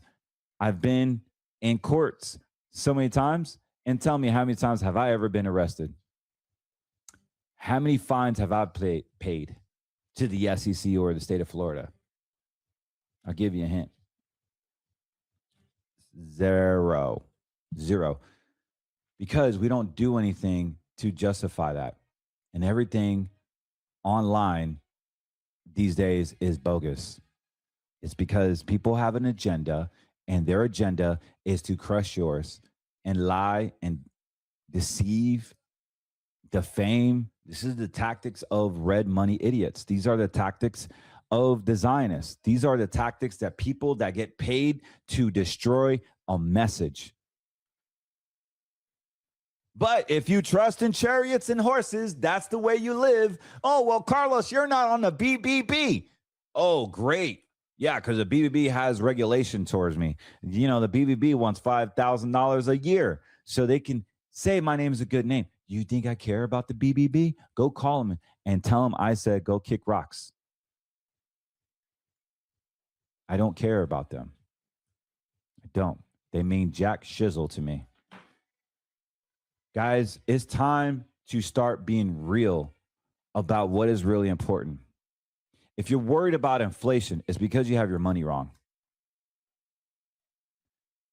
Maybe your income plan is wrong. Maybe you're not saving enough. Maybe you're overspending. Yeah, you probably need some more income.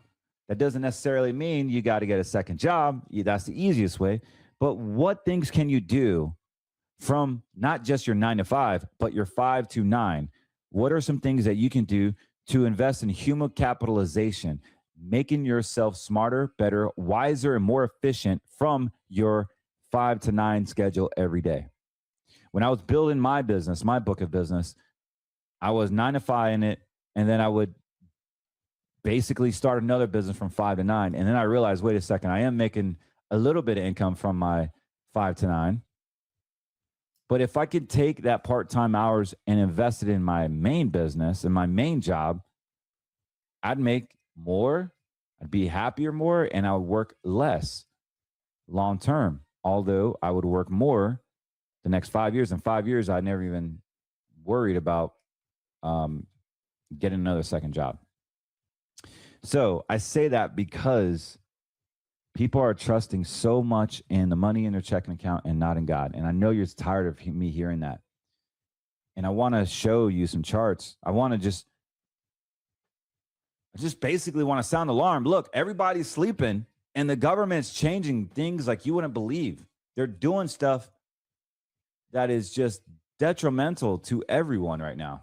If you currently have money in the bank, a 401k, or even precious metals in an IRA, you may want to listen up. You're going to want to have a place where you have a guarantee on your funds. As we go into a lower interest rate environment, banks will be stressed out when the commercial real estate crisis happens. Right now, you can get a guarantee, yes, a guarantee on your principal, and get a bonus. If you're younger than 65 years of age, we can utilize an insurance-based contract that has been around for over 100 years. We want to help you find a guarantee on your funds that are actually outside of banking laws, outside of securities laws. And guess what? You get a guarantee on your funds. You get a guarantee on your principal. Go to greenmoneysolutions.com, fill out your information, and let's just see if you qualify.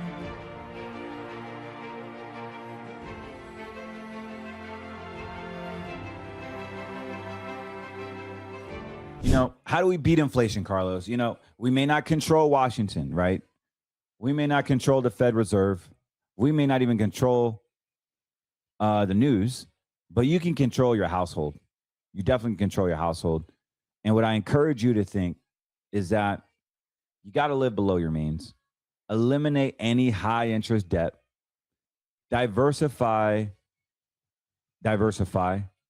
not 7, but 8 ways.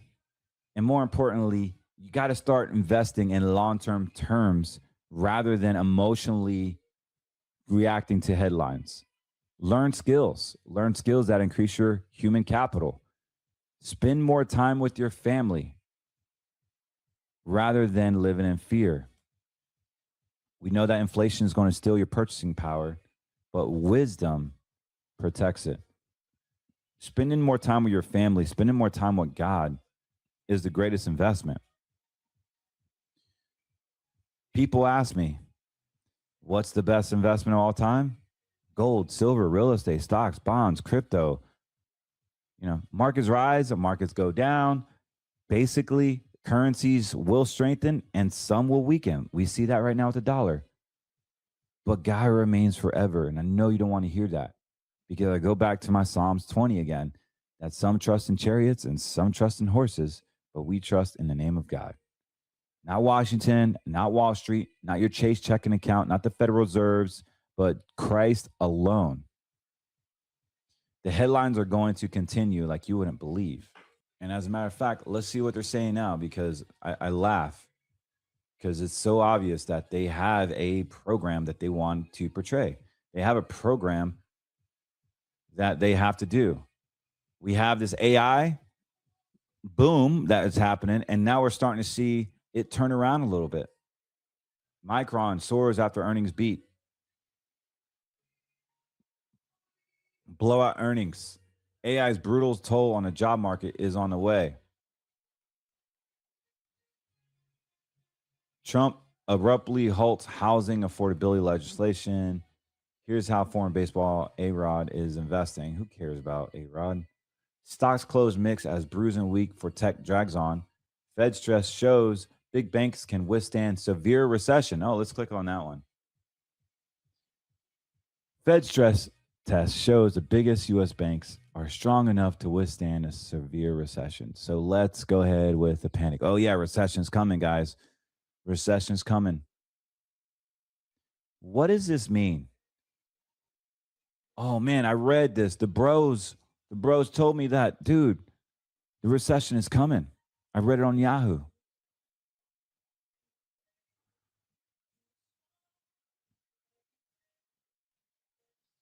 We have buffers. I mean, it just goes on, man. It just goes on. So are we hitting a recession or not? Well, one thing I'll tell you is don't trust the bro investor sites because that's where all the herd goes. We trust in charts and we trust in the knowledge that God has given us. Oh, look at this. Bitcoin slides below 60,000 as sell-off deepens. I wonder who told you that. The research is done before it actually happens. We already talked about Bitcoin going to the 40s, and now we're in the 50s. Insane, man. This was at 59,000 earlier today. So we're in the 50s. Silver is in the 50s. Anyone excited about that? Yeah, it was about a month ago. I said the dollar's pumping. Get ready. Silver could go down to the 50s. Guys, we're at 57 right now. Who's laughing now? Who is laughing? You're either buying or you're panic selling right now. Me, I'm just holding. I still have silver on my desk. Never sold it. I have a ton somewhere else, but this is just a small stack. For me, it's just a bug out bag. It's not my retirement. Many of you, it is retirement, and that's okay. You just are okay with red money. You're okay with the losses. You're okay with the volatility. I don't think it's smart, especially if you got an IRA, precious metals IRA. IRAs are dangerous when it comes to precious metals. You don't know how much you're paying to going in. You don't know how much it's going to cost to get out. And now you're buying a volatile asset in a red money bucket that you don't even own the daggone account. The government does. And you told them exactly where your precious metals reside at. Oh, well, it's in Delaware, Carlos. This is in Texas. It's in Montana. Do you really think the government gives a flip about where their gold is at? I say there because it's theirs. It's not yours. It's in their account that they established. Just like the FDIC. The money in your bank is not yours. How many times you've heard it? You can Google it. You can chat GPT it, perplexity it. It don't matter, man. That money is gone as soon as you make that deposit or get that ACH deposit. That money technically no longer is yours. Legally is no longer yours. You only have the withdrawal rights if they have it. They could do whatever they want at any given time. They have a nice little switch, and that switch belongs to them, not you, because you signed up for safety. You signed up for interest payment. You signed up for all these things, behavioral clauses, large deposit clauses, disclosures, attorney arbitration disclosures. If you don't like that contract, you can hire an attorney at your expense. Even if they lose, it still goes to you. You waive your rights for arbitration if you ever have a problem with your bank.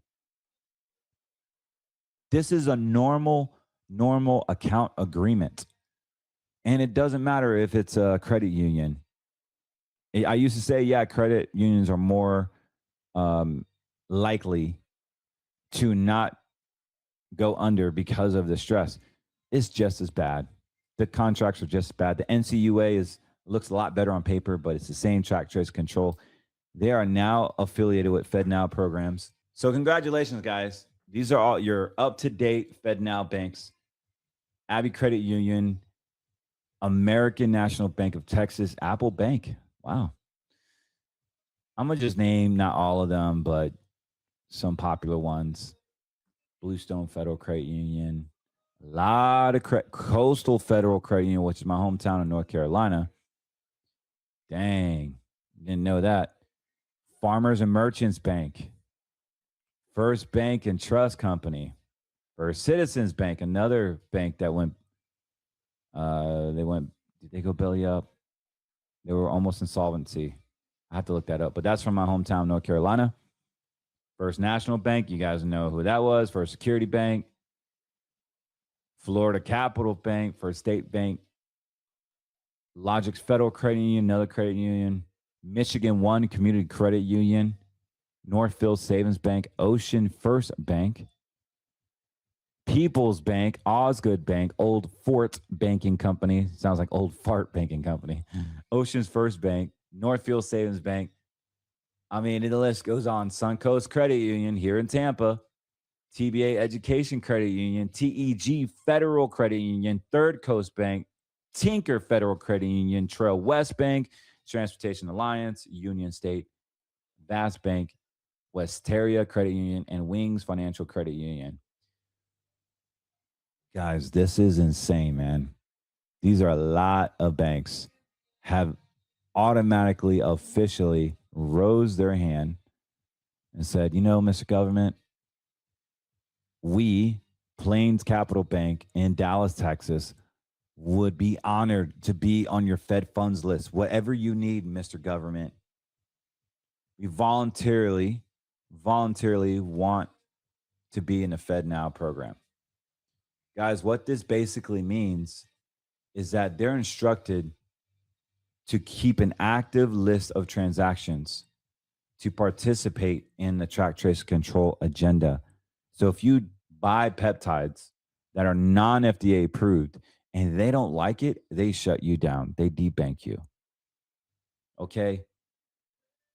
Now, I know that's very fearful. And yes, your big ones, JP Morgan Chase, BOA, Bank of America, Capital One, Wells Fargo, PNC Bank, TD Bank, and BNY, they are all up in the Fed Now program. So don't think you're safe there.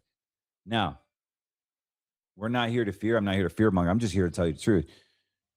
It is very, very important, guys, to understand that this is a track, trace, control agenda. While you're sleeping, they're creating more and more divisive track, trace, control. I heard the optics are going crazy right now. Like, I mean, people don't even realize they don't own the money in their bank. They don't own the stuff that's out there. So that's the problem, is that you don't even know what you own anymore. I have a client that's had a joint account. His wife passed away, and he's struggling to get his funds. It's sad. I'm fighting for him. And the daughter's getting it. Thankfully, the daughter loves the surviving spouse, her dad, her adopted dad, and she's getting the funds and gifting it back to this particular original owner. Thank God for good people. And you know what? We trust in God. We trust in God. And for those of you that don't know what that means, to please God or trust God. Most believers want to please God. They go to church, they worship, they pay their tithes, they do great things, they donate their time at the church, they minister in any way they can, they reach out, they help their pastors move in and move out. Whatever the situation is, they're pleasing God. But God doesn't need to be pleased. He doesn't need to be fanned or fed grapes. And, you know, he's not some king where he's looking for servants to serve him and make him feel comfortable. He's looking for people, warriors, that can just trust him. When you don't have enough money at the end of the month, when you don't know what the doctor's report's going to say, you don't know if your spouse is going to stay, you don't know if your kid is going to graduate, you don't know if their diagnosis is a curable disease. You don't know any of this stuff. But when you give your heart to Christ, you literally have the ability to trust him and not worry about the natural. And so with doing so, what is amazing, God gives you like visions. He gives you knowledge. He's given me plenty of knowledge with the markets and retirement. And I love speaking truth into this because it goes against the grain, especially with our believers here, our right side movement, call it the truth movement.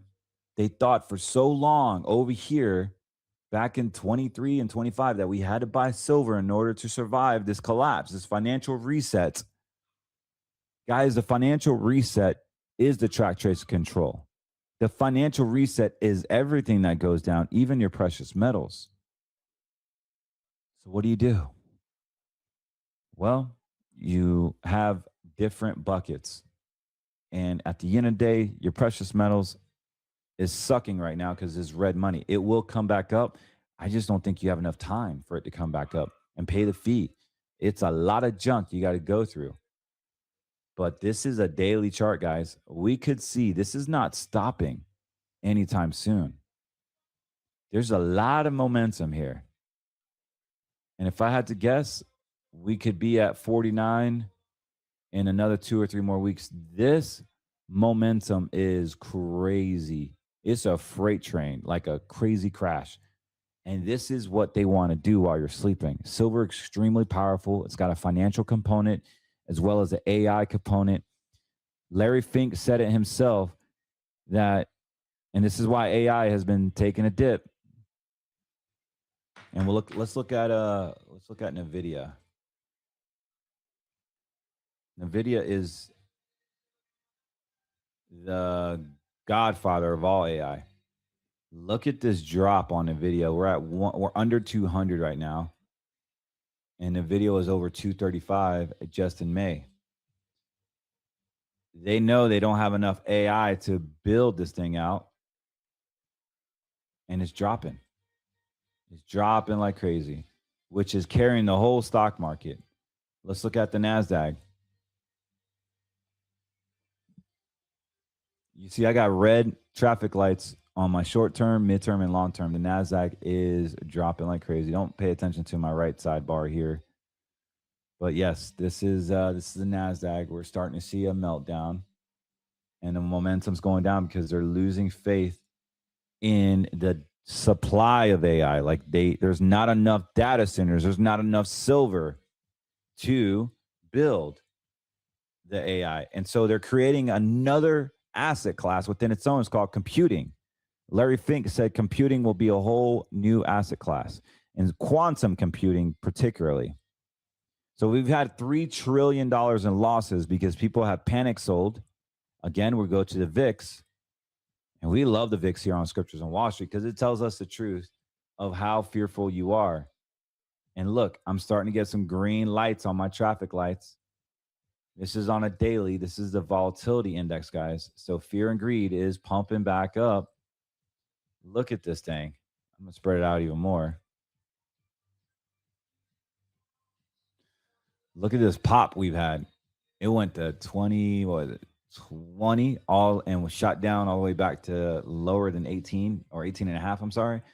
Yeah, it did go below 18, went to 1820, 1809. And we see this volatility of fear and greed. People don't know what to do. It looks like it's going to go back down again. This is red bars, a little bit of green long term. So green long term means the stock market is going to go down. When this goes up, stock market goes down. But let's kind of confirm it with our shorts. So SPXS is one of my favorite shorts. Oh boy, all green bars here, and it looked like it's going to come up a little bit. So yes, the market is going down. SPXS, probably a good time to buy. Again, not investment advice. Nothing I say on this podcast is investment advice. I'm not giving financial advice. If you would like financial advice, give us a call, 813-448-3446, or book your appointment online at CortezWM.com. Again, it's CortezWM.com. We will be ready for your information. We won't pester you. We won't bother you. We don't sell your information. We truly just want to help you and answer any questions about your retirement, pray with you, and leave you with some hope. But yes, give us a call if you're confused about what's going on, or you don't know what to do. Maybe you just got a divorce and you got a quadro coming in, or you came into a pile of money because you sold a home or you received an inheritance. We want to help that person. Maybe you're a single mom or woman and you need just some direction. Maybe your husband or you're widowed, did all the finances, which is very common, and you just need some leadership on the financial retirement spectrum of things. Let me be that help for you. I would be honored to help you. However, you got to have a plan because look, SPXS only goes up when the stock market goes down. This bad boy is picking up some momentum. Again, this is not investment advice. I'll confirm it with my other charts here.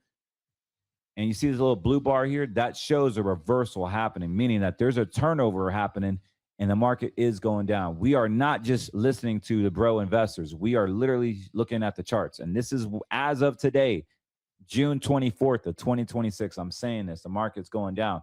SPSX. Let's get another confirmation. SQQQ. This is short the NASDAQ. Boom. Nothing but green lights, y'all. Nothing but green lights. This makes money when the market goes down. Market's been skyrocketing. The NASDAQ's been skyrocketing. Look at this. This has been going down. You should have been picking these up a while ago. I mean, they were down, I think, around 35. Pretty good deal for a hedge. Now, you will lose money. You will lose money if you hold this long term. This is just a trade and not investment advice. But this would be a great time to enter in if you're trying to hedge your AI-based funds or against yourself from the 401k or the NASDAQ, or if you're in some type of growth funds, you're going to want a contrarian hedge so that when the market does tank, you're making money or at least bringing your principal back and breaking even. So SQQ is going to be great. Also, SOO.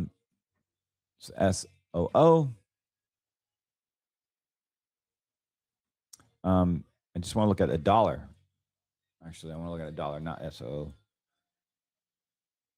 And here we are, boy. Oh my goodness gracious. This thing is green skies. This is like a freaking Christmas tree. Look at this dollar. Is the dollar crashing, y'all?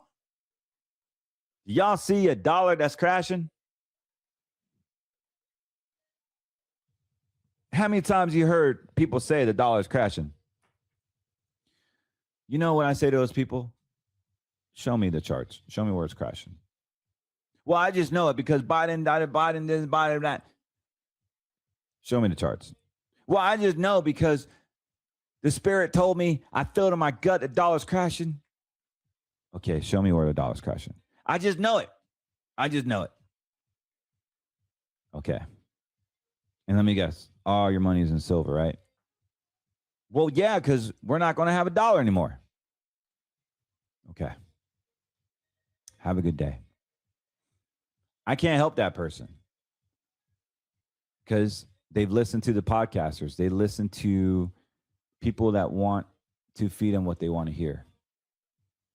They want to create their bias on their belief system, but they can't look at the chart and believe in it when it's happening right in front of them. Guys, that's not you. Don't ever get in that space where you're looking at something and you want to believe, but you see the actual evidence, the true evidence, and you still can't accept it. Then you, my friend, have an ignorance problem. The dollar's pumping. You're losing your butt on gold and silver. Now, this is over the span of 3 months. This is the fact of red money.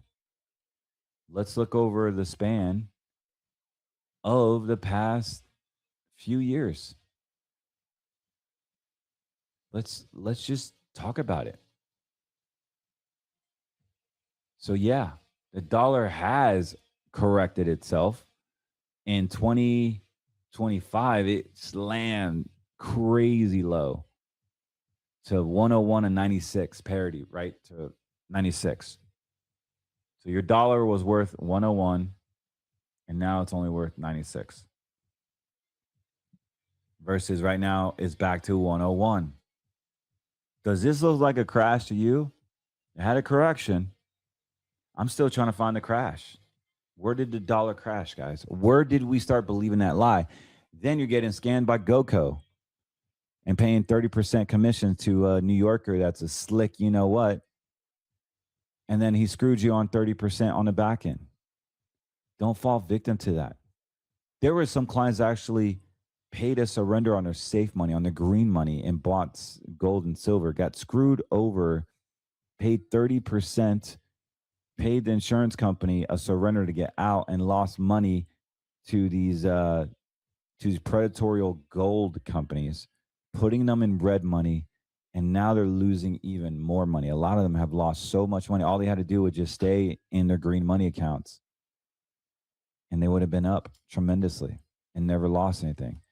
But the fear, the unknown, the listening to that demonic spirit of fear has wrecked people.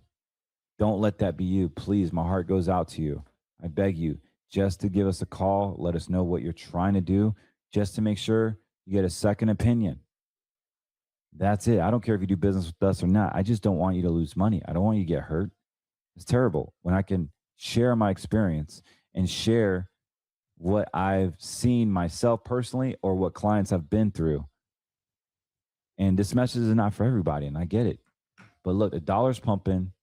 You're going to get so sick of your silver and your gold, you're going to sell it, and that's what they want you to do because they need it. They need it for the data centers. They need it for the track, trace, control. They just need it, guys. So what I want to implement is that track, trace, control is here. Give us a call. Your retirement is at huge stake right now when the markets are going down. Don't lose money to the markets. If you're in a 401k, go conservative right now. Now's not time to be greedy. So what if you miss out on the next AI boom? What is 15% gain or 18% gain when you could lose 30% of your retirement? Don't let that be you. You have to understand that red money has its place as a tool, but also green money has its place where the amount of dollars that you never ever want to lose should be in green money, period. The downside of green money is you only have access to 10% a year. And our yellow money system is kind of like a hybrid of everything where there is risk, there's limited risk. You can lose, but there's limited losses because our traders are really good at what they do. They literally get out of the markets and get back in when the financial stars realign. They have charts just like this, and they're really, really good at what they do. I don't want to even tell you the returns that they're getting because the returns are not indicative of future results. But guys, I'm going to go. My family is waiting for me to get on this RV and head home. I love y'all.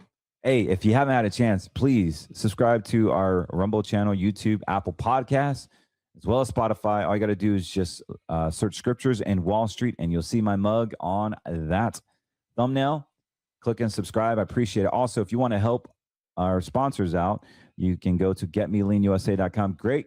Get some great peptides, all American animal products, as well as plant-based products here in America, a Christian-based company that's actually making an impact on people's health, their sleep, their minds, as well as their full body. Definitely get you a package on auto subscription. You can cancel anytime. I make a few bucks, enough to keep on talking about them because it's being impactful. I use them every stinking day. My kids use it. The column I have to with ADHD. It is awesome. The stuff is awesome. So get you some. And yeah, you won't regret it. You won't regret it. And I've lost 15, 16 pounds. I've been more focused on tracking my belly and what I'm eating. I've been eating way too much. Stress eating, I think. So I had to get back in gear. I backslid a little bit. I got comfortable and the pants weren't fitting just right. And so I started walking, started taking my Get Me Lean products and just being more disciplined in my scriptures and my faith and my time. And I'm back. I'm back. So anyways, I love y'all and pray that your name is written in the book of life, because at the end of the day, that's really all that matters. This stuff doesn't matter if your name is not written in the book of life. Ask Jesus in your heart.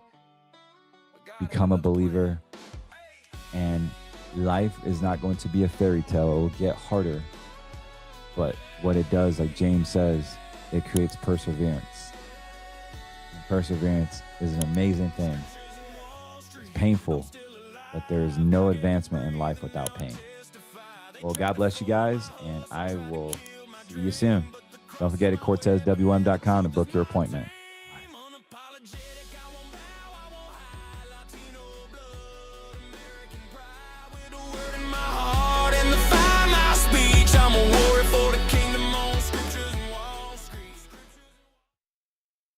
So how many times have we gotten lost in the minutia of the everyday life?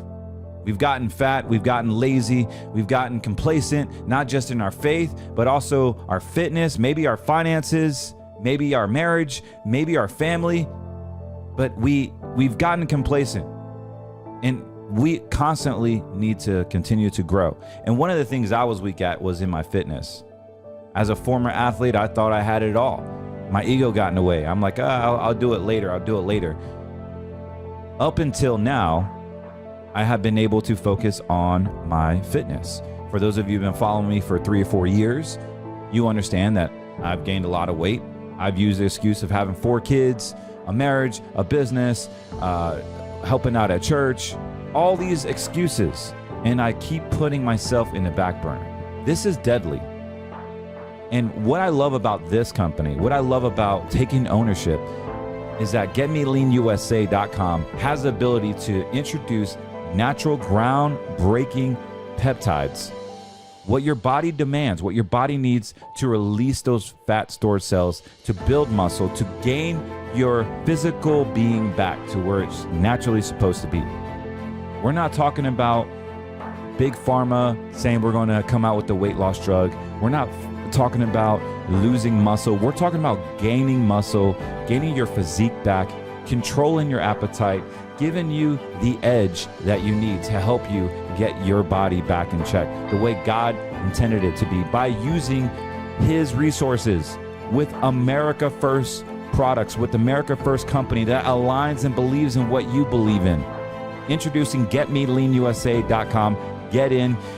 This is going to be groundbreaking, huge business opportunity, as well as a huge groundbreaking technology that is going to change the landscape. So I know good things before I see it, and I highly recommend you get in.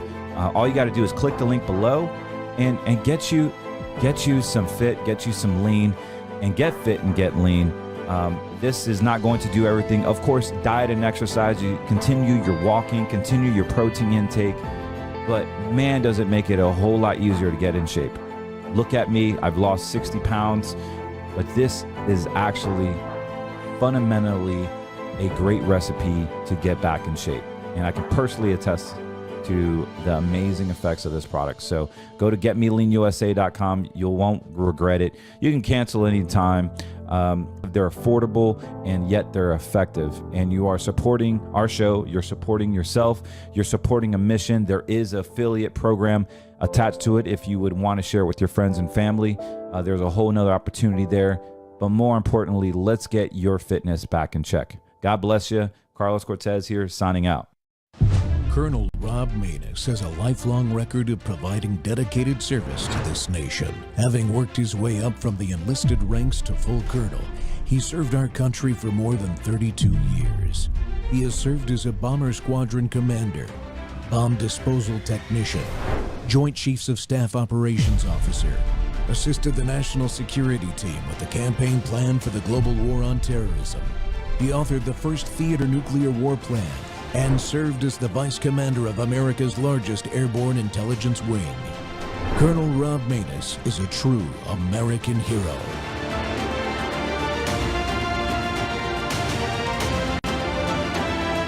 This is Rob Maness Live. Today, crises have evolved from isolated events into persistent realities marked by prolonged conflicts, chronic food insecurity, economic volatility, and growing climate vulnerabilities. This raises a fundamental question. What configuration of the global order is capable of producing, reproducing, and at times normalizing such conditions? The issue is no longer limited to how to intervene. Rather, it extends to understanding why the system constantly produces the very problems it's then forced to correct. Tuesday here, and we're live on Worldview Tube and our X Spaces simulcast. Well, we just watched that video. It's a Vatican news clip that hints the Pope is flirting with Marxism through a globalist worldview and policies. But friends, that's not a question anymore. It's a warning. This has been going on long before Pope Leo. Last October in Rome, the fifth world meeting of popular movements was hosted under Vatican leadership, and Pope Leo himself stood before these groups and declared, "I am here, I am with you." He called their struggles legitimate and necessary and praised them as social poets. But a new 144-page report from the Lepanto Institute rips the mask off of that. Many of these so-called popular movements are steeped in Marxism, openly celebrating Karl Marx, pushing socialist revolution, and demanding abortion and radical LGBT policies, and it gets even darker. Part 2 of the investigation revealed that several of these organizations are also practicing outright paganism. Mayan shamans invoking spirits and Nahuales, Candomblé rituals with spirit possession and offerings to Orizas, and Mystica ceremonies worshiping Mother Earth as divine. One group even gifted the Holy Father a tapestry honoring a pagan spirit. Well, all of this is being brought inside the church under the banners of synodality and accompaniment. Is the church reaching the poor, or is Marxism and paganism reaching the church? That is the question that has me pondering. Joining me live to break it all down is the man who led the investigation. Michael Hitchborn is the founder and president of the Lepanto Institute. He's been with us before when we were talking about groups like the Catholic Charities and their involvement in illegal aliens coming into the United States. Michael, welcome back to the show. Well, let's get into this, sir. What led you guys to take a look at this meeting and these organizations to investigate this? Well, so it actually goes back a number of years. Pope Francis, back in 2014, was the instigator of what is now called the World Meeting of Popular Movements.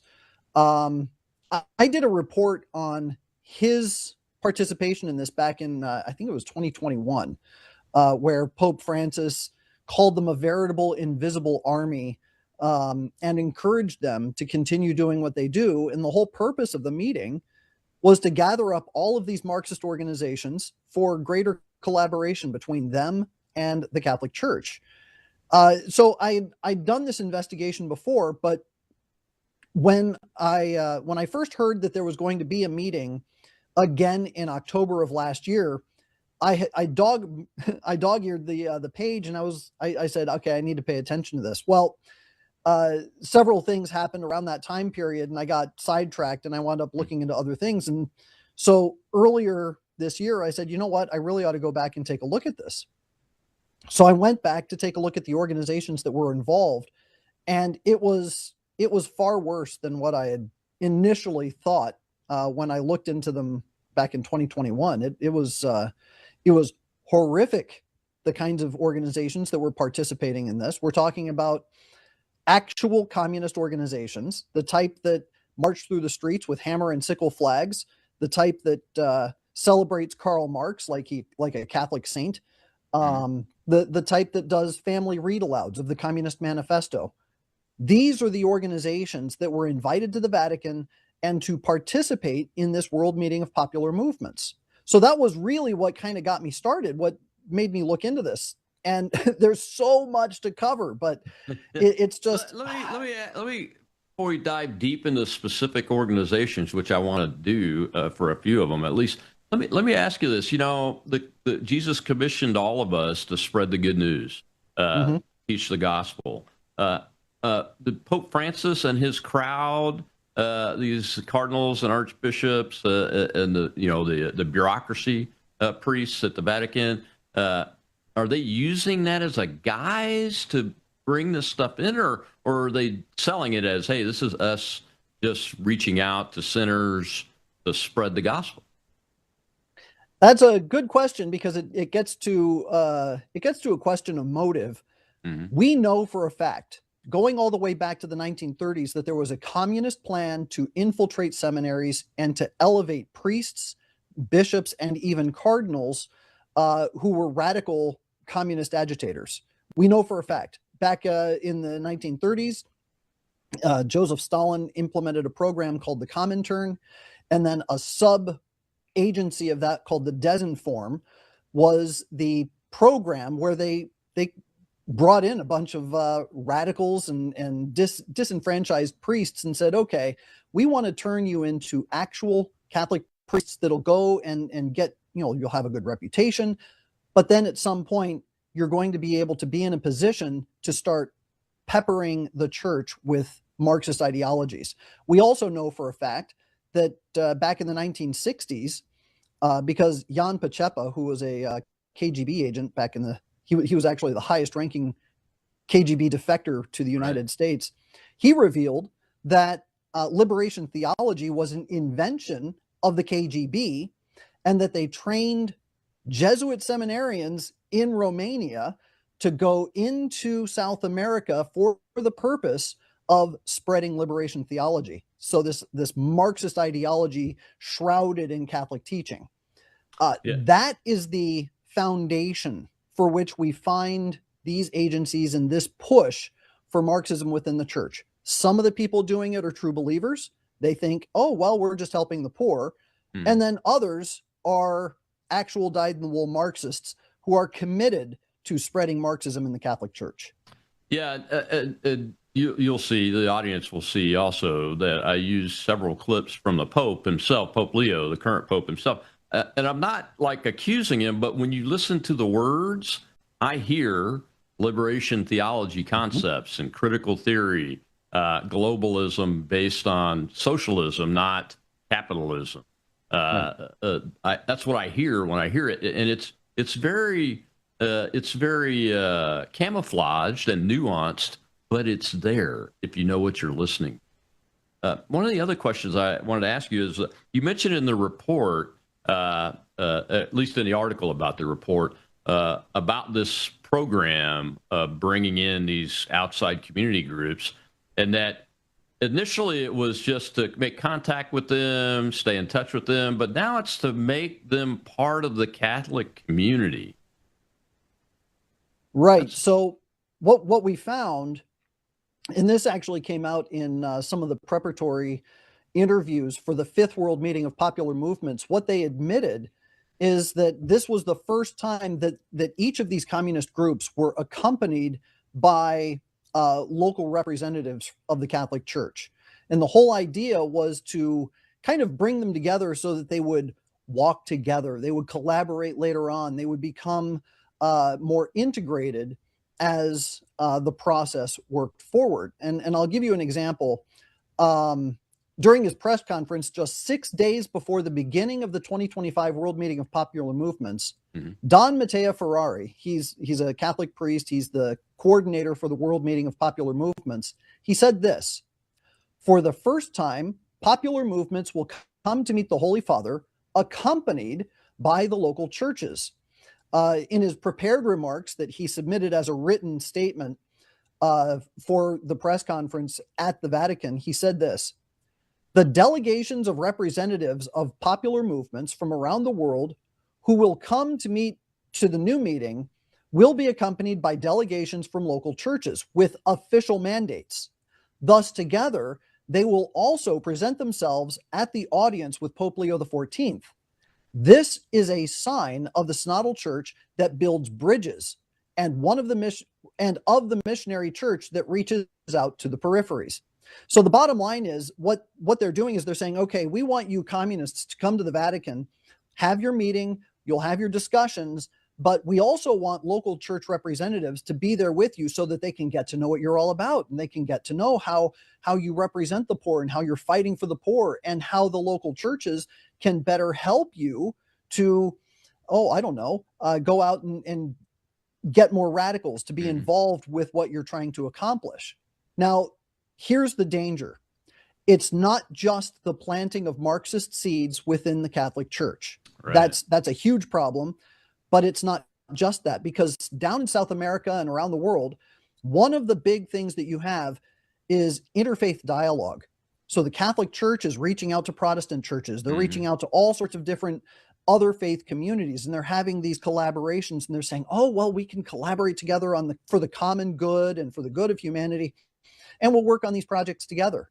Well, if the Catholic Church has the seeds of Marxism planted within their communities, what do you think is going to happen when they collaborate with the Protestant churches?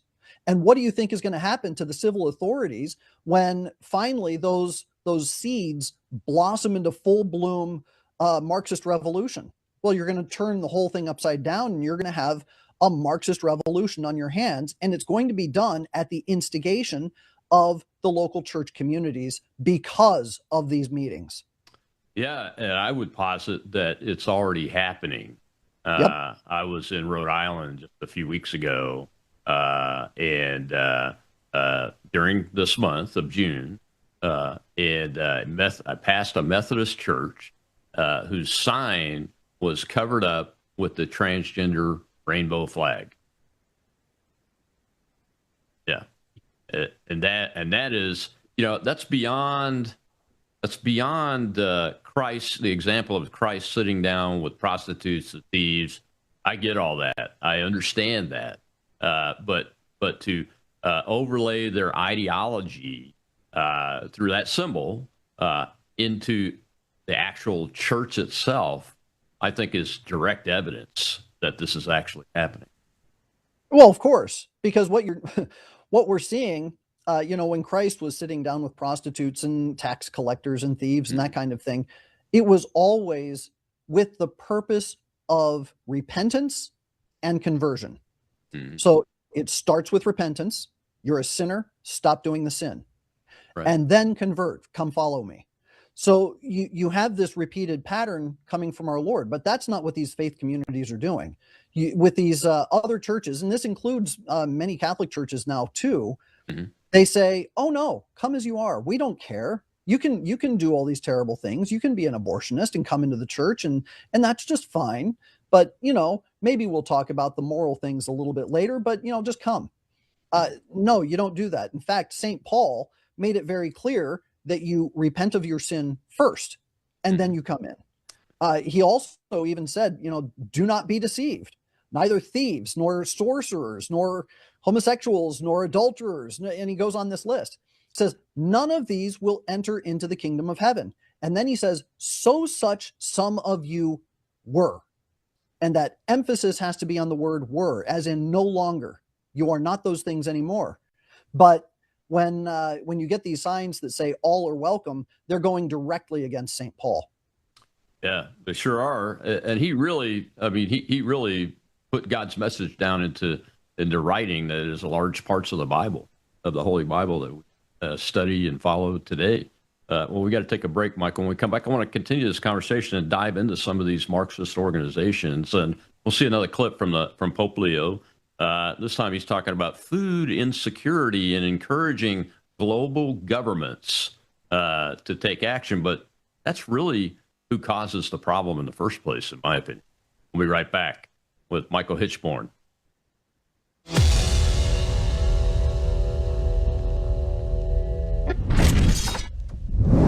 At a certain age, you stop chasing younger. You start protecting what helps you feel steady, strong, and well. Your body's collagen matters. It supports the structure of your skin, joints, and connective tissue.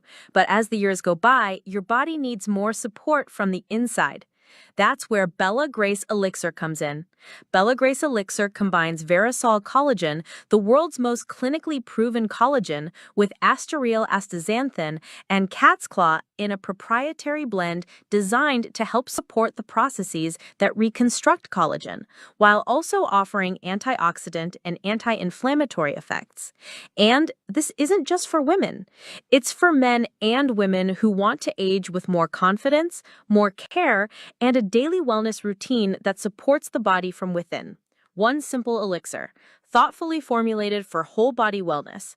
Take care of the body that has carried you this far. Order Bella Grace Elixir today at melissahousebg.com.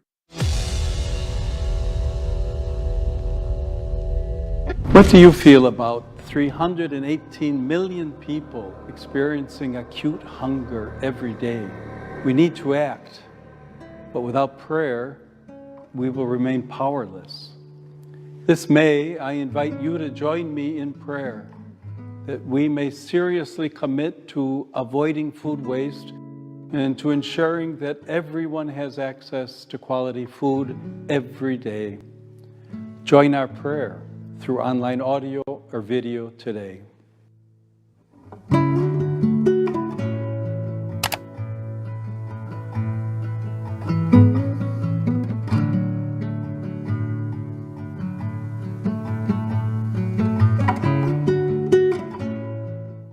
Welcome back to the Rob Maness Show, and we're talking about it, folks. We're talking about Marxism and paganism coming into the Vatican as part of an official program started by Pope Francis and continuing. And my guest today is Michael Hitchborn, the founder of the Lepanto Institute, which looks at these kinds of things and gets the truth out about what's really happening. And Michael, your report.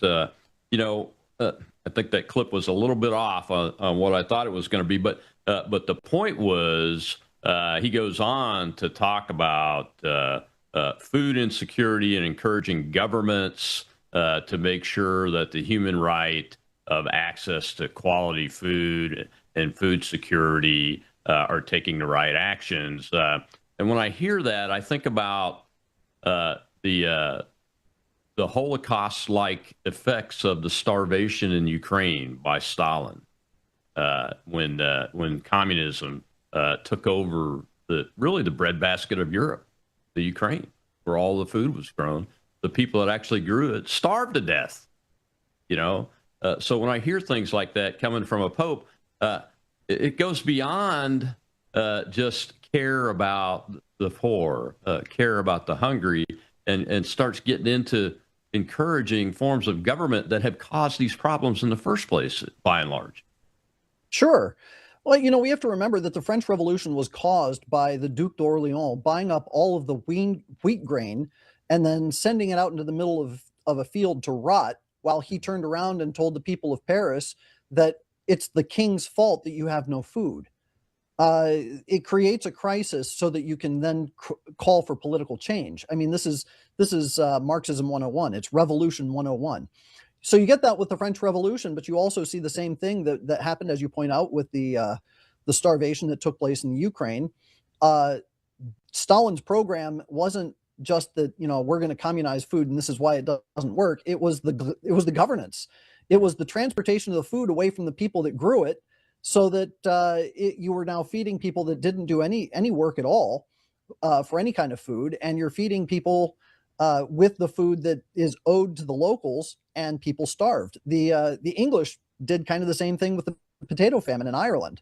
So you start looking at the patterns here, and it's pretty consistent. There's no food shortage because of the lack of access or the lack of ability to grow it. It's because some politician somewhere is trying to get an edge. You see the same thing in Africa.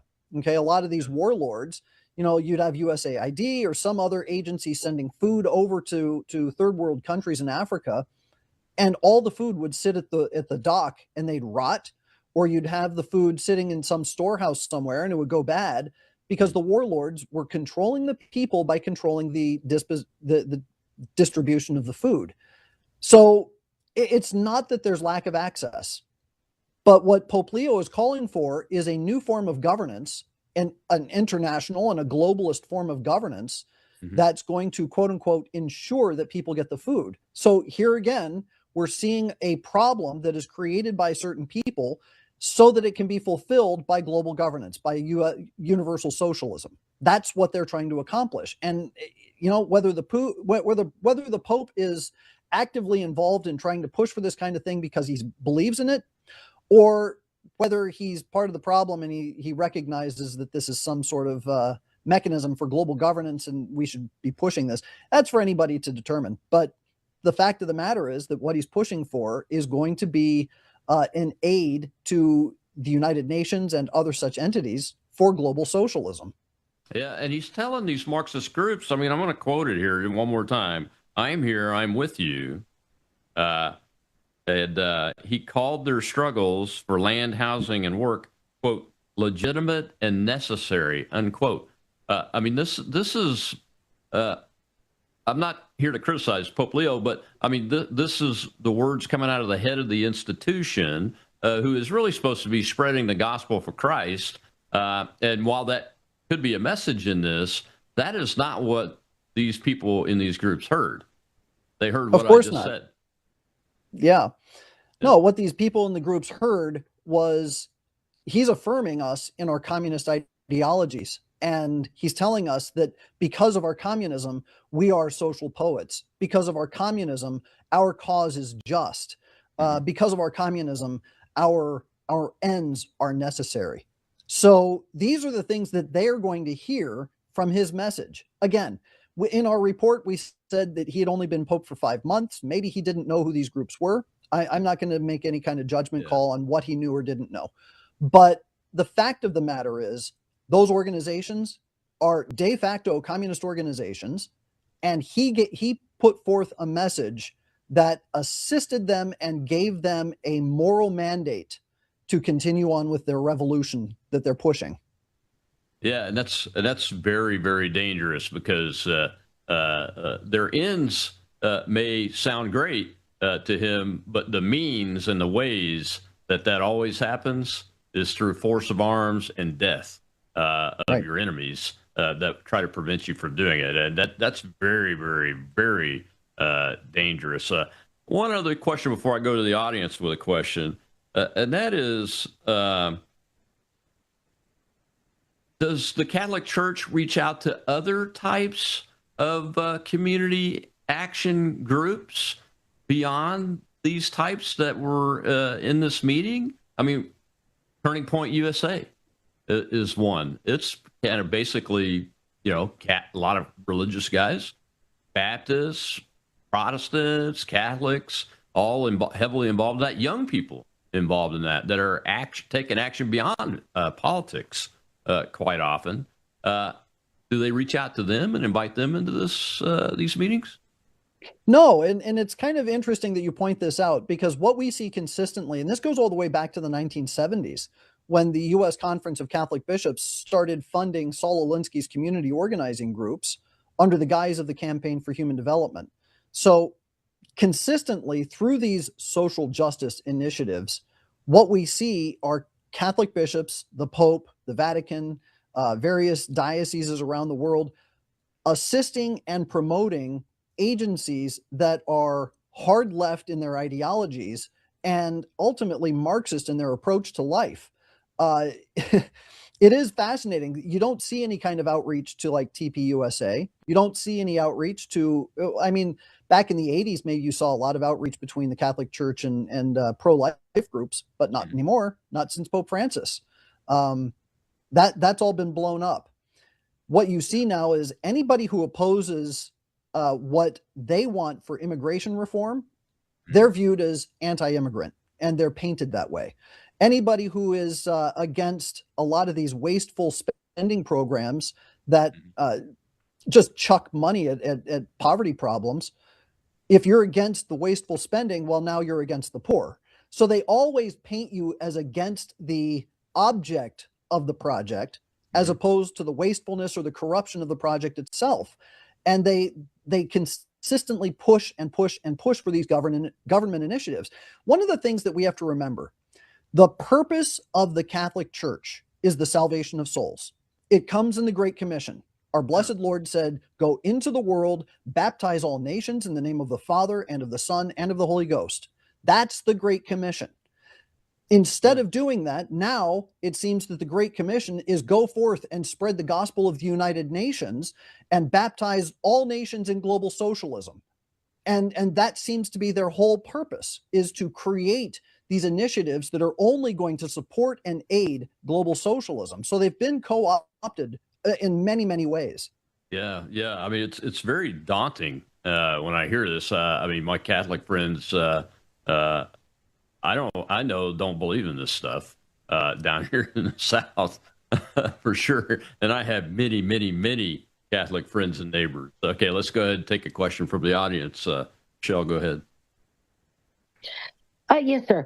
My question is, when did you start noticing these more radical changes in beliefs in the Catholic Church, sir? And why hasn't anyone else been speaking out about it? Well, I had a unique education growing up. My grandfather was very active in exposing communist cell networks in Southern California in the 1960s and the 1970s. And my grandmother started taking note of the bishops that were aiding and abetting the enemies of the church. So I grew up at their feet, learning and understanding how communists and Marxists work. They had many friends in the FBI who were on task forces exposing communists, and they were actually really good friends with a guy named Steve Werb, who was an undercover agent for the FBI, and he exposed how the communists were infiltrating even the churches at the time. So I got a very unique education growing up, and very early on, I knew how things were going and how things were working. But even I, once I got into the world and started doing work and, engaging in pro-life initiatives, I had kind of a naivete about myself too. And I thought, well, maybe some of these bishops are still good, and they recognize that there's a problem. And it's true, there are some good bishops. I've met a number of very, very good bishops, but that most of them, I would say, are either clueless or they're part of the problem. I really kind of started actively diving in and digging up and looking for all of this stuff back in the late 2010s. So around 2009, 2010 is when I really started diving deeply into this. And I've been sounding the alarm ever since. And some bishops paid attention, and they've been helping me behind the scenes to try and get meetings, to try and change things. But with the election of Pope Francis, all of a sudden, everything shifted. And the next thing I know, the avenues for discussion have stopped. And even worse, a lot of the good bishops who have been trying to assist have found themselves out of a job.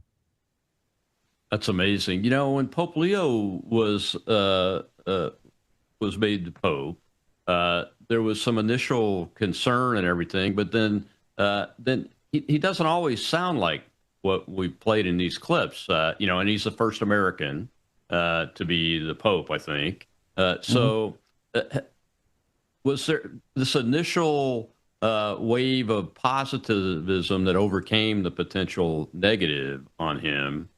Is that still rising? Is it leveled up? Is it waning as time goes by and people hear more of his philosophy?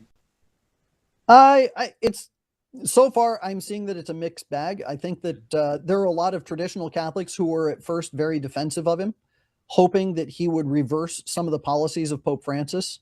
So far, he has not. He has a more traditional approach, or a more traditional way of looking when he does things. So it does kind of lower the guard of some people to a degree. But he does continue to promote certain ideologies. I mean, one of the big problems within the church right now is this thing of synodality. And I don't know if your audience really understands the ins and outs of it, but ultimately what it turns into is the democratization of the church.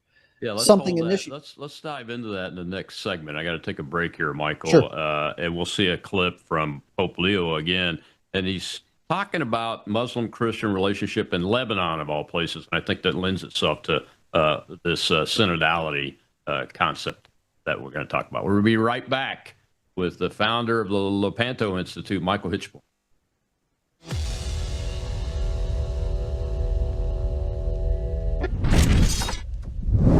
Introducing Worldview Tube Vault. Over 35 years of radio broadcasts, television programs, documentaries, and ebooks. Plus, Worldviewpedia, our powerful search engine for instant worldview and Bible research. Join for as little as $7.99 a month. And now, Vault members get something brand new, courses. Our very first course is here, the Book of Revelation with Brannon House. 53 in-depth lessons, complete with overview quizzes, walking you verse by verse through one of the most important books in Scripture. Getting started is simple. Go to worldviewtube.com/vault and join today. Already a member? Visit worldviewtube.com, click the person icon in the top right, and log in. Then hover over Vault in the menu and select Courses. That's it. You're in. Join WorldviewTube Vault today at worldviewtube.com/vault. Just the fact that that Pope Leo, who I like to think we have an objective view about, we're not fanboys. I like to think we're capable of objective criticism. When he went to Lebanon a month or so ago on his first visit to the Middle East, he actually highlighted Lebanon as a country. It was a model country of tolerance between Muslims and Christians for us to imitate here in the West. And Steve, that's such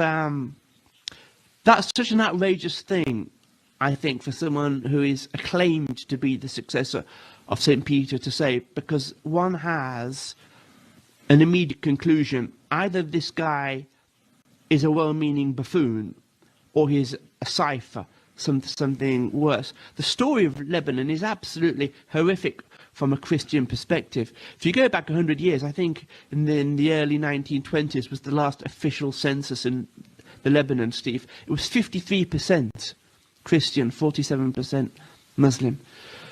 Now, they haven't had any official censuses since then, but the most recent informal one that they did, I think, looking at the educational rolls, put the Christian proportion from an overall majority down to 15%, 15% Christian, 85% Muslim. If Pope Leo thinks that we in the West, in Christendom, are going to tolerate that dynamic and to do it supinely and passively and just accept that diktat from him, he has no idea of the fighting spirit which is moving right across the Europe and especially the United States, especially with young guys in their 20s who are showing, if you're looking at social media, are showing absolute heroic witness to the Christian faith. Welcome back to the Rob Maness Show. We're talking about Marxism and paganism at the Vatican, and that clip there was about something that Pope Leo said about Lebanon, that it's the model of Christian and Muslim relationships, and the gentleman from War Room gave a very good discussion about why that's not accurate and true. But it's this concept of synodality that I wasn't really familiar with until I started prepping for this show, to be honest with you. And my guest today is Michael Hitchborn, who's the founder and president of the Lepanto Institute. Michael, what is this? And is what we just heard there from the War Room a piece of that concept that we're hearing about, the synodality concept and this democratization issue? Yeah, it's all connected. Pope Francis initiated a new concept, the Synod on Synodality. Now, he had several synods going on. He had the Synod on the Family. He had the Pan-Amazonian Synod. He had all sorts of stuff going on. But the Synod on Synodality is supposed to be all-encompassing, where the church now has become a listening church. We want to hear the concerns and the cries of people from all over the world, not just concerns of Christians or Catholics within the faith, but everybody. And so they start inviting all these other people to come and attend these synods to bring their concerns for redress by the Catholic Church. And what's happening is that through these meetings, they're now trying to transform what the church does without transforming her teachings. So the constant mantra is, well, we're not changing church doctrine. We're just changing the church's approach to various other concerns around the world, as if you can separate the action from the philosophy behind it. It's an inseparable thing. The principle of non-contradiction is that nothing can both exist and not exist at the same time. But this is the opposite of that. They want to have their cake and eat it too, where they can say, oh, well, we believe that homosexuality is intrinsically disordered and it should never be practiced, but we're going to welcome these homosexuals into our communities as if they don't need to repent, they don't need to convert, they don't need to do anything. They can just be Catholic while still living their gravely sinful lifestyle. That's the principle of non-contradiction in action, or actually against the principle of non-contradiction in action. So it's a huge problem, but that's effectively what it is. Yeah, it just puzzles me because I see these all mixed up, and then your report talks about these groups that are practicing paganism. It is as part of your investigation into this movement that Francis started, and that's continuing with this meeting in October of last year. How does that work? I mean, I kind of see Islam as a as not a religion, as more of a governance and ideological issue that could be paganist. It could have come from the roots of that, and probably has some messages to it. But why would we invite paganism along with Marxism into the Vatican as a formal part of the Catholic community? Is the way this sounds like it's going to me. Well, I mean, the real answer to that is you can't. The fact is, Islam is a theocracy. It's an integration of a theological ideology with a governing system. So it's a theocracy. The way the early church fathers, when first encountering Islam, had classified it, they classified it as a heresy. So it's not necessarily paganism, but what it has done is it's inverted the Christian faith. They even stole all the trappings of Christianity for the propagation of their own faith. Instead of the Bible, they have the Quran. Instead of a nun's habit, they have the what do they call it? The saris, or yeah, that's it, the hijab. Instead of the rosary, they have prayer beads. So they transformed the imagery into something that now fits their political and theological ideologies. And you can't integrate Islam with Catholicism. They are completely and totally incompatible. If you talk to a Muslim and you try to talk about God the Father, he'll rise up and hit you in the face, because God is not a father, according to them. If you talk about the divinity of Christ, they'll call you an infidel, because only Allah is divine, according to Islam. If you try to talk about the Trinity, now you're a pagan, okay, according to them, because there's only one God. So you can't possibly integrate the two and say that they are either co-equal or that there is any kind of common cause between Christians and Muslims. It's as incompatible as saying that Catholics and Satanists can be integrated into the same good work for society. You can't do it. So where is the Pope and the Vatican leadership coming from if you can't do it? Because, I mean, we'll see, I think in the last clip, in the next segment, we'll see the Pope encouraging Christians to stop in Europe, to stop complaining about Muslim immigrants. But you mean the ones that are burning churches and raping their women? Exactly. I mean, the report, I was going to save this till the last segment, but the 250,000 gang rape report coming out of the UK, I mean, it's horrific. It's tragic. It's heartbreaking. And the government and the media, its media acolytes, is ignoring it, essentially. Well, it reminds me of the persecution of Christians under Julian the Apostate, who is a prefigurement of Antichrist, by the way.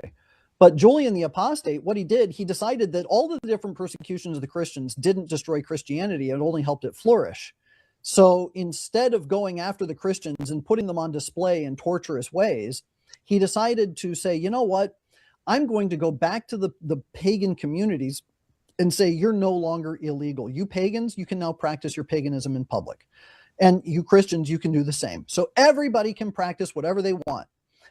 But when it came to the application of law, if a Christian broke the law, they had the full force of the law imposed upon them. Whereas if a pagan broke the law, they got a slap on the wrist.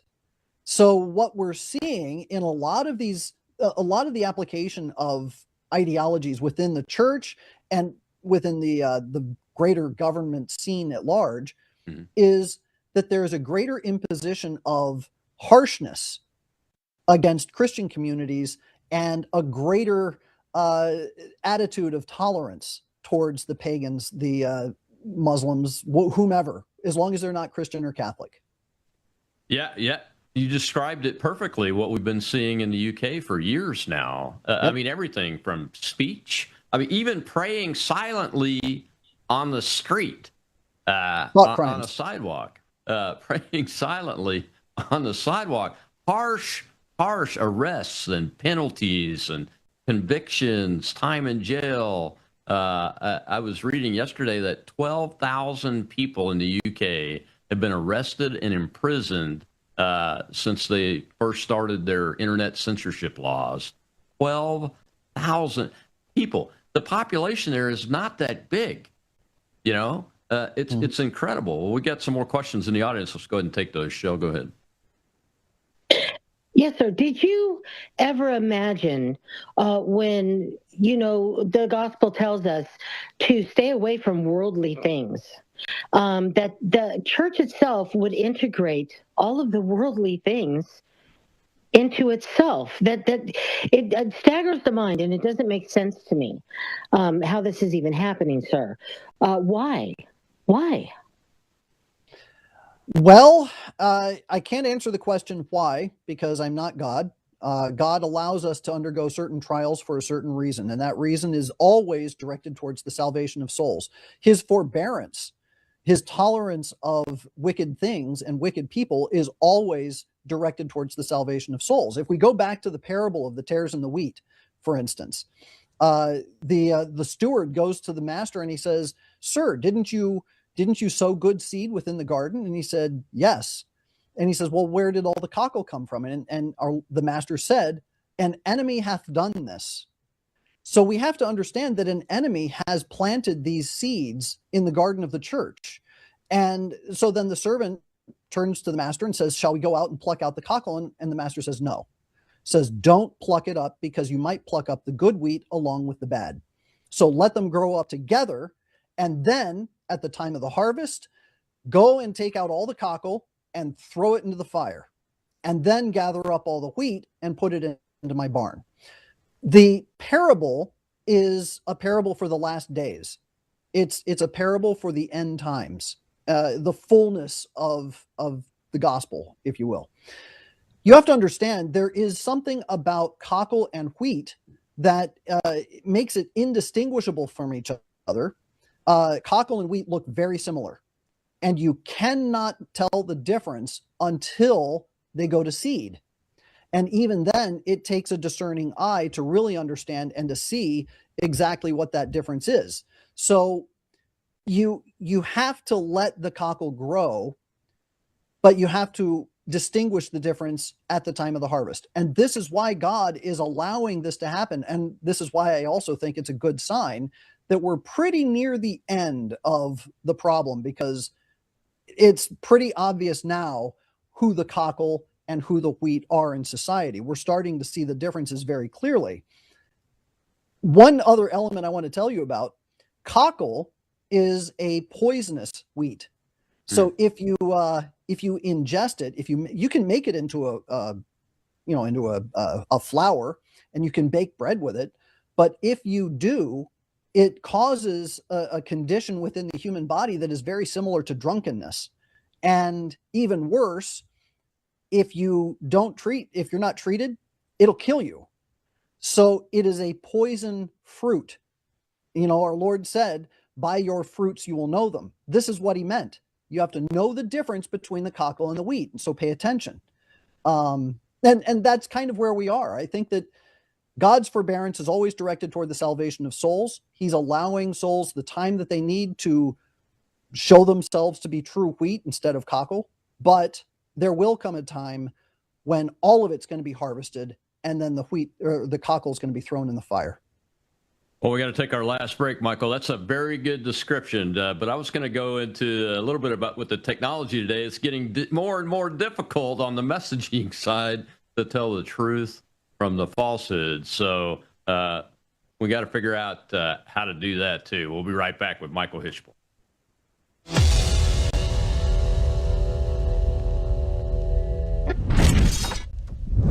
Take a look at the water you just poured. It looks clean. It tastes fine. But what's really in it?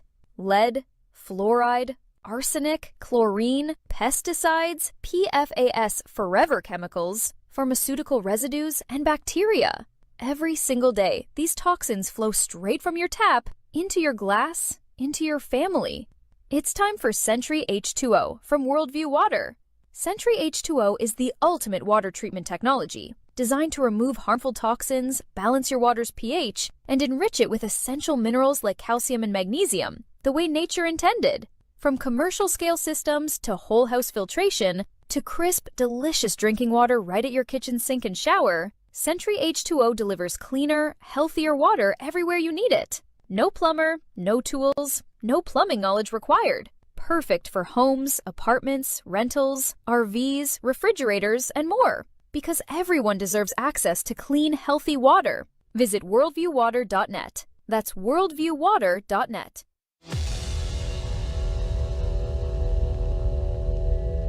I know that in Europe there are many times fears that are present but oftentimes generated by people who are against immigration and trying to keep out people who may be from another country, another religion, another race. And in that sense, I would say that we all need to work together. One of the values of this trip is precisely to raise the world's attention to the possibility that dialogue and friendship between Muslims and Christians is possible. I think one of the great lessons that Lebanon can teach to the world is precisely showing a land where Islam, Christianity are both present and are respected, and that there is a possibility to live together, to be friends. Welcome back to the Rob Maness Show. We're talking about Marxism and paganism in the Vatican, and my guest today is Michael Hitchborn, the founder and CEO of the Lepanto Institute. And Michael, there's Pope Leo again talking about Christianity and Islam in Lebanon, which I think is a horrific example to use as the model there. I mean, it's one thing, sir, to have a nice dialogue. It's another thing to invite the wolves into your house if you're one of the three little pigs, to use a storybook analogy. You know, one of the purposes of a shepherd is to guard the sheep from wolves. Yeah. So if you look at a bishop, he has a crozier, which is a shepherd's crook. The purpose of the crook is to beat wolves over the head with. That's why it exists. For a shepherd to go out and to invite wolves and to invite vipers, snakes into and among the sheep is just about the most cruel thing that could possibly done to the sheep. So I can't find any justification for this idea that he should be introducing the flock to these wolves, to these vipers, to these entities that would do whatever they can to see their destruction. Yeah, you mentioned burning churches in the last segment. That's happening in the United States now, too, to the oldest church buildings that we have in the country. All of a sudden, they're burning down. It's been happening in Canada and Europe for quite some time. We've got one more audience question. Let's go ahead and take that before we get to the end of the show. Go ahead, Sean. We have Jeremy, sir. Hi, how you doing? Thank you. Can you hear me? Yeah. Yes.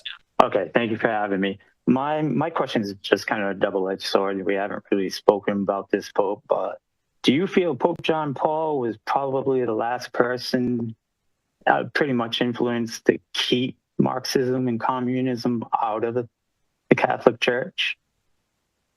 Or do you think he was used just as much? Well, I think that, thank you for the question. I think Pope John Paul II was very active in fighting against communism, and he did a good job to stand up against communism from the outside, but unfortunately he didn't really see it so much on the inside. He had an opportunity to cut down liberation theology and to condemn it. It came close to being condemned by the church, but unfortunately it wasn't fully condemned. It was simply sanctioned. Pope Benedict actually did quite a lot to curtail communism, and he issued several brilliant documents fighting against communism and Marxism and standing up against the encroachment of socialism within the church. But even he was misunderstood, and some of his documents were used against us in fighting against the same. So the two of them, they've done an excellent job, and they did fantastic work to fight against the enemies, but not enough.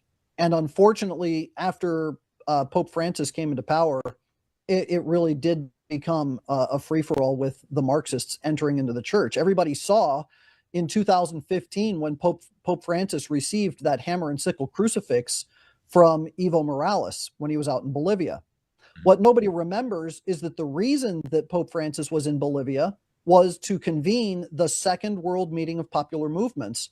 And it was after Evo Morales gave him that hammer and sickle crucifix that Evo Morales sat with him for the World Meeting of Popular Movements for the next 3 days. The two of them sat together for this meeting. So he opened the doors to Marxism. He invited in the Marxist organizations through that movement, but he also invited Marxists into the Pontifical Academy for Social Sciences. I've done a lot of extensive research onto that. He invited in Marxists to participate in Vatican meetings and conferences. I think everybody remembers that the guy that wrote the population bomb. I can't remember his name. Heidenreich or something like that. He was a regular at the Vatican as they were convening these meetings. Pope Francis regularly promoted the Sustainable Development Goals of the United Nations, which is also that if you look at them and you line up with the planks of communism, they're the same. Very much. The 17 UN Sustainable Development Goals are Marxist goals, but Pope Francis was very insistent on the adoption of those goals. And unfortunately, we're seeing something very similar from Pope Leo. I wouldn't say that it's the same, but he's certainly not quieting the language. Yeah, and it seems to be an outgrowth. I think Francis came out of South America, which a lot of the KGB operations to implant this liberation theology in the Catholic Church, priests and bishops and those kind of things really worked hard in the Southern Hemisphere side of the Western Hemisphere. Yeah, in fact, Pope Leo also spent a lot of time in Peru. He was a bishop down in Peru. He was a missionary in Peru. So he also was exposed to a lot of the liberation theology down there as well. So, Michael, what actions can be taken by the church body, I call them the real Catholics that aren't part of the bureaucracy, that is, to me, from my perspective as an outside observer, I'm a Protestant, so it appears to be the bureaucracy has been taken over in large part by these Marxists, maybe even some Marxist Islamist believers with the axis there, the alliance between Marxism and Islam. And it's trying to impress the ideology down on the church body. What actions can the church body take to inoculate itself from this and maybe overthrow it at some point in the future? Well, I would say that we should follow the same model that our Lord gave to the apostles in the Garden of Olives. Watch and pray. So we watch, we observe, because there are certain events that we can influence, but we can't control. St. Peter tried to control the situation when he drew a sword, and all he could do was cut off the ear of one of the guards. So I think that there is a desire to grab the reins, but the reins aren't for us to grab. We do have to recognize and understand that we have to go through persecutions and we have to go through periods of scandal and difficulty, but it's all because God is calling us closer to the cross. And when we're united with the cross, that's when he loves us the most, because we're closest to him as he's suffering on the cross as well. So we have to pray, we have to watch, be informed. So this is why we watch. Be informed, because if you're not informed, you're going to get scandalized. Remember, St. Peter was scandalized when our Lord told him he was going to suffer and die. He said, this is not going to be. And our Lord said to him, get behind me, Satan. Well, why would he call him Satan? Because he was rejecting the cross. So don't reject the cross.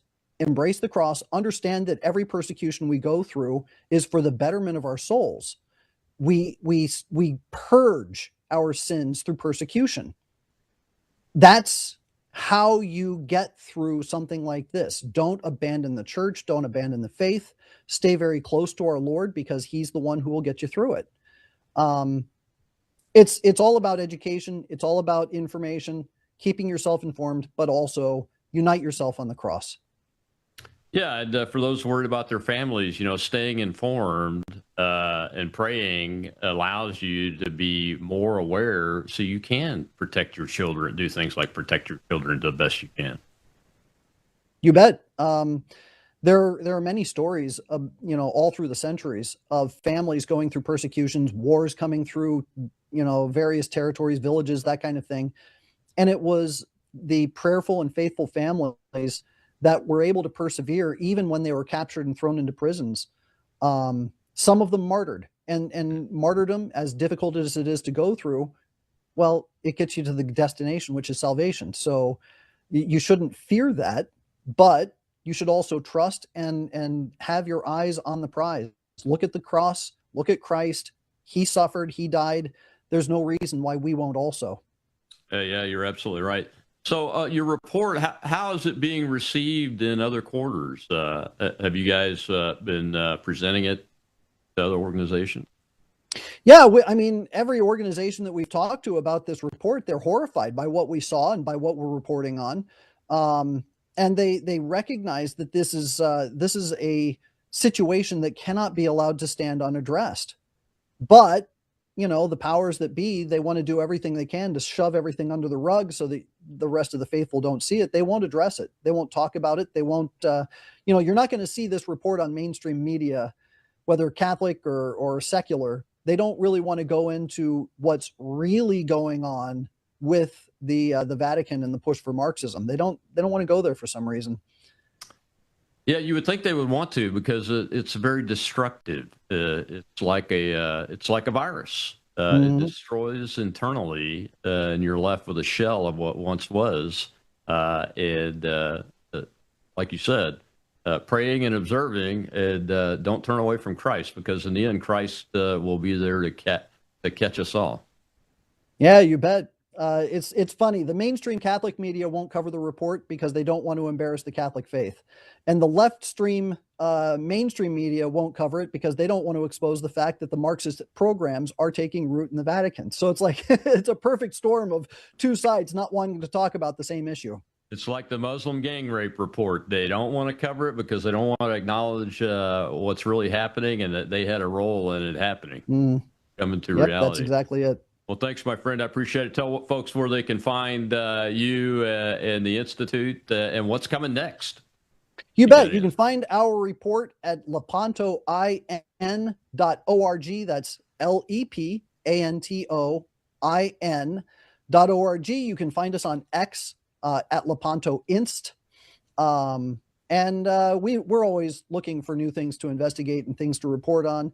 We do have reports going on about the Association of U.S. Catholic Priests, which is a heretical association of priests here in St. Louis that I'm investigating. But I highly recommend people go to check out our charity reports list, because we've got a list of over 150 organizations that we have done deep dive investigations into to see if they're promoting abortion, contraception, homosexuality, or Marxism. And you can look for your favorite charity on that list to see if that organization is promoting things that go against the faith.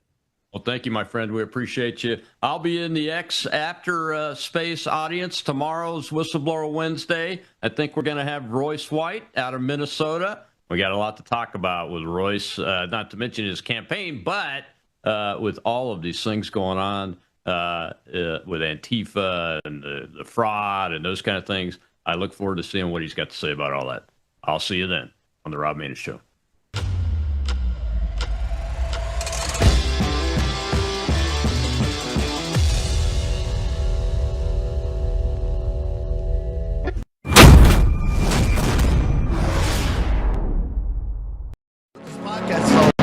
We talk about a lot of political things, but underneath all of that is the Bible.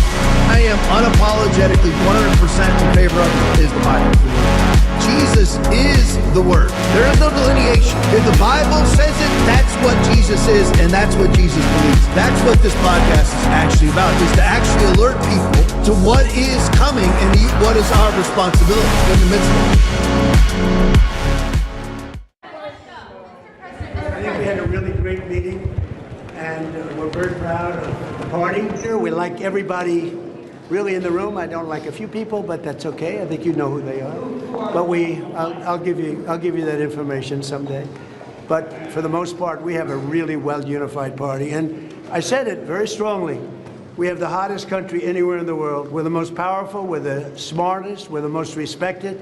2 years ago, we were a laughingstock all over the world. We had a terrible group of people representing us. Every leader, I just left G7, every leader, and we had a lot of people in addition to G7, as you know, came. Everyone said, what we've done in a year and a half is a miracle. Junior soon big pharma? Is that why? You know, check the website. I don't take contributions from big pharma executives. I don't take any corporate PAC money. And you and your allies already know that. Where has socialism ever worked, Senator? Is that another question, or is that for the next interview? That's definitely for you. You said fish doesn't work everywhere. I just want to know one place where socialism has been beneficial. Well, when you have me come back on, we can talk about all the races across the country. When X decided to show you where accounts were based, where they were set up, and where they were operated from, the DHS account showed Israel, that it was set up. The U.S. Department of Homeland Security's X account was set up using an IP address from Israel, using an Android app purchased in Israel. And that doesn't trouble people. Like, there should be an investigation over why, when the DHS set up its Twitter account, it was set up in Israel. Now, they claim, if you ask Grok about this, he'll walk around the bush with you. Oh, of course. And say that, well, there were some glitches back in the old day, and there were some contractors involved, and you can never get to the bottom of it. I mean, you went out on a limb backing up Biden when he said that there would not be a pardon. In July of 2023, just after that plea deal fell through, this is what you said. I want to watch. Do you think a pardon for his son would be a mistake? Yes, and I don't think there's any chance that President Biden is going to do that, unlike his predecessor, who pardoned all of his friends and anyone who had any access to him. And I think you see that in this case, where he kept on, and Merrick Garland kept on, a Trump-appointed U.S. attorney to investigate the president's son. If there is not an indication of the independence of the Department of Justice beyond that, I don't know what we could look for. What does that feel like, watching yourself back then, reassuring people that Biden was not going to issue a pardon for his son? Congressman Moulton, do you endorse Graham Plattner in Maine? Who are you? Do you endorse Graham Plattner in Maine? Who are you? Who are you asking this question? Can you hang on to that? You got to do a better job at hanging on to your phone. Folks in the South, you watch out. There's going to be an infestation of this mentality of these elites who don't care about, they didn't care where they came from. They ruin it, and then they want to pick up chalks and go someplace else and ruin that. So don't sit there and think, oh, this is amazing. Dallas, Fort Worth, don't be sitting there, rubbing your belly how great this is. We got the financial community coming down here. We're going to be a financial powerhouse. Hey, they're going to bring all their, what we've referred to as their deal baggage. It's all coming.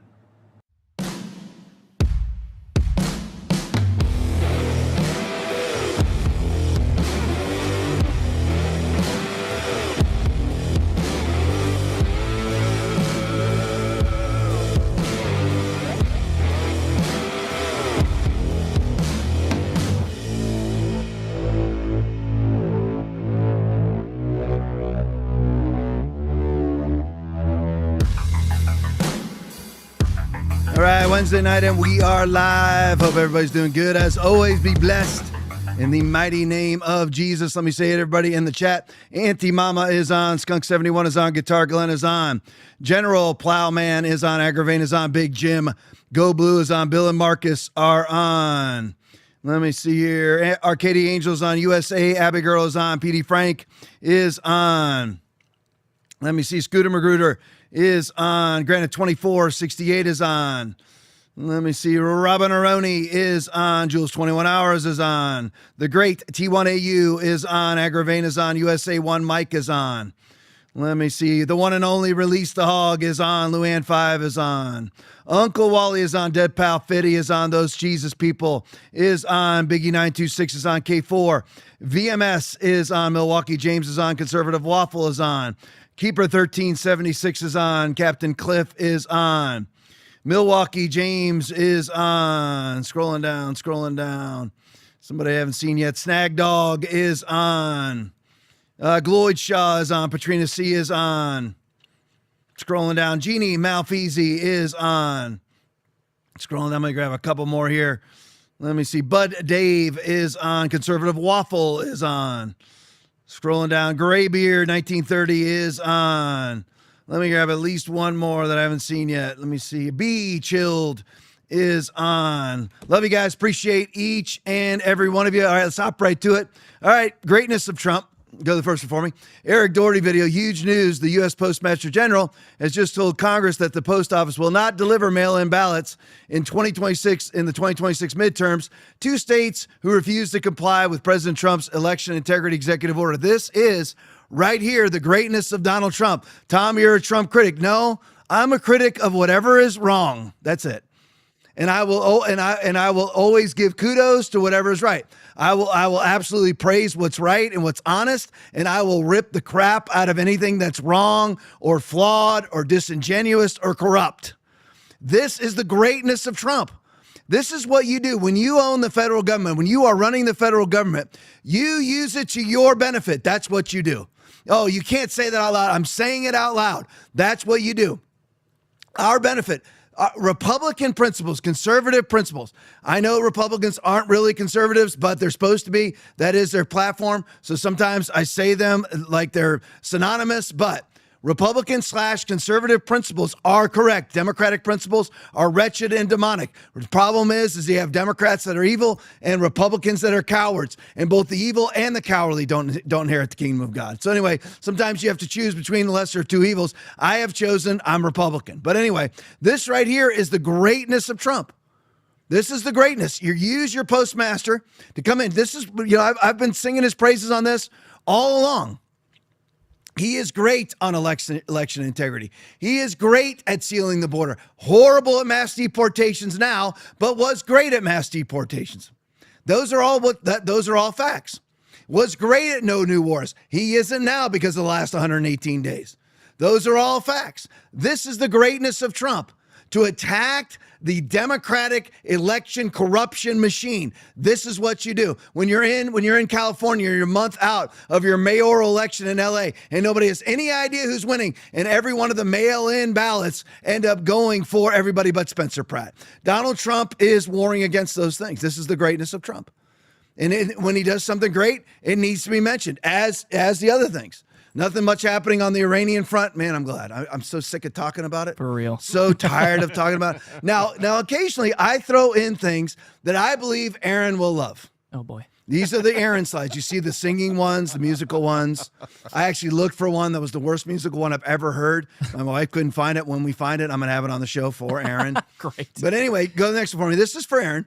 Patriot Takes, Kash Patel's girlfriend, will now be performing at Freedom 250. Great. Here is the wretched horridness of Trump. Nobody knows who Alexis Wilkins is, but somehow she's performing at Freedom 250 after many other artists rejected the event.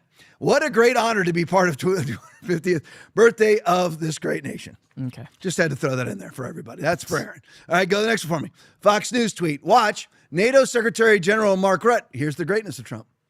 You're like, Tom, we thought you'd be, oh no, I'm not black-pilled. Whatever is true is true. Whatever is false is false.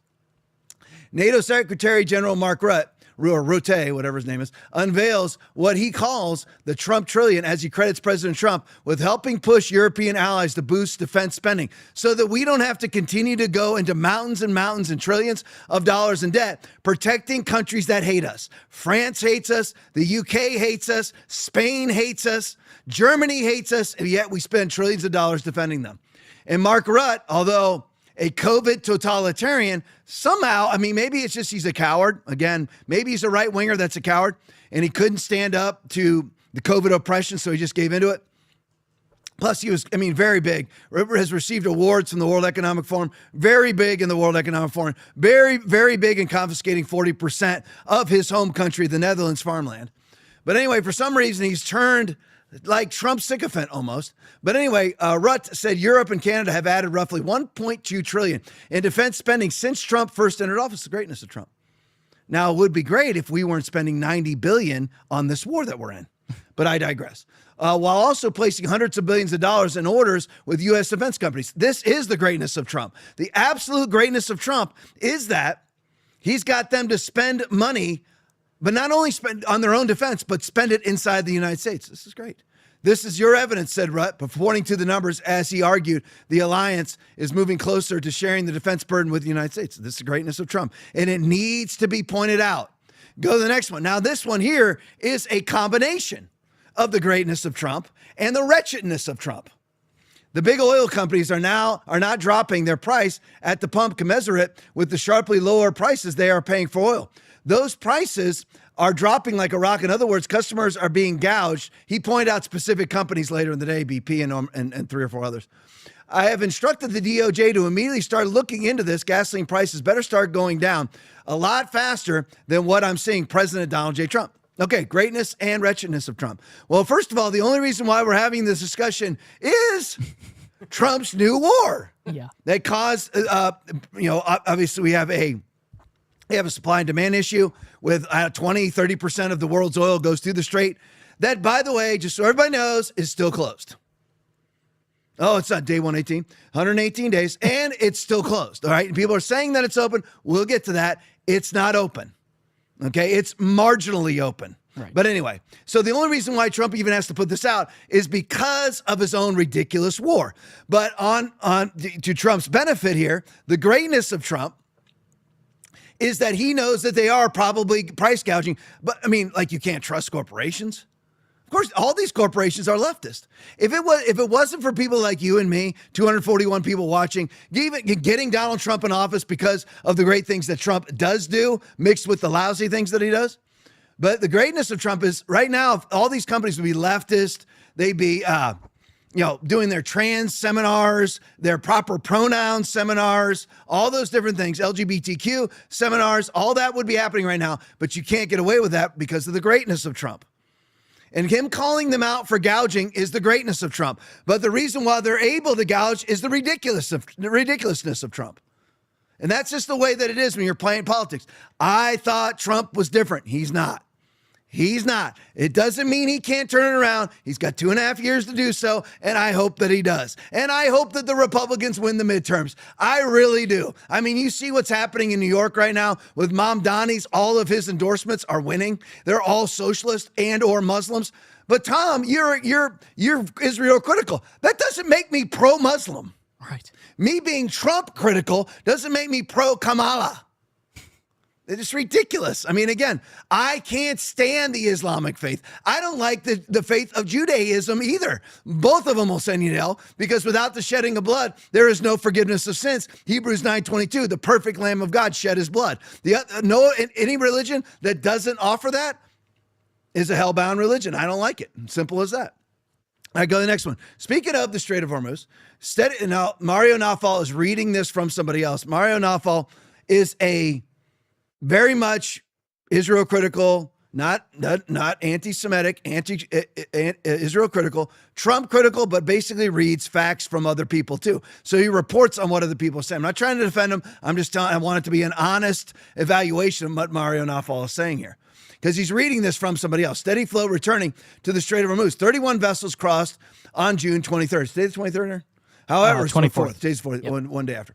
However, operators continue using cautious and dark routes amid uncertainty beyond the 60-day agreement window. Now, go to the next one for me.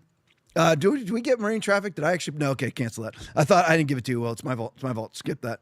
I mean, don't skip that next one. Just don't listen to me. Yeah, got it. All right, so Strait of Hormuz from marine traffic. Strait of Hormuz traffic remains active, but recovery stays cautious. So I went to Grok. Before the 2026 Iran war, pre-late February, now, no, they're saying steady flow returning. Is that steady flow to you? 31 vessels, is that steady flow? Before the war, 138 ships went through per day. 100 to 138 per day. So only 1/3 are going through using, oh, you guys are awesome. This is it. This is from yesterday. You guys are awesome. Yeah, I didn't send it in. It's my fault. So anyway, there you go. That's not steady flow. And notice how they're not actually going through the strait. They're actually going around the strait because Iran's running it. And there's nothing to stop Iran from charging fees coming up because Iran can't, remember now, they can't charge fees for 60 days. But then right after that, they're going into an alliance with Oman and they're going to do it together. And Iran's going to make $10 billion a year charging fees. This is why you don't go to war in the Middle East. You don't go to war in the Middle East. They will allow you. Iran will allow you to kill off a third of their population to gain strategic and economic advantage. We won't do that. They will. We'll rightfully not do that. They will wrongfully do that. That's why you don't go into a situation that you cannot win unless it's absolutely life and death. Again, from Steve Bannon last night. You guys can bring it back to me. From Steve Bannon last night. What was the Iran threat for Americans? What was it? It didn't make the top 100 concerns of Americans. Not the top 100. Hezbollah's not in there. Hamas isn't in there. Iran's not in there. But yet we're fighting another war. Day 118 in Benjamin Netanyahu's 4-day war. As Benjamin Netanyahu is now swearing off the United States, saying we're gonna be able to do it on our own and all those different things. Well, it's funny as they're all saying that because they've actually kind of ceased hostilities in Lebanon because allegedly Trump has gone at them with hard threats like, you know what, you keep doing this stuff, you keep subverting my MOU, you're getting no military funding. Allegedly, that's what's happening. All right, completely off of Iran. Sort of completely off of Iran. This video right here, to me, is riveting. All right, Peter Sainan's video. America is now paying, hear this now, foreign aid to 177 countries out of 197. And Congress just shipped another $50 billion out. Aaron, have the debt clock ready tonight. That may be very, very relevant, especially when I start talking about this video. Yeah. So we're actually sending, now we are $40 trillion in debt, $108 trillion true dollars in debt, and allegedly $300 trillion in debt, according to Steve Bannon. But yet we just shipped off another $50 billion. We have this big feud right now going on between Elon Musk and Ro Khanna about U.S. aid. And we're gonna deep dive into that in a minute and deep dive into where all of our money is going. But anyway, Peter Sainange, play it for me. Congress just handed out another $50 billion in foreign aid, lovingly doled out to 177 countries. Now, considering there's only 190 countries in the world, that means fully 96% of the world is getting a check from Washington. Basically, if we're not currently bombing you, we are currently paying you. Now, this is a very odd way to run an empire. Imagine the great empires of antiquity, the Romans, Song China, the Mongols. They did not, as a rule, pay their subjects. It's kind of supposed to go the other direction. In fact, given great slabs of the world sponge off our military umbrella, Japan, Korea, Taiwan, Australia, Canada, of course Europe, we could charge them north of $1 trillion a year. The military budget could turn a profit. Instead, the entire world, well, 96% of the world, is getting paid. Now, a lot of this is hidden, either run through the Pentagon or it's lent as sweetheart rates with no expectation of repayment, a favored method of funding one of our main allies in the Middle East. And all this money is not to my friends. Europe, for example, would hate us even if we didn't pay them. No, it's to feed Washington's twin uniparty megagrifts, military contractors, and left-wing NGOs. To illustrate, in March, the GAO reported 60 to 70% of foreign aid never reaches the targets. It gets siphoned off by left-wing NGOs so they can riot for racial justice or burn Tesla dealerships. In military, the grift is almost the entire check. Warmongers like Lindsey Graham brag about the fact that U.S. contractors get the cash, ignoring the fact that every ton of steel that went into a tank for Ukraine came out of a railroad bridge in Ohio. Our military welfare is so promiscuous that many wars now involve both sides using weapons we gave them. Last year, India and Pakistan squared off with F-16 and Apache helicopters you paid for. Turkey and Greece regularly fondle their F-16s at each other. Turkey feeds surplus American weapons to Azerbaijan, who's at war with Armenia, to whom we also give billions in weapons. The entire Iraqi military was built with U.S. aid before we bombed it in the dust. We armed the Taliban against the Soviets, then rearmed them when Joe Biden ran off tail between legs. Multiple wars in Africa are now American arms on all sides, including the Congo Civil War that's killed 5 million people. And, of course, Mexico, where the Obama administration literally trafficked arms to the cartels to the point 80% of cartel heavy arms come from the U.S. Now, Trump promised to slash foreign aid, and to be fair, he did cut regular aid by a third, famously defunding U.S. aid. That's still 2/3 too much, but even that took heaven and earth to lawyer past the NGOs. Unfortunately, Trump increased the other half of military aid, especially to the Middle East. He tripled so-called development financing to $205 billion, not including hundreds of billions in grand schemes to rebuild Ukraine and the Gaza Strip that thankfully have not gone anywhere. So it's next brought to you by The Bitcoin Way. From Chicago and Baltimore to Appalachia and the Rust Belt, America's got plenty of mouths to feed before we start paying Azerbaijan. Polls find Americans overwhelmingly want to cut foreign aid, including 91% of Republicans. Unfortunately, in Washington, money talks when contractors and NGOs are in the game. All right, so there you go. Now, again, this just shows you, okay, the whole belief, and this is where I was 6 years ago. There's white hats and black hats.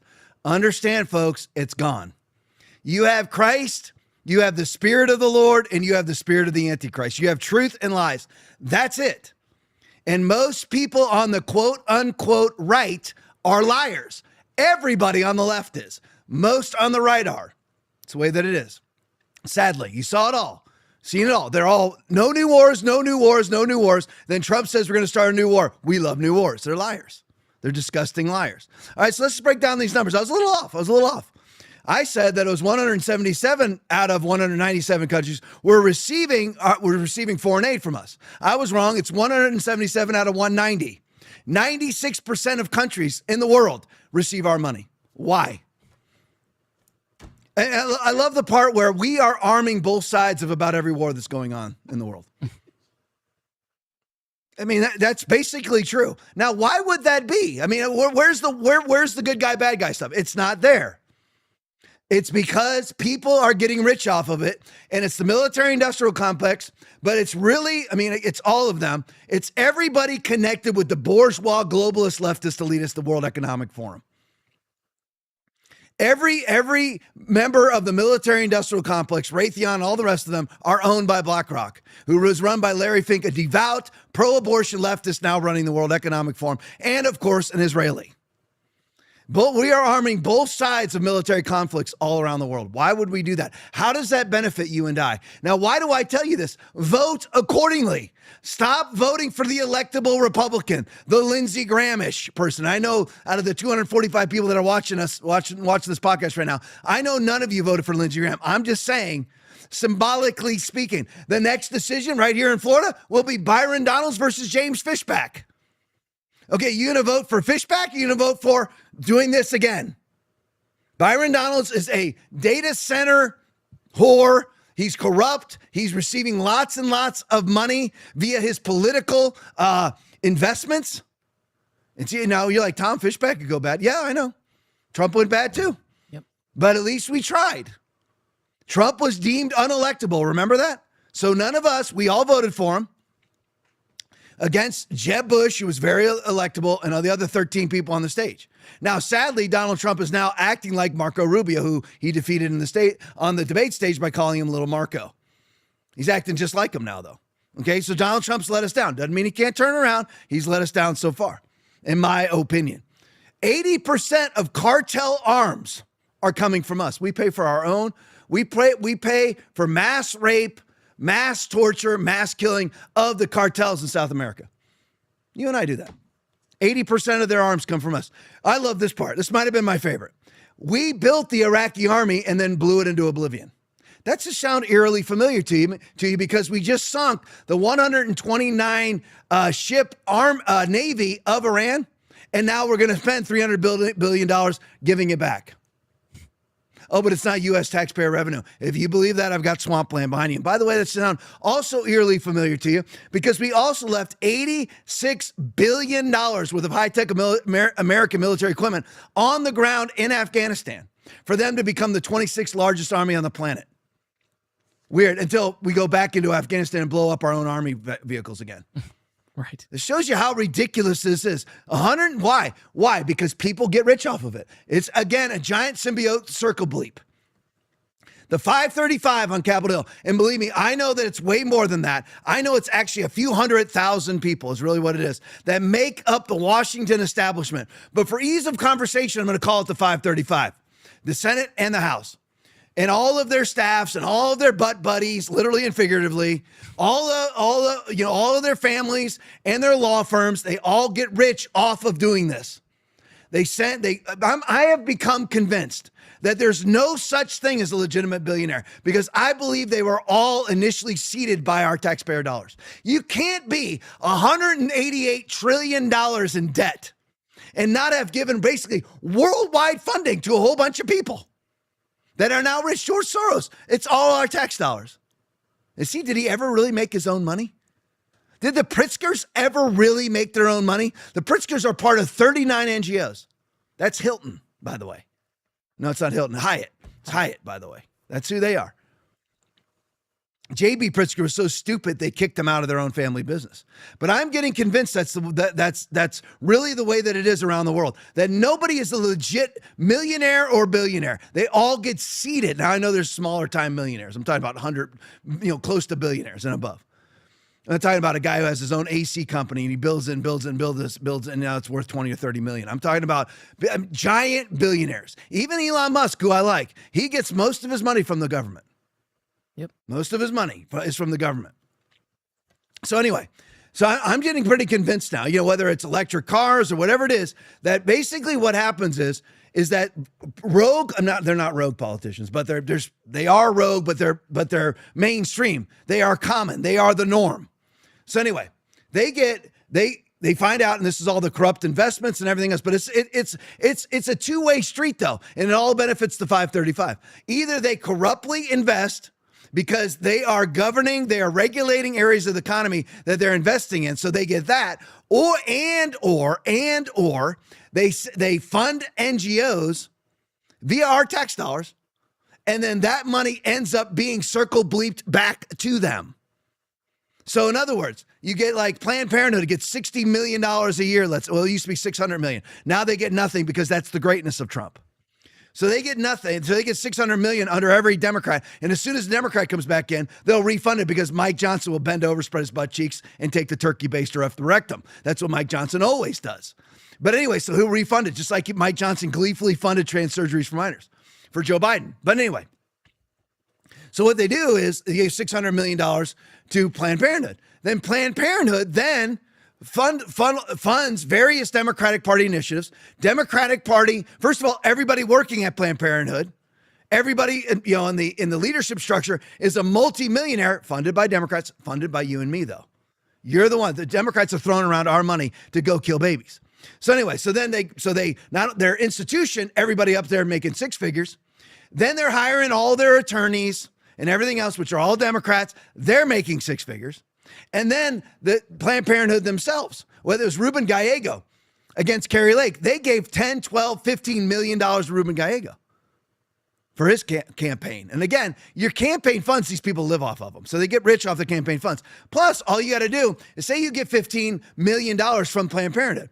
You get your wife to buy your campaign ads. So you spend $5 million on campaign ads, let's say. Let's make it even. $10 million on campaign ads. Well, your wife then gets to keep 10% of that according to federal law. See how it all works? How's that working for you?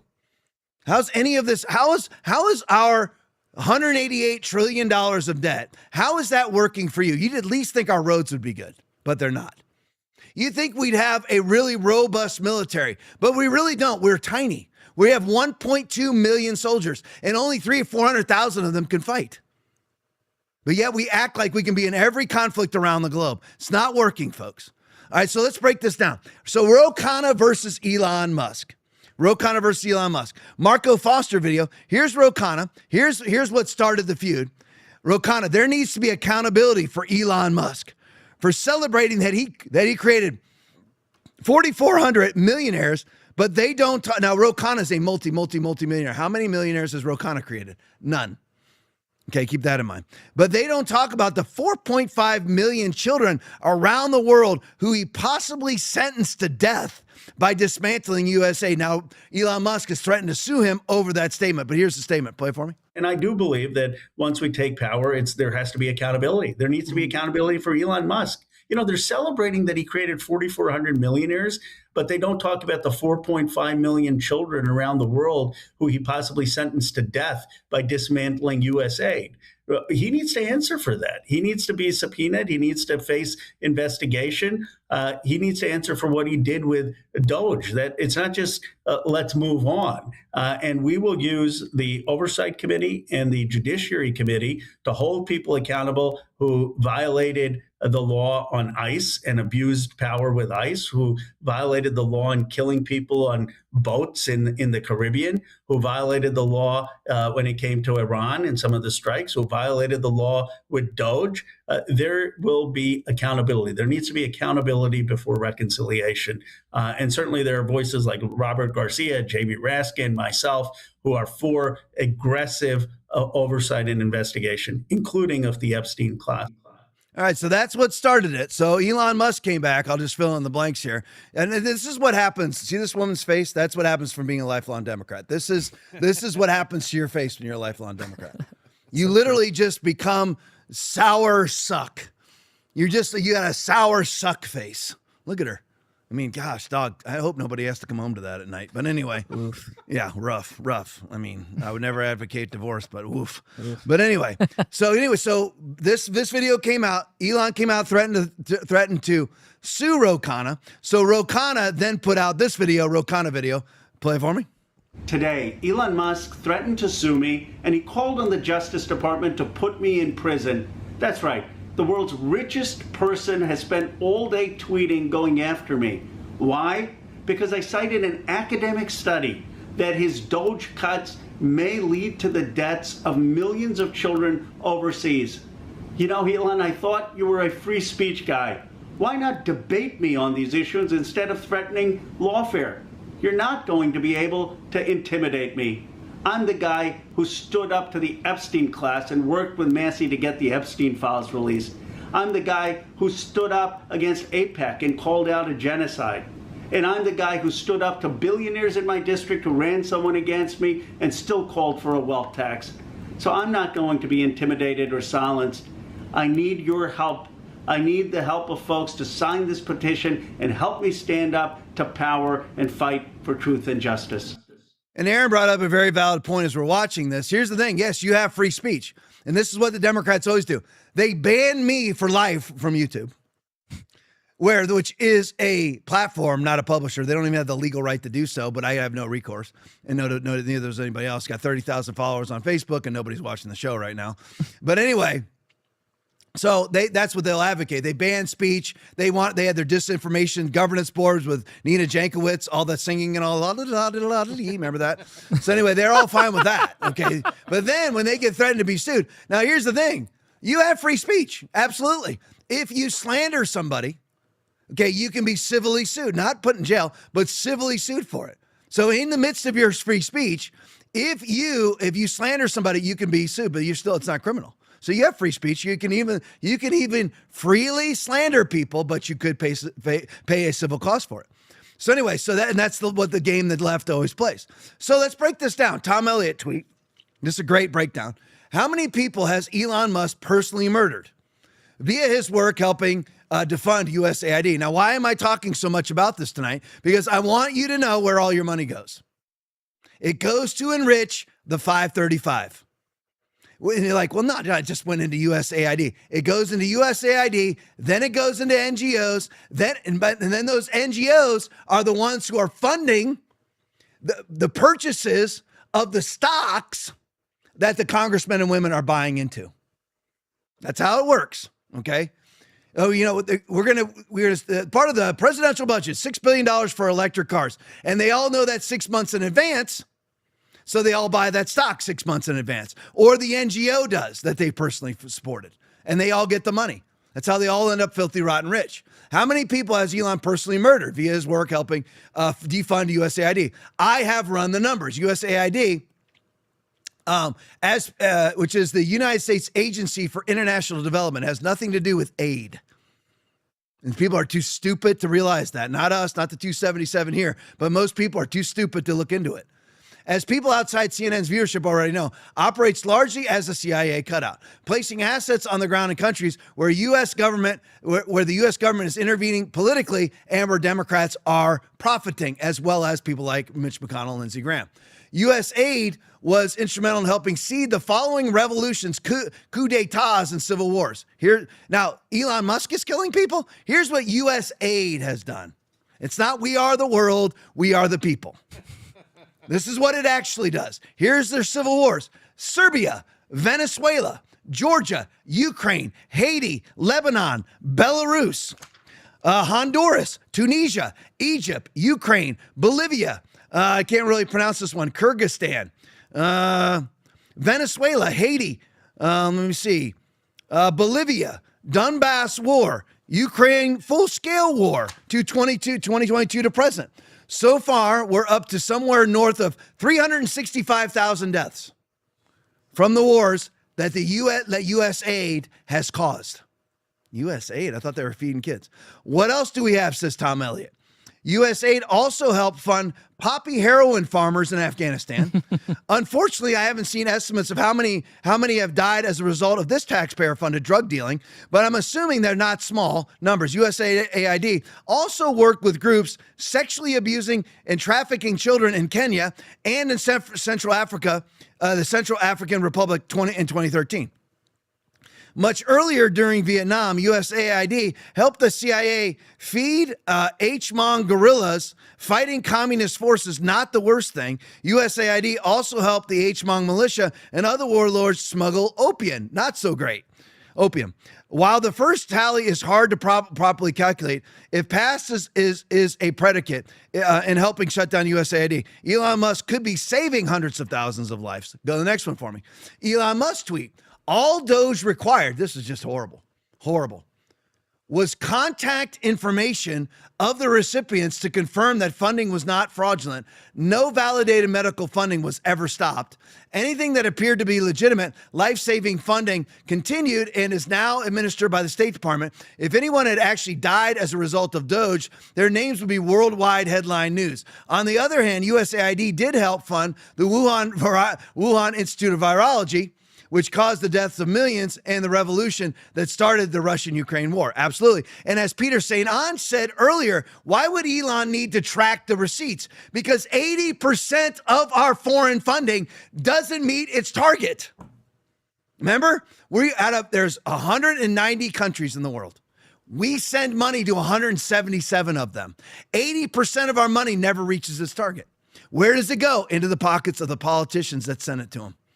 And their families, and their law firms, and their wives, and their kids, and their various fundraising entities like the Bill and Hillary Clinton Foundation, their various foundations and organizations and agencies. That's where it goes. We are nothing more. They make the billionaires, so Ben Shapiro just got $100 million worth of seed money into Daily Wire. Why? Like, Tom, he's conservative. Okay. Yeah, right. He's Mossad, all right?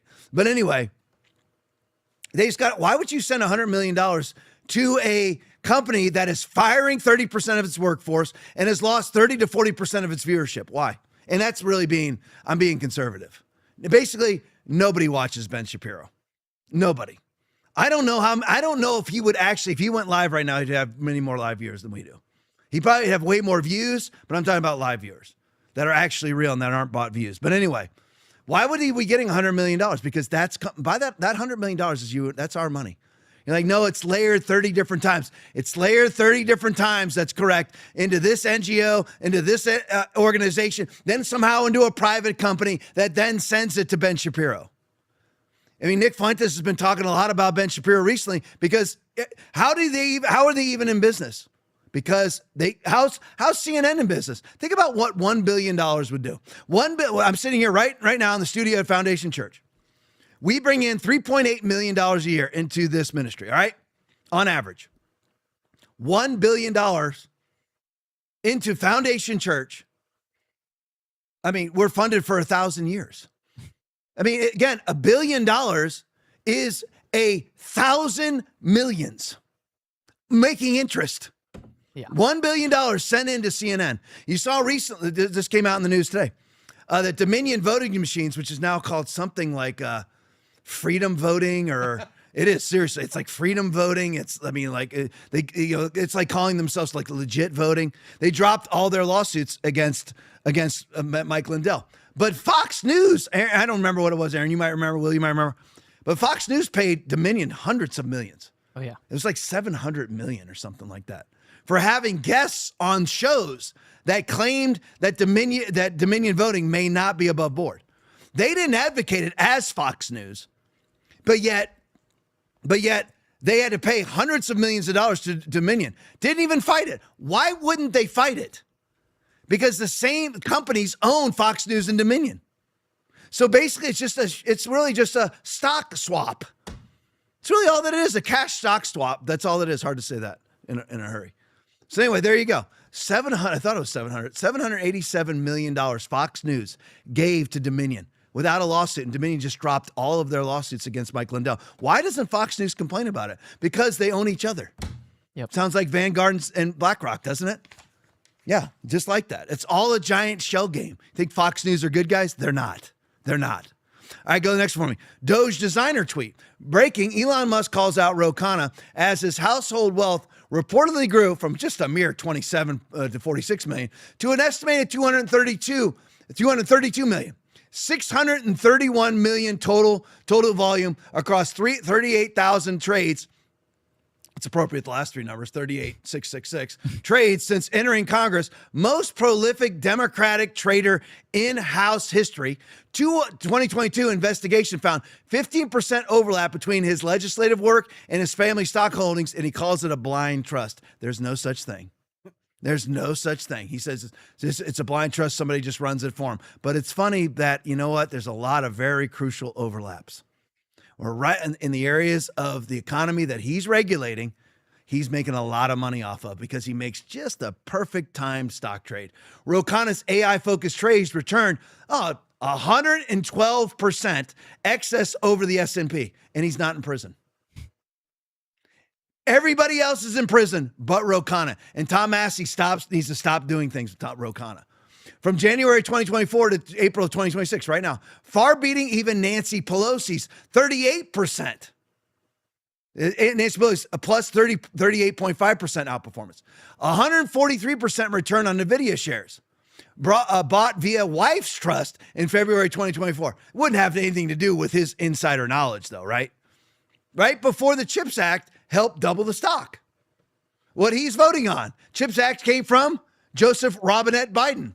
Ro the Robber Khanna seems to be the most active insider trader in Congress. There you go. Go to the next one for me. It should be Ro Khanna's net worth. Should be a pick of Ro Khanna's net worth. You went backwards. There you go. There's Ro Khanna's net worth.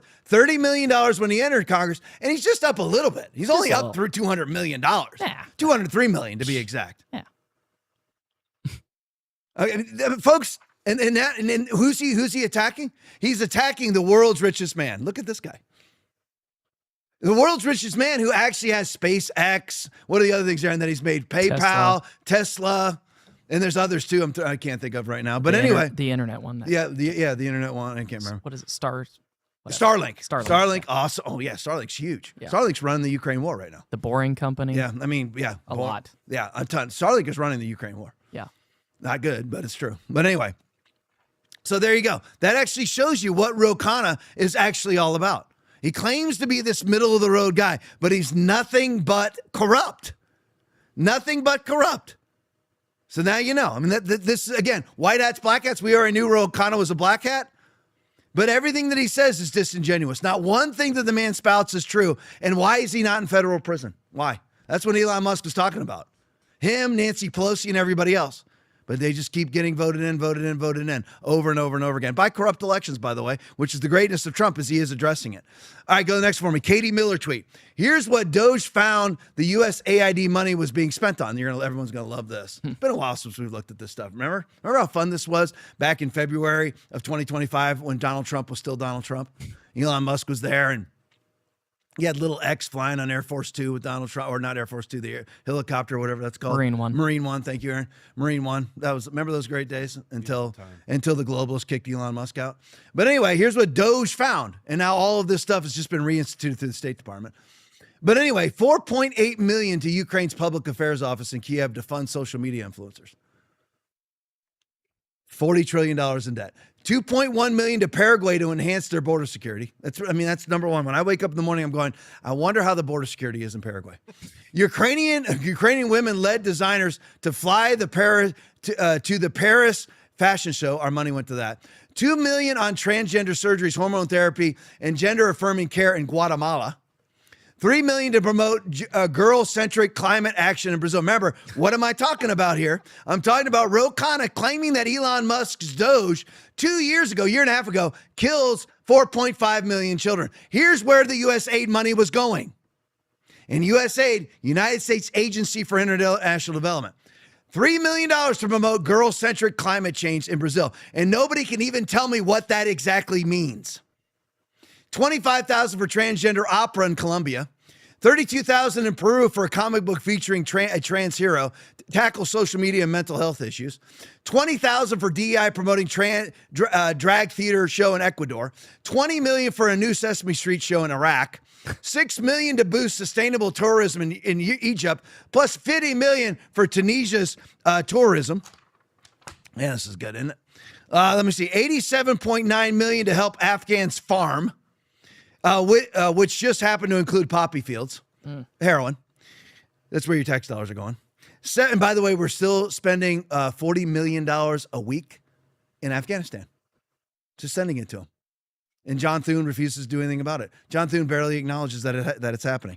$70,000 for a live musical promoting diversity, equity, and inclusion and accessibility in Ireland. Ireland really needs our money. Over $54 million funneled to EcoHealth Alliance, the group linked to the Wuhan Institute of Virology and the likely origins of COVID. $15 million to the Taliban-controlled Afghanistan for oral contraceptives and condoms. What? Aaron, can you tell me what an oral contraceptive is? I have no idea. Oh, I mean, I guess you take them orally. Them orally. Yeah. Where our mind's in the gutter. So I'm thinking about an oral condom. Right? Yeah. I was like, what? You like mouth up, you put a condom, like an oral condom like a in cup. Your mouth. Yeah. Yeah, you're breaking it. But anyway. Don't worry, you can't get pregnant anyway. That's what they can do anyway. All right, go to the next one for me. Senator Rand Paul tweet. U.S. taxpayer money funneled through the USAID and NIH funded gain-of-function research at the Wuhan Institute of Virology. That research likely caused the COVID pandemic that killed millions and cost trillions. And Ro Khanna is claiming that Elon Musk killed or possibly killed 4.5 million kids. The ones that Ro Khanna won't abort. Because he aborts, he's gleefully aborts 42 million worldwide per year that we know about. Gleefully. But he's worried about U.S. aid allegedly, possibly, maybe saving 4.5 million. Dr. Fauci personally signed off on these experiments and lied to Congress about it. Now he's refusing his congressional subpoena, which he initially said that he would appear for. Now Anthony Fauci is saying, I'm not going to come. So now they've actually had to officially subpoena him, which would be a crime for him not to return, not to show up for, unless, of course, unless he gets the Democratic exception. I mean, Navarro goes to prison for doing it. Bannon goes to prison for doing it. Even though they had executive privilege, he doesn't have it. And by the way, if you've been pardoned, you're not allowed to plead the fifth. So there we go. All right, so here we go. Go to the next one for me. Mike Ben's video. Riddle me this, Ro Khanna. If closing USAID could cause so many child deaths in Africa, why would the African Union's top diplomat in D.C. celebrate USAID's shutdown? Play for me. We need to understand the real reason why USAID is in Africa. Their sole purpose was to act as if they're coming to rescue Africa. They're coming to fill in the gaps in government services, gaps in education, gaps in healthcare. They are coming in claiming that they're introducing grassroots initiatives that are going to help the people. And so they use that as a way to go into the most remote parts of Africa. They're talking about government advocacy. When you look at it on paper, it all looks really good, but they're actually wolf in sheep's clothing. They are using that open access sounding humanitarian to constantly destabilize governments. I can tell you right now, the majority of African leaders, and not just African leaders, but leaders in the developing world, are celebrating the exit of USAID. And then Ro Khanna says, as the African Union is celebrating their departure, Ro Khanna is saying that USAID's departure is killing 4.5 million kids, primarily in Africa, which of course is not true. And then you have it right there. They're just going around destabilizing governments. Why would you're like, well, maybe that's good because they're destabilizing governments that are not very humanitarian. No, what they're doing is doing exactly what they did in Ukraine, causing a war that's been going on since 2022 as Democrats primarily and people like Lindsey Graham profit off of it. It's what it's all about. The love of money is the root of all evil, which while some coveted after, they have erred from the faith and pierced themselves through with many sorrows. 1 Timothy chapter 6, verse 10. That's just the way that it is. And it's generalized. Can I say for sure that Lindsey Graham profits off of Ukraine? No, they profit off of the military activity that they funnel money to via USAID. Why do you think that Tommy Cotton wants to merge Mossad and CIA via 622 in the Senate and 224 in the House?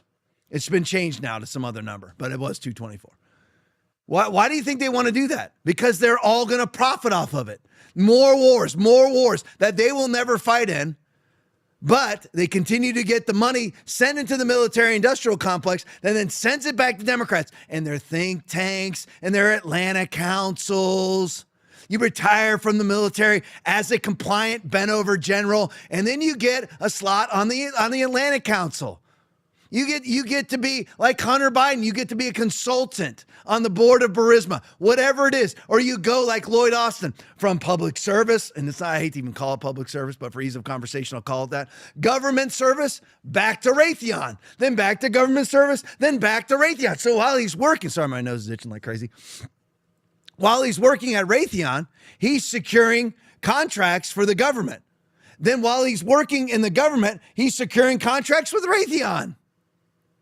Because both entities know that he'll go back and forth. So they know they've got a double agent that just go back and forth. When he's with the government, he's going to secure contracts for Raytheon. When he's with Raytheon, he'll make sure he secures more government contracts for Raytheon. That's how it works. Wall Street Apes video. And by the way, that's not just Lloyd Austin. That's Republicans and Democrats. That's why they're always advocating for more wars. I mean, again, if you were reliant on wars to be a multi-billionaire, what would you continue to start? If you depended on cancer to fund you, to make you a multi-millionaire medical conglomerate, billionaire medical conglomerate owner, what would you want? Would you want cancer to be cured? If you're making billions off of wars, would you want peace? Now, you and I as principled people would say yes.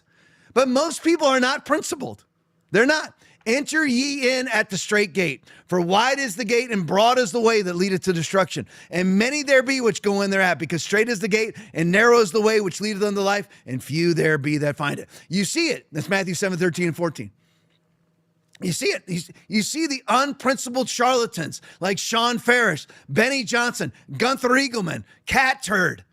One day they espouse one thing that gives them profit. And the next day they espouse another thing that gives them profit.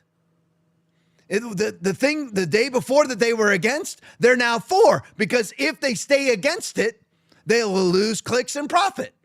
That's how most people are. Don't be like that. That's called the love of money. Benny Johnson has a love of money.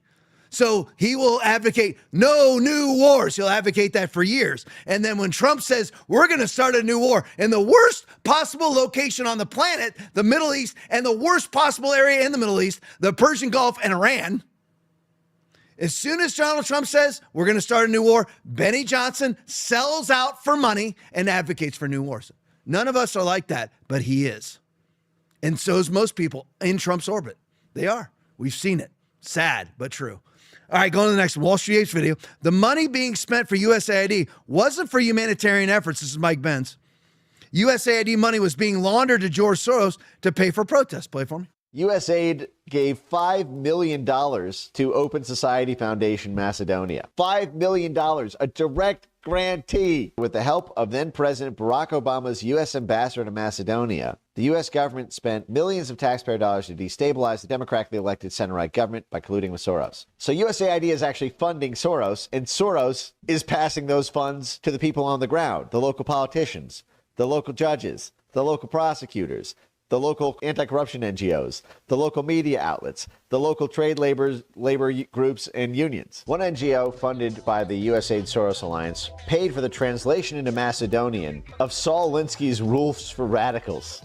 So USAID paid to have Saul Alinsky street protest handbooks printed. How funny is that? How is that American?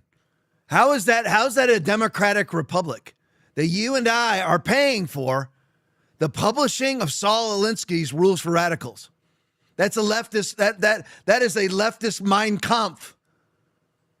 But you and I are paying for that. You and I are paying for our own political oppression via Soros, bought and paid for. District attorneys around the country. You and I paid for that. This is a real dastardly one. Michael Carbonara video. While USAID planned to route hundreds of millions of dollars to Ukraine, but where did it end up? Play it for me. But we're going to cover one thing we broke overnight. A lot of you probably heard about it over the course of the day. The United States government, the National Security Agency, intercepted conversations of President Zelensky's government in Ukraine in 2022, late 2022, conspiring with federal workers at the USAID to come up with a plan to take $200 million of USAID money. That is your money, folks, taxpayer money, route it through a series of transactions, move it into the United States, and launder it into Joe Biden's 2024 campaign and the Democratic National Committee. We have the intercepts for the first time. Tulsi Gabbard's team was willing to declassify them.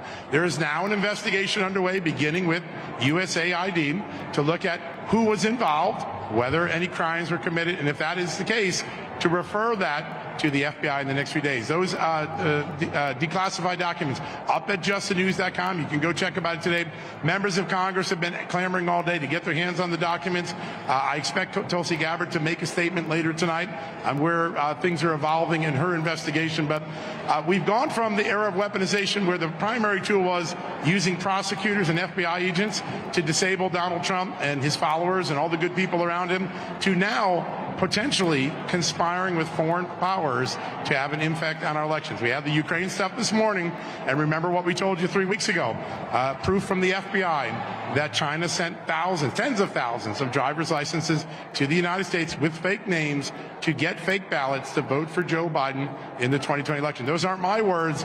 Those are the words of the FBI informant in the FBI documents that we made public a few months ago. So China possibly conspiring with Joe Biden and the Democrats, and now possibly Ukraine. 2 investigations underway. We're going to keep you apprised of that right now. This is the perfect example right here. This is how it works. Our tax dollars via USAID, $200 million sent to Ukraine for Ukrainian aid, right? USAID, right? I know that's not what it stands for. But anyway, so it gets sent there. It then gets put into NGOs, which then they layer it, they buy, sell, whatever, and they layer it out, and it all gets sent back into Joe Biden's campaign. This is how it works, folks. This is it.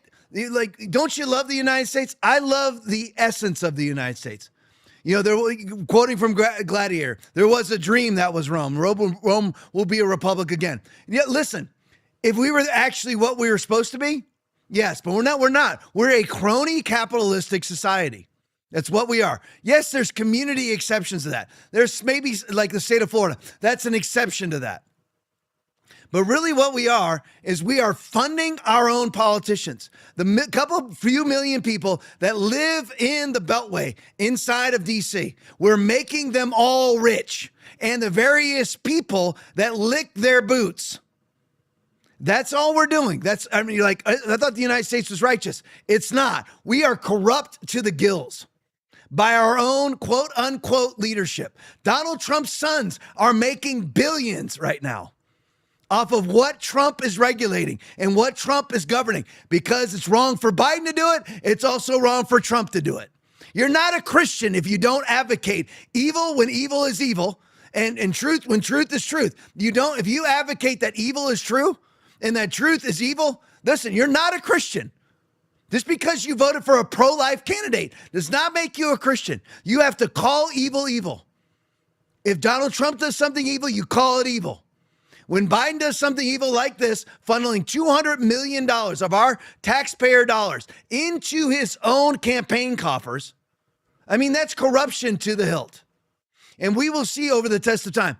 Does Trump's DOJ, run by a Democrat named Todd Blanche, who changed Republican in 2021, are people going to go to prison for this?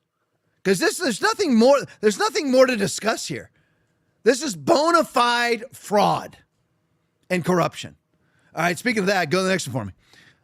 I think this is my last one on Ro Khanna versus, it's kind of my last deal with Ro Khanna versus Elon Musk. Ro Khanna, remember, Doge and Elon Musk potentially killed 4.5 million kids. Why did Kaneko the Great tweet? Why did Fauci's NIAID and USAID send $44 million in U.S. taxpayer funding to the Wuhan Institute of Virology? So, again, let me just say this to you. Our number one geopolitical threat on the planet is not Israel. Our number one geopolitical threat is not Russia, it's China. All right? Think about in World War, would we send tens of millions of dollars in World War II to downtown Berlin for them to develop biological weapons? No, but for some reason we're doing it now. Why? So Fauci gets rich. Ralph Barrick gets rich. All the NGOs attached to that financing. Peter Daszak and Eco Health Alliance, which is an NGO, gets rich. Nothing to do with solving any sort of health issue. Why did Fauci's NIAID and USAID send $44 million in taxpayer funding to the Wuhan scientists studying the risk of bat coronavirus emergence, who later became the world's first known COVID-19 case? It's almost as if Fauci's NIAID and USAID funded the creation of COVID-19, which, of course, they did. And that's why Fauci is now refusing to come and testify before a committee that's being run by Rand Paul. All right, go to the next one for me. Jason Cohen video. New Dr. Peter McCullough says Fauci has committed 2 crimes. Play it for me. What would you say to Anthony Fauci right now today? I would say that a man who seeks 10 years of clemency, which he did, by the way, to get a pardon, it's not handed out without a request. He approached Biden for 10 years pardon for crimes he knew he committed. He knew he committed. That's the reason why he asked for clemency. I would tell him, listen, the world understands that Fauci has committed 2 crimes. One is fraudulent concealment. He intentionally concealed the origins of SARS-CoV-2 from his funded projects in Wuhan. It's fraudulent concealment. If we would have known what the story was originally, I think we could have done better in our pandemic response. And the second major crime I think he committed is mass negligent homicide by 2 mechanisms. 2 mechanisms. First, he worked to suppress our efforts at publishing and promulgating early treatment protocols, which worked to get people through the illness. And secondly, he relentlessly promoted unsafe vaccines that took hundreds of thousands of American lives and millions of lives worldwide. It's been the greatest biological catastrophe mankind has ever seen. And largely, Fauci is responsible for orchestrating this on the... And just put the next one up and just put it side by side, the federal funding. So there's the federal funding for Eco Health Alliance right there. And look at the amount. USAID, am I reading that right, Aaron? $53 million from USAID into, and there's the various agencies, how much they spent over an 18-year period to funding Eco Health Alliance, which is Peter Daszak. Again, another NGO who then donates to the people that are funding him. That's how it all works, folks. They get $5 million. Let's say they get $5 million. They donate $1 million back to the people who gave them the $5 million. It's all kickbacks. It's all corrupt. And you see it. Look at the Department of Defense. That's all coming out now. On the redacted stuff, I'm going to see. I'm going to have to see if I can get it. But anyway, that's all coming out. And I could talk about the vaccine program was a DOD op from day one. That's all been proven now. It's all coming out. Will Trump, who loves Operation Warp Speed, actually go and prosecute the people? We'll see. I hope he does. But anyway, see where's Eco Health's money come from? From the Department of Defense, USAID, which is the CIA, and Health and Human Services. Look at all of our taxpayer dollars. But Peter McAuliffe says Fauci is guilty of 2 crimes. The first one is fraudulent concealment. Again, I can't deep dive. Maybe I just will. I don't know. But anyway, I can't. It's actually hard for me to talk and not layer everything out. But during the initial stages, the Alpha variant, they had prophylactic treatments in place. Ivermectin, trying to remember all of them now. Hydroxychloroquine, vitamin D, sunlight, all different. They had lots of different treatments, and of course, all of them were what's the one from the cell treatments? The mono. Can't remember. Just find it for me. Find it for me though, because it's gonna drive me crazy. You'll find it. But anyway, monoclonal therapies. You're the man. So monoclonal therapies. All of those were suppressed by Anthony Fauci, costing, and they've all been proven. I mean, the ivermectin, I believe, was a 70% improvement all for COVID cases. And again, I don't want to overblow COVID. That's what in my mind, I'm always trying to balance what's real and what's not. Because COVID killed 0.1% of the people who ever got it. I'm talking about not 0.1% of the population, 0.1% of people who got COVID. 1/10 of 1%. All right. So the survival rate for COVID was 99.997%. So I don't want to blow it up either. But of those who would die of COVID, which is basically the same that are going to die of the flu, and all of them, and all those numbers were intermingled. So flu deaths were COVID deaths, pneumonia deaths were COVID deaths. So again, it's hard to tell some of the numbers, but it was proven. Ivermectin, monoclonal, hydroxychloroquine, sunlight, all the things that you were deprived of actually saved lives. And Anthony Fauci made sure that none of them were allowed to be used. And he replaced it with remdesivir. And that part, Peter McAuliffe didn't even talk about. Remdesivir, who kills 53% of its recipients. And that was already proven. But since that's a Gilead drug and Anthony Fauci's butt buddies with Gilead, it's the only approved. Donald Trump's taken it all. He took remdesivir when he got COVID. He's been 3 or 4 times vaccinated for COVID. It's amazing he's alive. But anyway, greatness of Trump. He's alive. There you go. But anyway, so he suppressed all the things that actually worked, replaced it with remdesivir that killed 53% of its recipients in its trials. And all these things are coming out now. It's so wild that in order for you to be a compliant child under the Anthony Fauci NID CDC vaccination schedule, you have to take between 73 and 95 vaccinations if you're a compliant child. None of which has ever had a double-blind placebo clinical trial. And Anthony Fauci swore for years that they did. And then when it was finally demanded for him to turn over the paperwork, he refused to turn it over, then had to publicly acknowledge that none of them have ever had a double-blind placebo trial. I mean, how's he not in federal prison? I mean, think about that alone. All of these, I mean, he was in the NIAID from 1980 till what, 2022, 2023? Right, when Biden got done. All right? So, towards the end of the Biden administration. So anyway, all those decades, he said publicly that all of the vaccines that kids are forced to get in order to go to school, that are forced to get, they all had a double-blind placebo trial. None of them did. He just bold-faced lied. He knew the whole time they didn't. It's all been proven that they didn't. How's nothing going on? Where's Kash Patel? Where's the FBI?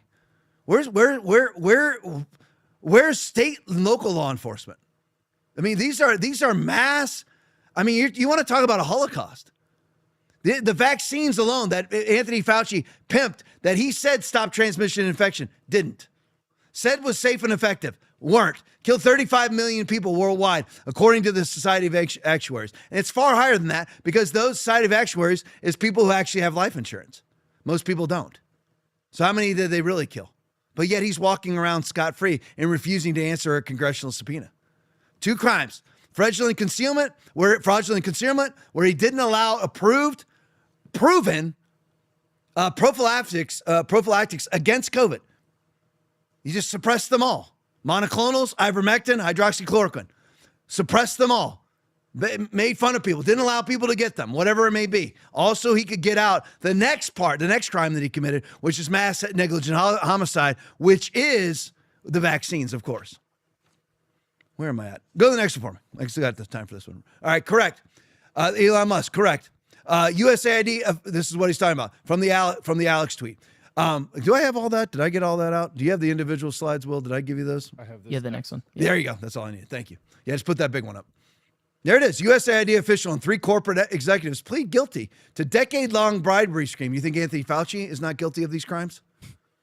Bribery scheme involving $550 million in contracts. Just because they publicly come out and they're absolutely flabbergasted and astonished that they would ever be accused of crimes. Like, that's how Hillary Clinton is. Oh, come on.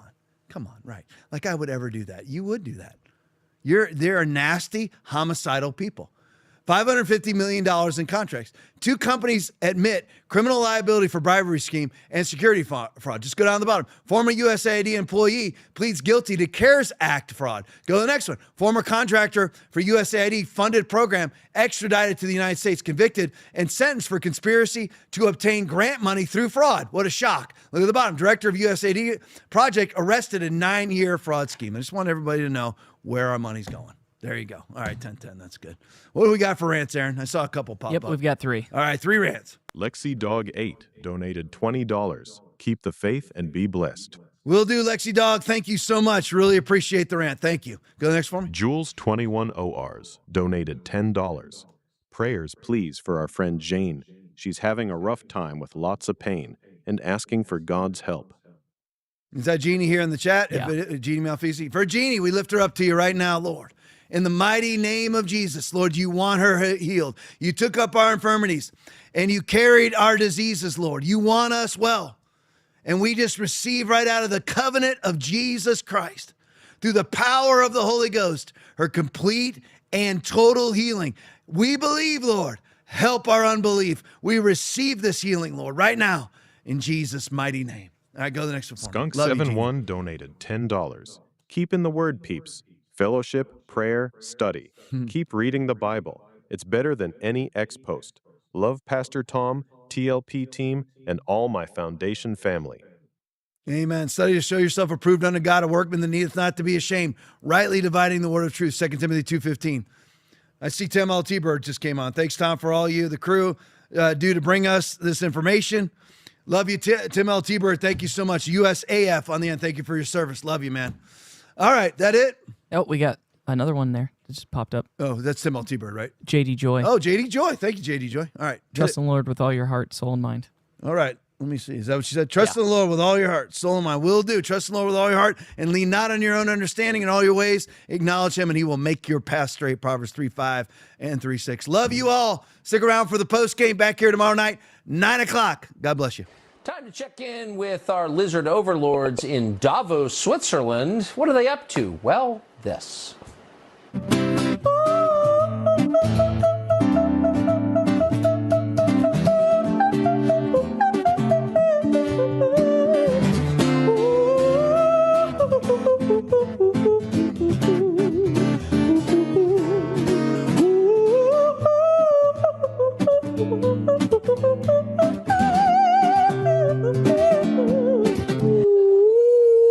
Thank you for watching.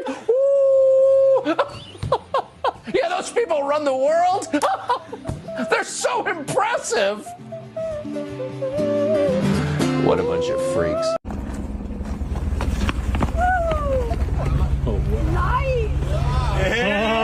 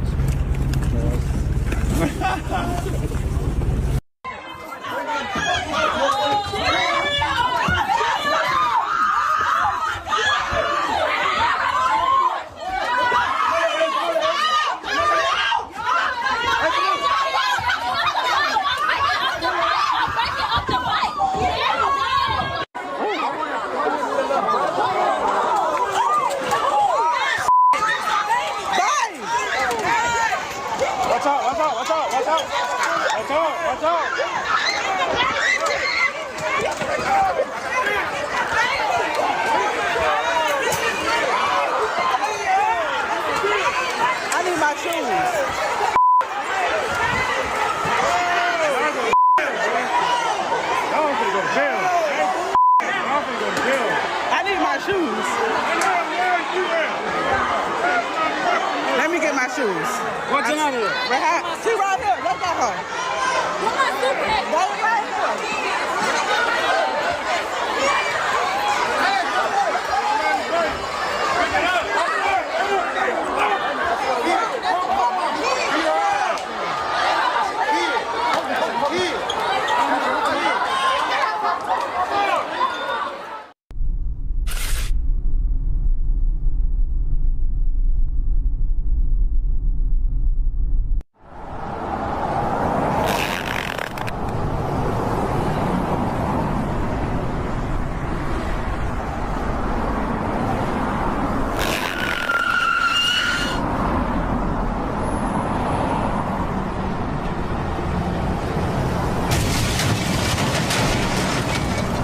Israel has the right to do whatever it wants.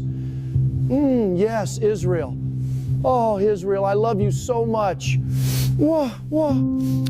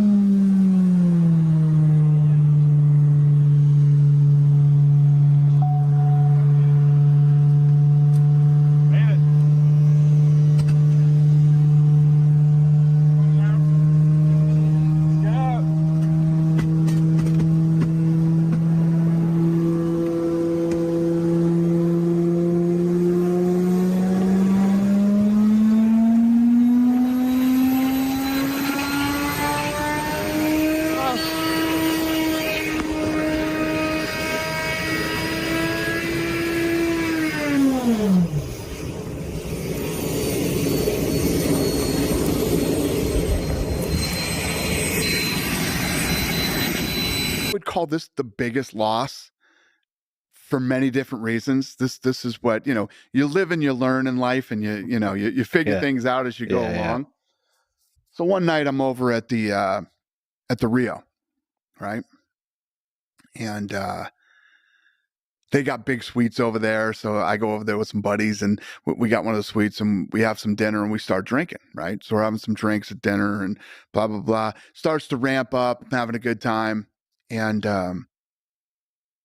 I make my way down to the high limit room. We start gambling. And I continue to drink, having a blast. I end up leaving and going home that night, and I lost like 80 grand, right? So I wake up the next morning, I'm like, fuck, those motherfuckers got me for 80,000 last night, and da-da-da-da-da. So I'm at work the next day, and the host over there calls me, and he says, "Hey, Dana, are you coming back? Do you still need the room that you guys had where you ate and all the shit you used to?" And I said, "No, I don't need the room, but don't get too comfortable with my fucking 80 grand. I'm coming back for it." Yeah. Dead fucking silence on the other end of the phone. And he's like, "Dana, you lost $3 million last night." What the fuck are you talking about? I only have $1.5 million credit line. He goes, "Yeah, you made us call the GM of the hotel, and you started calling him a fucking pussy and da da da da." And I went, that sounds like something I would do. Yeah. This podcast is all about. We talk about a lot of political things, but underneath all of that is the Bible. I am unapologetically 100% in favor of is the Bible. Jesus is the Word. There is no delineation. If the Bible says it, that's what Jesus is, and that's what Jesus believes. That's what this podcast is actually about, is to actually alert people to what is coming and what is our responsibility in the midst of it.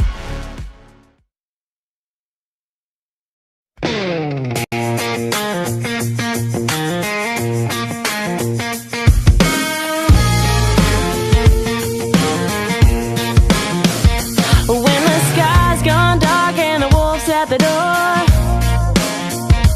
and you're locked in a yourself on the floor. When the man with the power and the dollar says you ain't worth a cent, and your wings won't fly and your words won't flow. You can't force a smile and they won't leave you alone. I see the light in you, let it shine again. 'Cause you were born for the fire, raised by the storm, braver together, loud and in fun. Heart full of country, soul full of grit. We don't run, we rise, and we don't quit. Oh, we don't run, we rise, and we don't quit.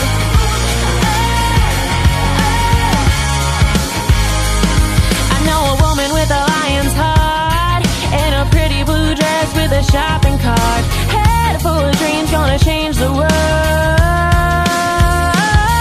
Got a body of work they say won't sell, and a way with words but she won't tell.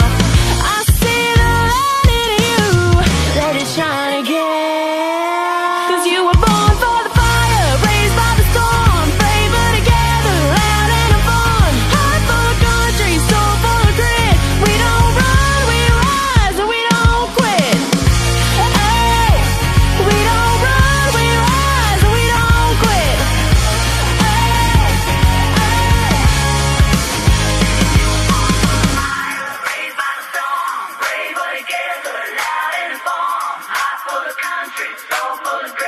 We don't. All right, all right. Hi, Allie. How are you? Good morning, Patriot family. How are you doing? Thank you so much for joining Out of Pocket Live with Allie and Michelle. How are you? I'm good. What about You're you? good. Neither one of us are in the studio today. This is what happens when life just pulls you in so many different directions. Are we going to disclose kind of your geographic location or no? Yes. Because you're No. there for something very cool. So I am. No, yes, I'm here in DC, and we are celebrating the Great American State Fair. It's amazing. It's this kickoff. I mean, it happened yesterday. The kickoff was fantastic. It was amazing. So, and more of that information will come. I'll send my videos and things of that nature to y'all, so we can see them and you can see it all, and it'll be fun. It's great. I love it. This is amazing. And it's going on until I believe July 10th. I think this is July 10th. So from now till July 10th, you'll be able to enjoy the state fair. I mean, guys, there's pavilions, right? There's like these little tents. They have a Ferris wheel and like carnival food, and like there's I mean, it's great. And there's a booth. Is there going to be algae? No algae. No algae. She said no, caca. No. But definitely, there's some funnel cakes. There's that. Okay, well, you need to make sure you have one of those for me, please, because I had plenty. I had plenty. Well, Allie, we're glad that you can be there witnessing this. Everything this year in DC is just ultra iconic just because it's America 250. So we missed you here in Florida, but and wait, guys, if you are going to go, make sure you stop by the Moms for America booth. It's called the Faith and Family Table. It's amazing. They have like all kinds of kids prizes and arts and crafts, and it's a lot of fun. So definitely try to make it out. Bring your kids too. I wish I could have brought mine. Unfortunately, it just did not work out that way. So we're celebrating America 250, you guys. And there are celebrations around the nation in your state. Yeah. I think you can go to america250.org, I think, or .com, I'm not sure, to find out where the celebrations are around your area. Well, and it's getting to be that time of year. Many places around the country are gearing up for their primary up in front of the midterms. So I know you really need to stay actively engaged with what's happening in your local areas, guys, because for example, here, the mail-in ballots for midterms or for primary elections will be hitting, already early July. This is crazy. It's crazy how fast this year went. It's already 6 months in. Oh my gosh. It's crazy. Well, Allie, we've got a ton to talk about today, including price gouging. We've said this many times that Trump's not happy about it, that the prices in oil are not reflecting, that there are no issues with supply. So what's going on with that? Plus, Trump visits the Senate. He came to visit for a luncheon. I wonder, I would have liked to have been a fly on that wall in there in that room. But I know. Also, we'll talk a little bit about Dana White and his take on Pride Month. I'm sure this is going to be largely unfiltered, just like the rest. Of course it is. It's Dana White. Actually, I'm gonna give you a warning of like a warning label not to drink during his segment because he's just freaking hilarious. He's hilarious. Oh wow! All right, Okay. I guess we'll go ahead and get started. Right? Let's open that mic and get out of pocket. Here we go. Two queens, no filter, say what they feel. Allie and Michelle keep it way too real. Politics, family, yeah, we go there. If it's out of line, we don't care. It's out of pocket. It's out of pocket. Oh my gosh! Every time I watch that, I think about like just the times that we are together in the studio. Allie, it's a different level of chemistry with you, ma'am, and always a lot of laughter. So, miss you, girl. DC's lucky to have you. I know. One of these days, I'll be a congresswoman. We'll see. Oh yeah, I definitely think. I think it's hilarious because I have some friends that are up here and they're just like Congress does nothing. Like, and they're no, that's 100%. They're like we don't do what we're supposed to be doing and we do nothing. Like, what is the point? Well, I think every member of the House is so frustrated with the Senate. 100%. Just like literally everybody that I know that is a House rep that I have relationships with is like, this is ridiculous. Yes. Someone needs to get a handle of the Senate. When you have very great representatives that are so excited about what they're passing, but sit there in the same breath and say, but I'm sure the Senate's going to strip it out. And you're like, how could you be so downtrodden? And they're like, no, you don't understand. That's the way it works. Well, I had one rep was like, he's like, I loved our country more when we didn't have a Senate. Wow. And I was like, what? You have to explain this to me. And he's like, no, seriously, when things were debated on the House floor and it was what it was, then it was what it was. He was like, and then we wanted to try and mimic what the Senate was over there, overseas, like over in England. Like, why are we doing that? We are supposed to be sovereign. We're supposed to be independent. Why do we need a Senate? And I get it. Yeah. I get why we have one. But at the same time, right now, they are like a blockade. And that's a problem. Well, and it was supposed to be part of that compromise, right? To be able to say, okay, we do want a representative state, but let's cling a little bit to our parliamentarian history that we had overseas. I guess so. Definitely doesn't always work, though. It's not always working for the American people. Let's start off with this report from Nick Sorter. We saw this happen. The Trump administration's had a few big wins when it comes to appeals courts. There's a huge U.S. appeals court that's now allowed the Trump administration to expedite the removal of illegals from our country. Allie, it was a 2-1 ruling that says basically illegals anywhere in the U.S. can be removed without seeing an immigration judge. We've been saying this. If you're not a citizen, you don't get due process. You get a form of some kind of immigration process, but you do not get the same due process that a citizen of the United States does. So this is a huge win. I think it is a win. Make sure you go to libertycigars.com and buy your Liberty cigars and use open mic as your promo code so you can celebrate this, because this is amazing. I mean, we need to get rid of them all, right? So that we can get back to business and making sure that America is sovereign the way it should be. You have people that are here that don't want to assimilate. We have people that are here that are from terrorist cells and organizations that want to see the complete dismantling of America. And we can't have that. They got to go. Bye.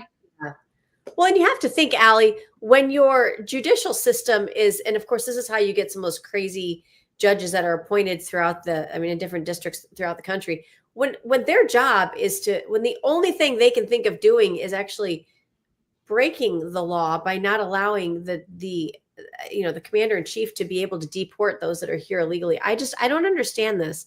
They didn't have this type of fight when Barack Obama was deporting people. They didn't have this type of fight even under Bush or Clinton. And they've all deported more people than the Trump administration has altogether. So it's pretty ironic. There are those that make the case, Allie, that we should be focusing on those that are here criminally, illegally. And I have a hard time with that because it's criminal to cross our border illegally. So are we picking and choosing what crimes? Like, is there a hierarchy somewhere that I should know about? Well, and I think that there's a difference between someone that is here and has gone through or is trying to or has filed paperwork to become an American citizen, a pathway to citizenship. If they are on that pathway to citizenship, then sure, keep them. But if they are not, and they have crossed the border illegally, they have to go. Yeah. Bye-bye. I don't understand. I don't understand. And let's be honest, the Trump administration, especially under, and I know she's no longer the head of the department, Kristi Noem, but she, under the Trump administration, they really had tried to create a pathway to come back if you would self-deport. It's kind of like turning yourself in with the hopes that you would be able to be one of the first to come back. And a lot of people did take advantage of that. They used the CB1 app that that the Biden administration established to get a whole lot of funds to illegals right away. They used that same app to be able to let people deport themselves, basically. But I don't know. I don't know. It seems like there's so many in this country now, Allie, that are here. If we don't fix this election system stuff, there should be nothing else. It needs to be deporting illegals and getting the Save America Act passed, which should have passed a year ago. Yeah. It should have been brought to the Senate floor the moment it passed the House. There should have been no stagnation, none whatsoever, period. Now it's upwards of 85% of Americans want the Save America Act passed. Right. Because we have the enormous amounts of illegals that are voting, and they're being caught voting, right? We're proving that point. It's not just a talking point that we got from President Trump and the administration. It's actual proof that's coming out that this is occurring. And then we have how many did Schumer say? Millions. 5 million, he said. 25 million would be cleaned up off the voter rolls. I'm like, did you just say the quiet number out loud? Like, he did, and this isn't the first time he's done it. So it's astronomical. Not only do we need to get rid of the illegals, but we need to shut down the human trafficking that is occurring. We need to because that's what this all leads to. We need to find all those missing children. We need to stop the it's not just the consumers, it's the providers, right, of sex trafficking, those that are providing the women and the children to the consumer, not just the consumer themselves, and shut down those pathways. There are tunnels and paths from different countries that are pushing this along into America. And so if we're not getting a hold of this, we're going to see big problems in the midterms. Yeah, we're definitely keeping an eye on it. This took place, of course. Trump was visiting the U.S. Capitol to have lunch with the Senate Republicans. Let's take a look.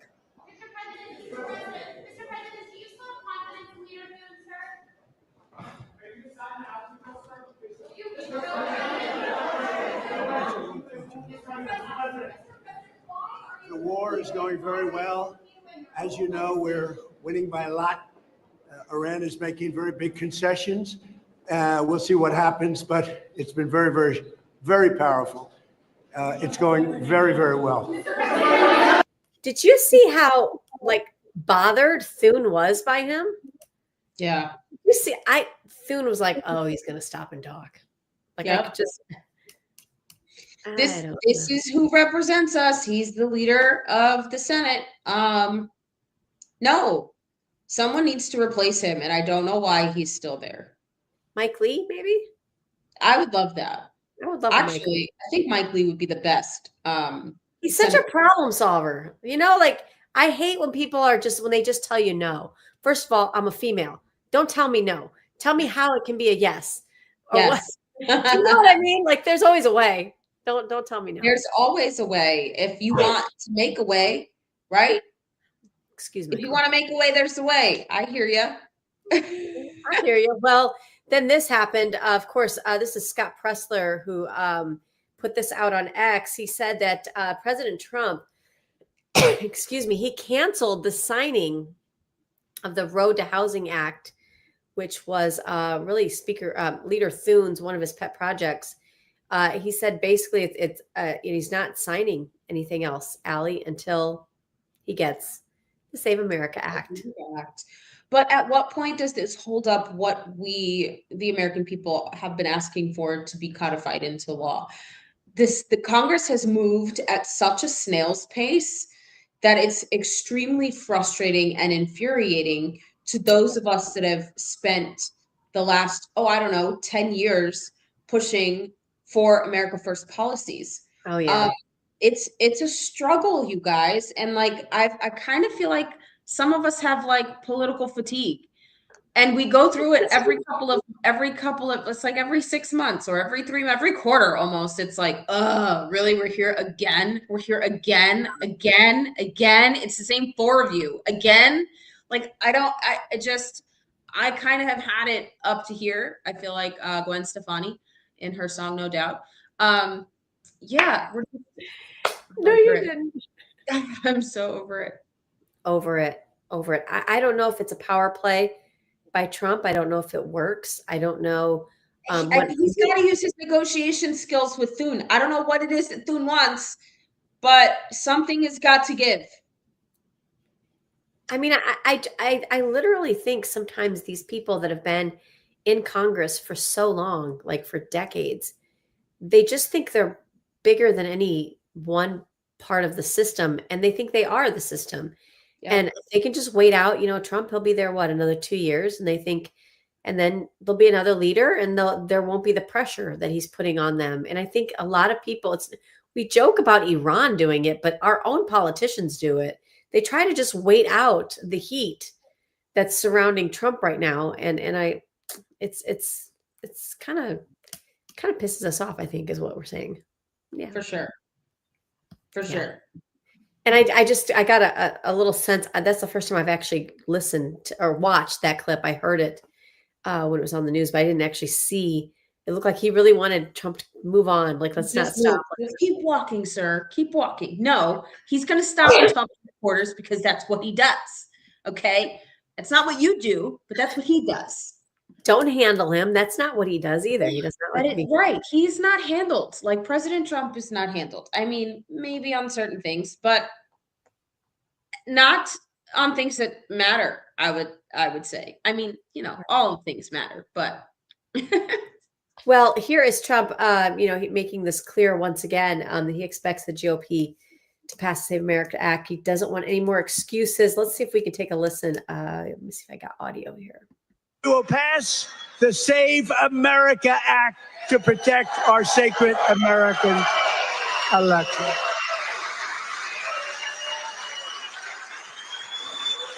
And in the Save America Act, it's very simple. All voters must show a photo, voter ID. Very nice. May we see a picture, please?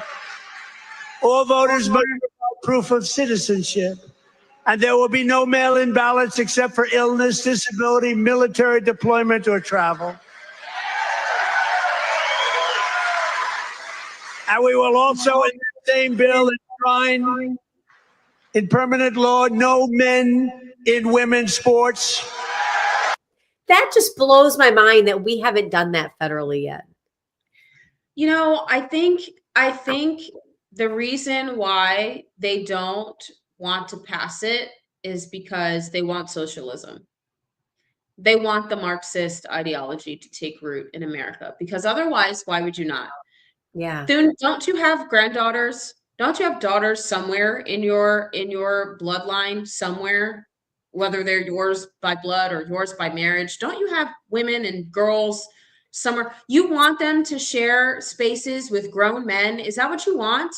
Because if we don't get this Save America Act passed and we have radical Islamists running our country or running rabid in our country, what do you think is going to happen to women and children, sir? Where are you going to be? Locked away in your mansion somewhere, or locked away in the House or the Senate that us taxpayers pay for? Well, and let's not forget, Allie, this is why we are very hard pressed on our state legislators to make sure that they're codifying. You can't wait for the federal. This pissed me off here in Florida. We wanted to get an AI Bill of Rights done, right? This would have really helped our schools, especially to try to outline what we want to allow in our education system here in Florida.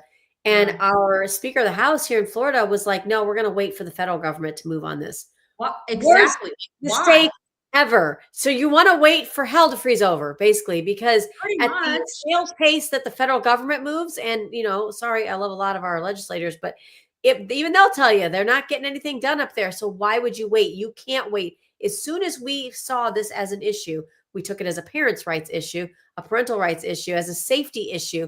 We acted on that here in the state of Florida. So thank God we are not really, we're not really touched by what's going on federally. But then you look at somebody like yourself, you travel outside of the state of Florida for work or whatever, and you don't have those same protections because the state that you and the city that you travel to do not have those same types of laws in effect. So the fact that we can't codify that into law, and we had to tuck it into a voting, is ridiculous. Yeah, it's quite I bet if we tied it to like some New Guinea, trans something, I don't know, what is that? Like, remember there was some crazy one with Senator with Graham. I don't know what they were doing, but they were doing something with like rats or transsexual rats, and who knows at this point. Can we get transing the frogs? We're transing the frogs. This is why we don't have this is why we are. When people ask me, why aren't you guys should really be on on a syndicate. I'm like, I'm good. Unless it's OAN, I'm fine. OAN is great. OAN is definitely great. Allie, this is just crazy. It's so crazy. I'm having a hard time trying to understand why the Senate cannot move. Everyone is frustrated about it. So we had our representative here at an event that I was at just the other day, and I'm talking to him a little bit. Excuse me, Representative Stubbe, and he was saying that explaining so eloquently to his constituency how you can do away with the filibuster, or at least go to one of these talking filibusters, whatever. And we were saying on our show the other day, that is good mainstream TV. Could you imagine if they streamed that for 2 hours straight? I mean, we would be tuned in all day long because I want to hear how they filibuster trying to talk about only U.S. citizens being voting. Mm-hmm. I think the American people would see right through that within a few short hours, and I don't think they can continue a talking filibuster on that after a while. No. What is your argument? At some point, don't you get, somebody takes the temperature of like the consensus of who's watching, and they would be like, yeah, this doesn't look good, guys. No, it doesn't look good, guys. Y'all do polls to do everything else. 85% of Americans want the thing passed. Why are we not passing it? Because you want Marxism to take hold of American sovereignty, because you want illegals voting. That's why. That is the only other reason why. That is the only reason why. Well, and remember, Allie, we were told first, there's no problem with the election systems. The elections, everything's fine. There's nothing to see. And then what did we learn? What did we learn? That's not true. Actually, both sides of the aisle have always thought there was issues with the voting machines, with mail-in ballots. And then you see what took place with LA County. Like, of course, there's nothing to see here. Everything's fine. Now they're finding out in LA County, Allie, the most recent report I'm hearing is that because in California, when you cast your ballot, some states do this, it's tied to basically you can go in and view when your vote is counted, like when your actual ballot has been counted. And people were saying it has been weeks and they're refreshing the app or whatever they're on, and they're like, it's still not showing that my vote is counted. So it makes you wonder, right? Like, nothing to see here. Of course it does. That's enough already. Everything's fine. Everything's on the up and up with COVID. Fauci is all on the up and up. We were wrong about it all, right, Allie? Yeah, right. I mean, at some point, the American people have very little bandwidth for this. We've been BS'd long enough. We feel like, I don't know, we just want them to act. And we keep reaching out to Leader Thune. We've reached out to others in the Senate. I don't know. I don't know what it's going to take. Maybe this visit from Trump is one step closer, but I hope so. I just think maybe that Trump should just sit in the office with him and some of the Senate Republicans and just have a meeting, and no one leaves the meeting until everybody is a yes. I know President Trump has a lot of things to do, but if this is the most important issue and this is a priority, then we need to make it a priority. And Yeah. somebody needs to sit down with every GOP member of the Senate, and no one leaves the room until there's a yes. Because what else is there? If we can't secure our elections, we cannot secure sovereignty of our nation, period. yeah. And again, I don't want to hear that it can't be done. I want you to show me by example. I want you to let people show who they really are. Yes. Yeah. Let's debated see. before. Make that stuff primetime television. I would love it. Do it. Well, Allie, I do want to remind our friends our viewers that are watching today that you can support, as Allie said, you can support the Out of Pocket Ladies by using promo code Open Mic to save 10% on these beautiful pieces of artwork. It's iconic. It's historical. The Washington Commander series, I think you said you had, is it you or was it somebody from one of your friends that has the Trump cigars? Yeah, I have one. I haven't smoked it yet, but I do have one. Well, don't open it. Don't smoke it. Yeah, no, I don't want to. If you go through the Washington Commander series box, you guys, you can see what you're getting there. Obviously, you got George Washington, Alexander Hamilton, Henry Lee III. It tells you all about the collection. When you click on each one of these, this is what I love. It'll tell you what notes are in the blend. And listen, Allie, you've taught me a lot since we've been friends. But one of the things that I value is how you can always recommend to me a good flavor cigar because you know me and you know my palate, you know what I prefer. So I can really now look at this as something that's flavorful. I would have never thought of cigars this way before. Right. And I mean, it's okay for girls to do them, to smoke cigars.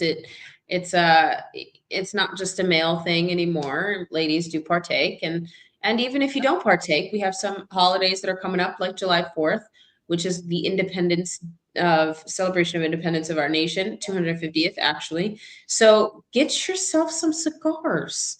Why not? It has a story. Only got a couple weeks left. What else are you going to celebrate? I love that. I love that. Guys, make sure you go to libertycigars.com. Again, libertycigars.com, promo code Open Mic. Save you some 10% and let them know that the Open Mic ladies sent you their direction. We appreciate that. Appreciate that. Allie, before we get into the next part of our show, can you all hear it in my, under the weather today? I can feel it in my chest. Somebody said it's because you've been shaking too many hands and kissing too many babies. And I was like, no, I've been shaking babies and kissing hands. I don't know. Let's not do that. Those hands are dirty. Those hands are dirty. Babies are clean. Hands are dirty.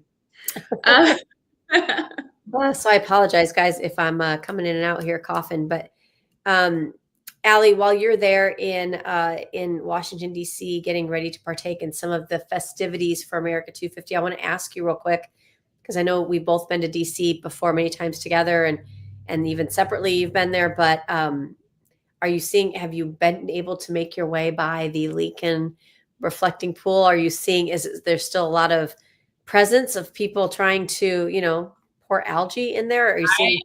I have not made my way there. I am thinking about it. I don't know if I really want to because I don't want to see the crazies, but it would make for good content. So maybe. It might make for good content. What is the I mean, we don't get paid for content, but I'm just saying, like, it's interesting to give y'all like a firsthand view of like what that looks like real time instead of, other, I don't know. Yeah. Anyway.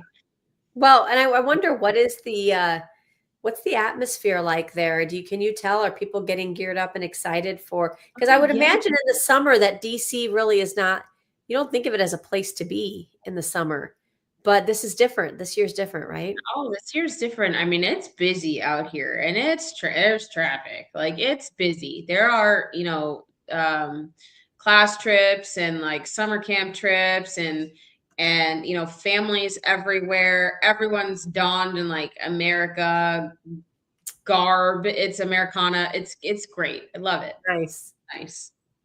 Well, I'm glad that you can be It's there. definitely a different change to see. I know previously we've been out here and it just hasn't really been so friendly, but it's safer and it's like it's just nice. It's nice to be out and then seeing all the guardsmen everywhere, which obviously I think is partly why it's safer, but it's a deterrent, right?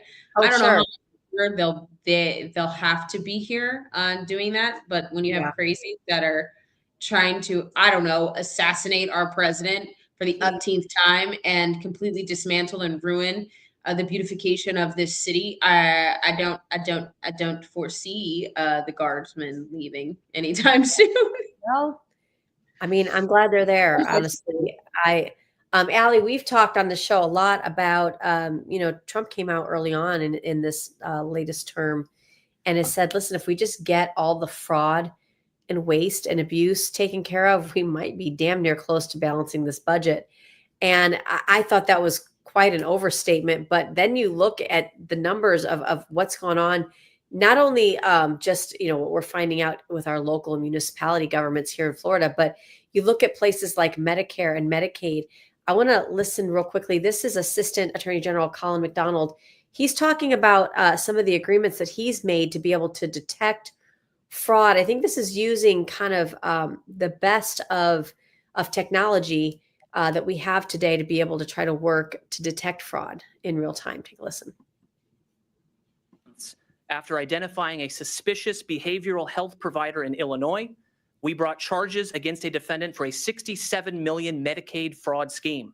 The defendant allegedly billed Medicaid for providing behavioral health services to patients who received no services and were actually even hospitalized at entirely separate health facilities at the time of the billings. Today is just the beginning of a new era of healthcare fraud enforcement. The Fraud Division's Healthcare Fraud Unit, which led today's nationwide takedown, is one of the best investments across the government, saving $106 for every dollar spent. And with the whole of government laser focused on rooting out fraud, under the leadership of the White House Task Force to Eliminate Fraud, we are rapidly enhancing our fraud fighting capabilities. Today, we are announcing an agreement with the Centers for Medicare and Medicaid Services to obtain dedicated cloud computing space in the CMS's cloud environment to run real-time advanced analytical models to detect fraud. We are also announcing agreements with the Federal Trade Commission and Customs and Border Protection to eliminate data silos and enrich our algorithms. And we're coordinating with prosecutors, agents, and analysts from across state and federal government at a scale and scope that has never before existed until today. The era of getting rich off America's healthcare system is over. If you defraud the American people and put profit over patience, we will do everything we can to put you in prison. Okay. He's not mincing words there. Of course not. He shouldn't. Why would you differ? Okay, I've said this before on our show. The American people are fraud victims. Yeah. At a large scale. All of us. Yeah. This is, how when like fraud is detected on your card. Instantly you get that. Yeah. And you get like some kind of like ding, like fraud detected on your card. Right? You know what I'm saying? And then you like have to go through this process. Like why? That is us, the American people. We have become fraud victims. And I'm glad that there is a fraud division, I guess you'd say, trying to weed out what this is, where they are, and who's committing it. This way they can get locked up and justice can be served. Will we get our money back? I don't know. Maybe I would be okay if it went to just balancing the budget. Sure. Why not? But Allie, and when you think about it, how many times, guys, just American viewing public, how many times have you thought, somebody in your family needs to use these services, whether it's a loved one younger that's on Medicaid for the first time, or, you're talking about the food stamp program, any kind of helps that we give in this country, whether you like those programs or not.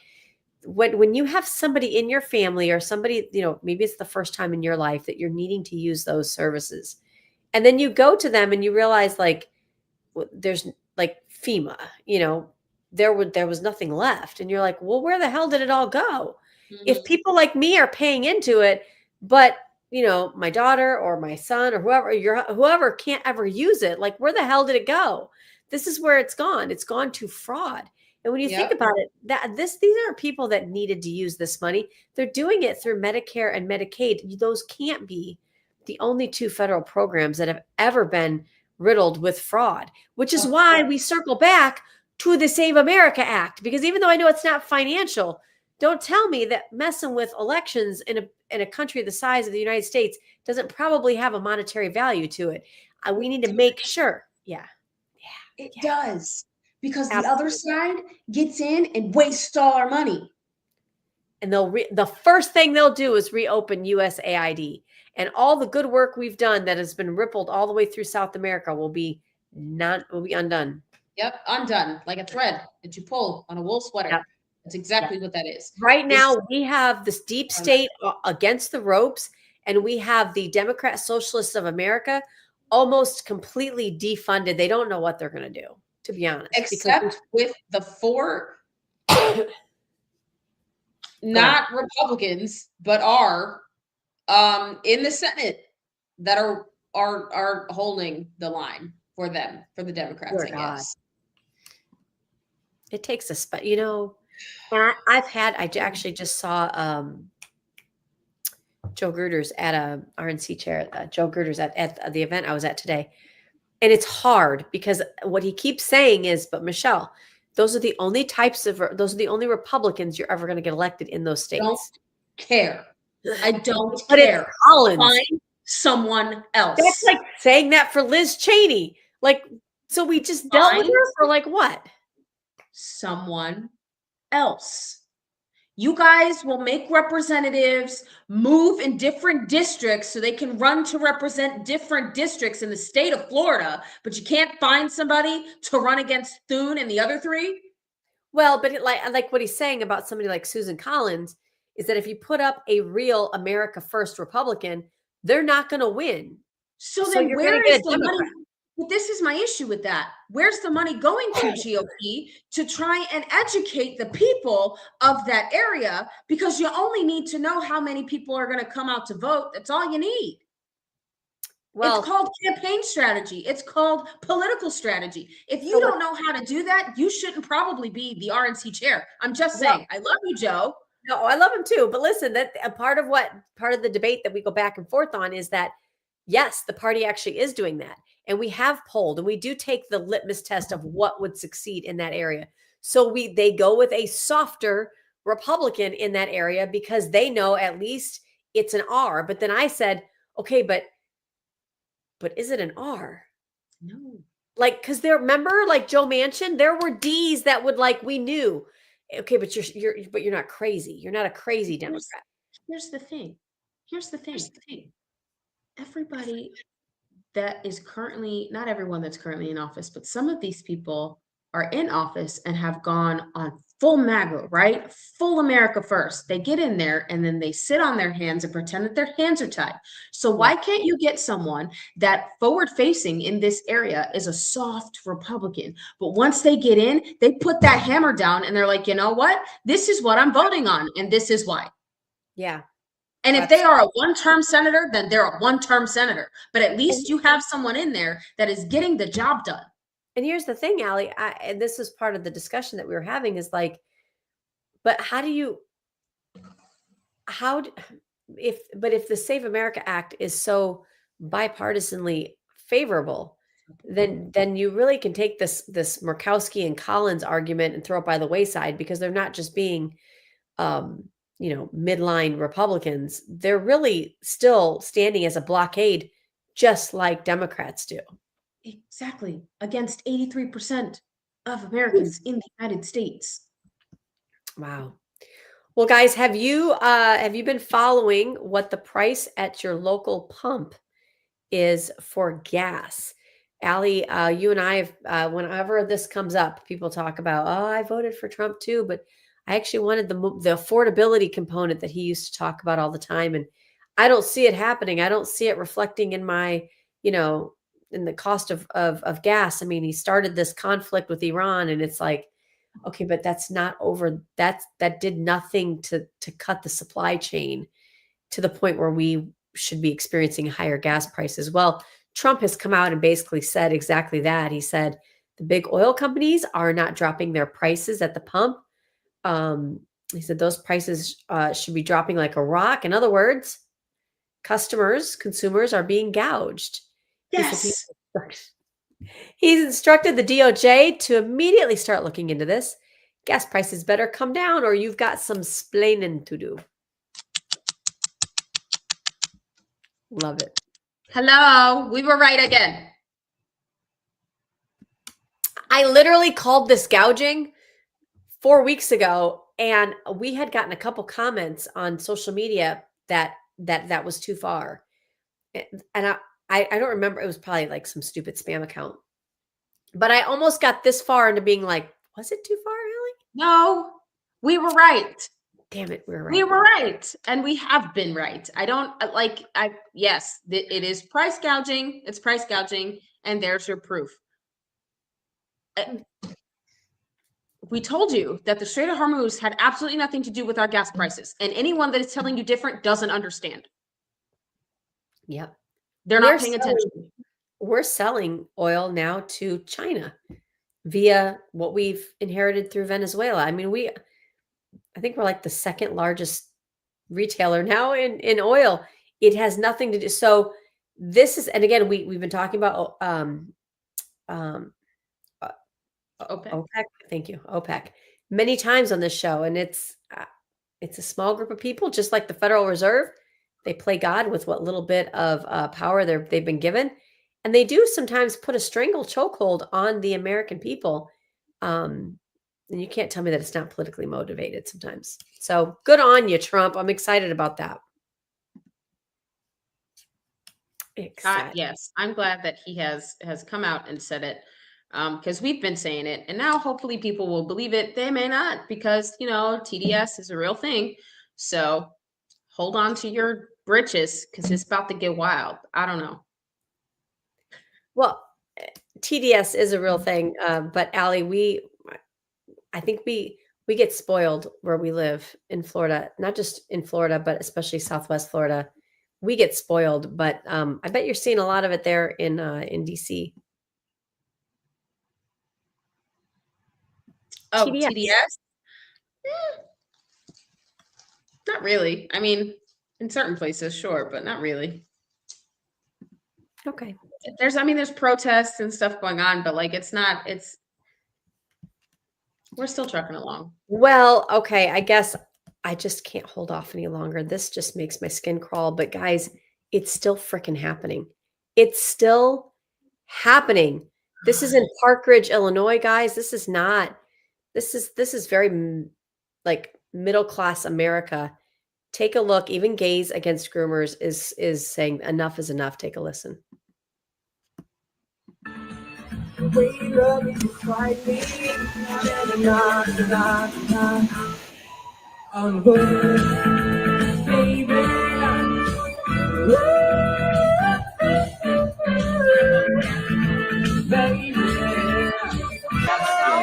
Yes.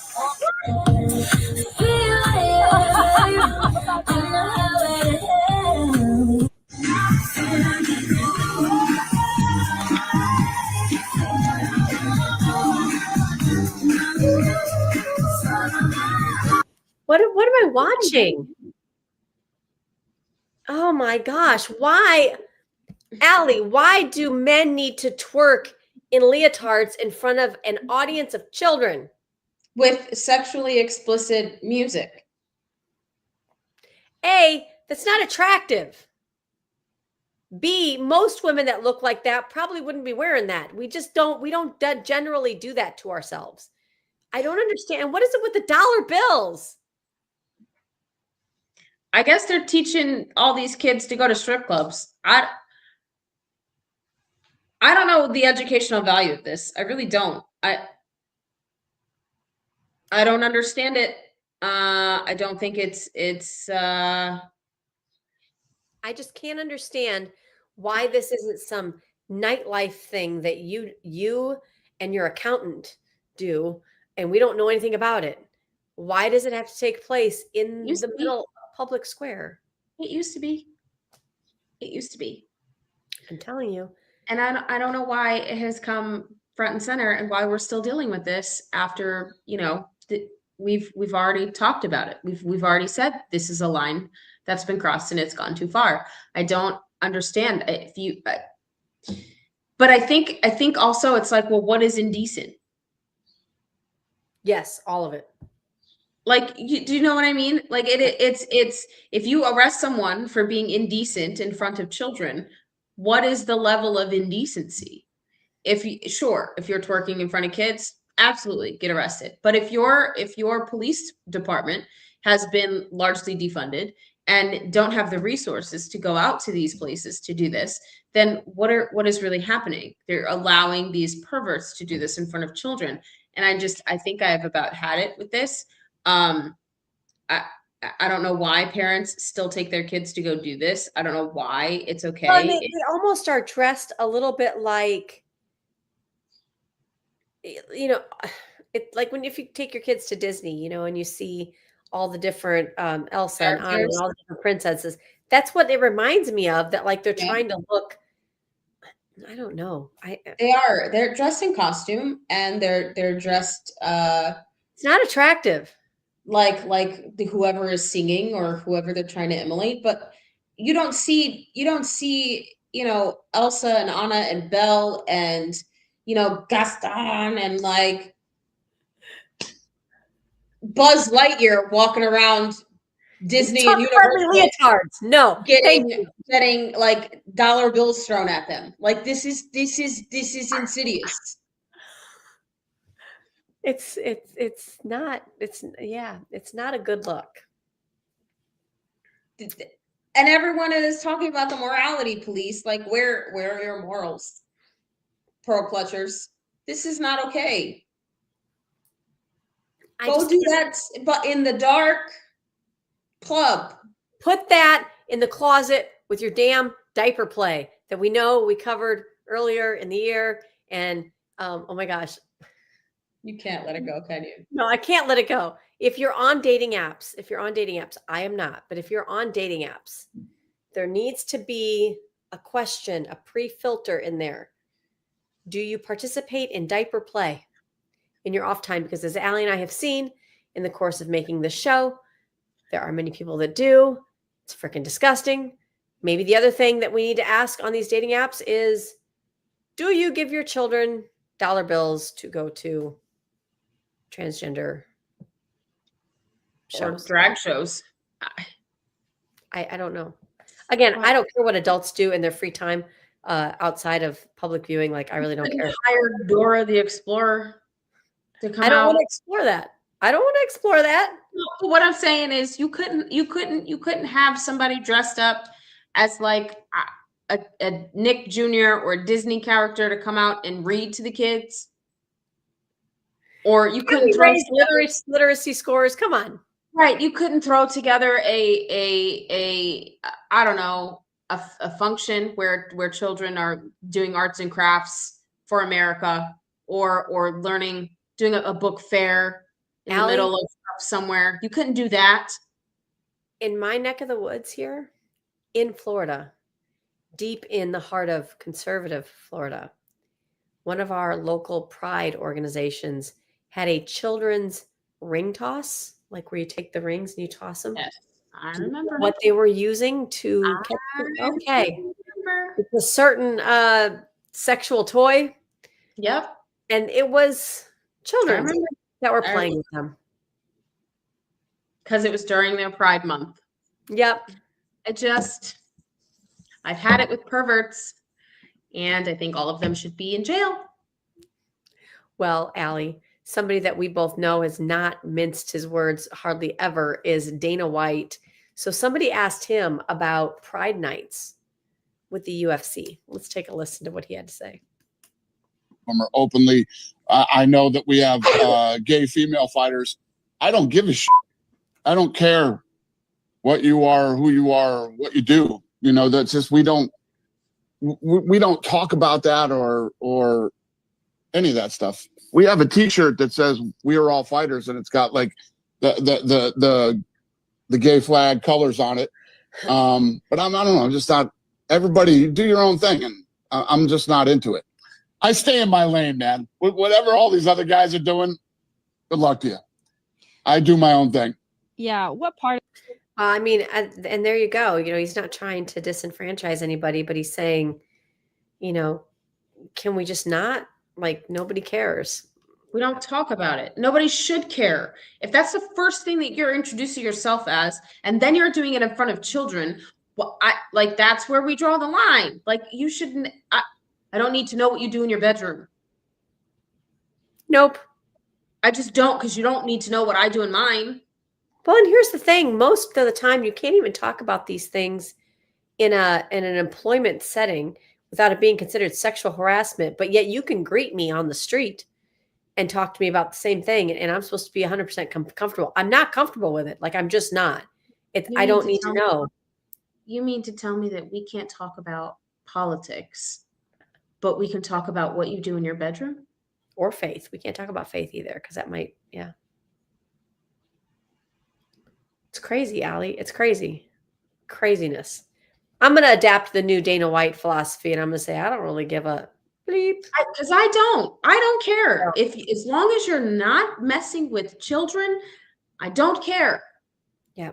Well, and that's what I love about all of the material that Gays Against Groomers puts out, because what they are is maybe you would consider it more of the traditional LGBT community that feels like a part of their movement of whatever they felt or believed throughout the course of decades has been hijacked to make this more of a mainstream, force it down your throat, sorry for the pun, kind of a feeling. And then they never intended any of their lifestyle or however, whatever they believe to have been infiltrated onto young people or in schools or, and I think, Allie, you and I have worked with many Gays Against Groomers chapters, really, and even here in Florida on some good legislation to protect children. So I love when they come out and they take a strong stance against something like this. I do too. I mean, even conservative aunt is like, that's enough. Yeah. Can we just go about our day and be normal? If you're not following conservative aunt on social media, you don't know what you're missing. I think he went on a rant the other day when it was about Chipotle. I don't know if it's true, but there was a Chipotle he went on a rant about it. And he was like, I'm not gay if I don't go get bacon, like gay bacon, like rainbow flagged, colored, everything, like gay flags printed on everything. And he's just like, I guess I'm just not gay if I don't go get it. It just makes me more gay for me to go get it. And I'm just like, I love you. He's funny. I love him. He's amazing. Can we just be normal? Can we please? Can we just talk about normal things? Like, why do I need to know what you do in your bedroom? I don't need that visual. Well, and when we are in, whether it's down in Patriot Gear in Cape Coral, Florida, or anywhere that we tend to run into him, you know what never comes up? We'll talk about politics. We'll talk about Trump. We never talk about sex. Ever. It's amazing. Why would it? It's like we're people. We're normal people. It's like we're normal. You don't need to talk because I'm not a pervert. Because you don't want to know. I don't want to know. I miss you, Allie. I miss you so much. I'm going to get better. I'm going to take more of my medicine and get back out there on the campaign trail. You're going to go enjoy America 250 out there in Washington, D.C. And guys, you are going to come right back here tomorrow, 10 a.m. Eastern, for more of Out of Pocket Live with Allie and Michelle. Make sure you're following at Michelle Posey and at Real Allie Leger for all the updates, especially while she's traveling in DC, because I want to see if she runs into any of these algae creatures. And don't forget to like, share, subscribe. We love you guys so much. Thank you for supporting us. And thanks to our family, TalkRed. We love you guys. We'll catch you tomorrow. See you next time. Two queens, no filter, say what they feel. Allie and Michelle keep it way too real.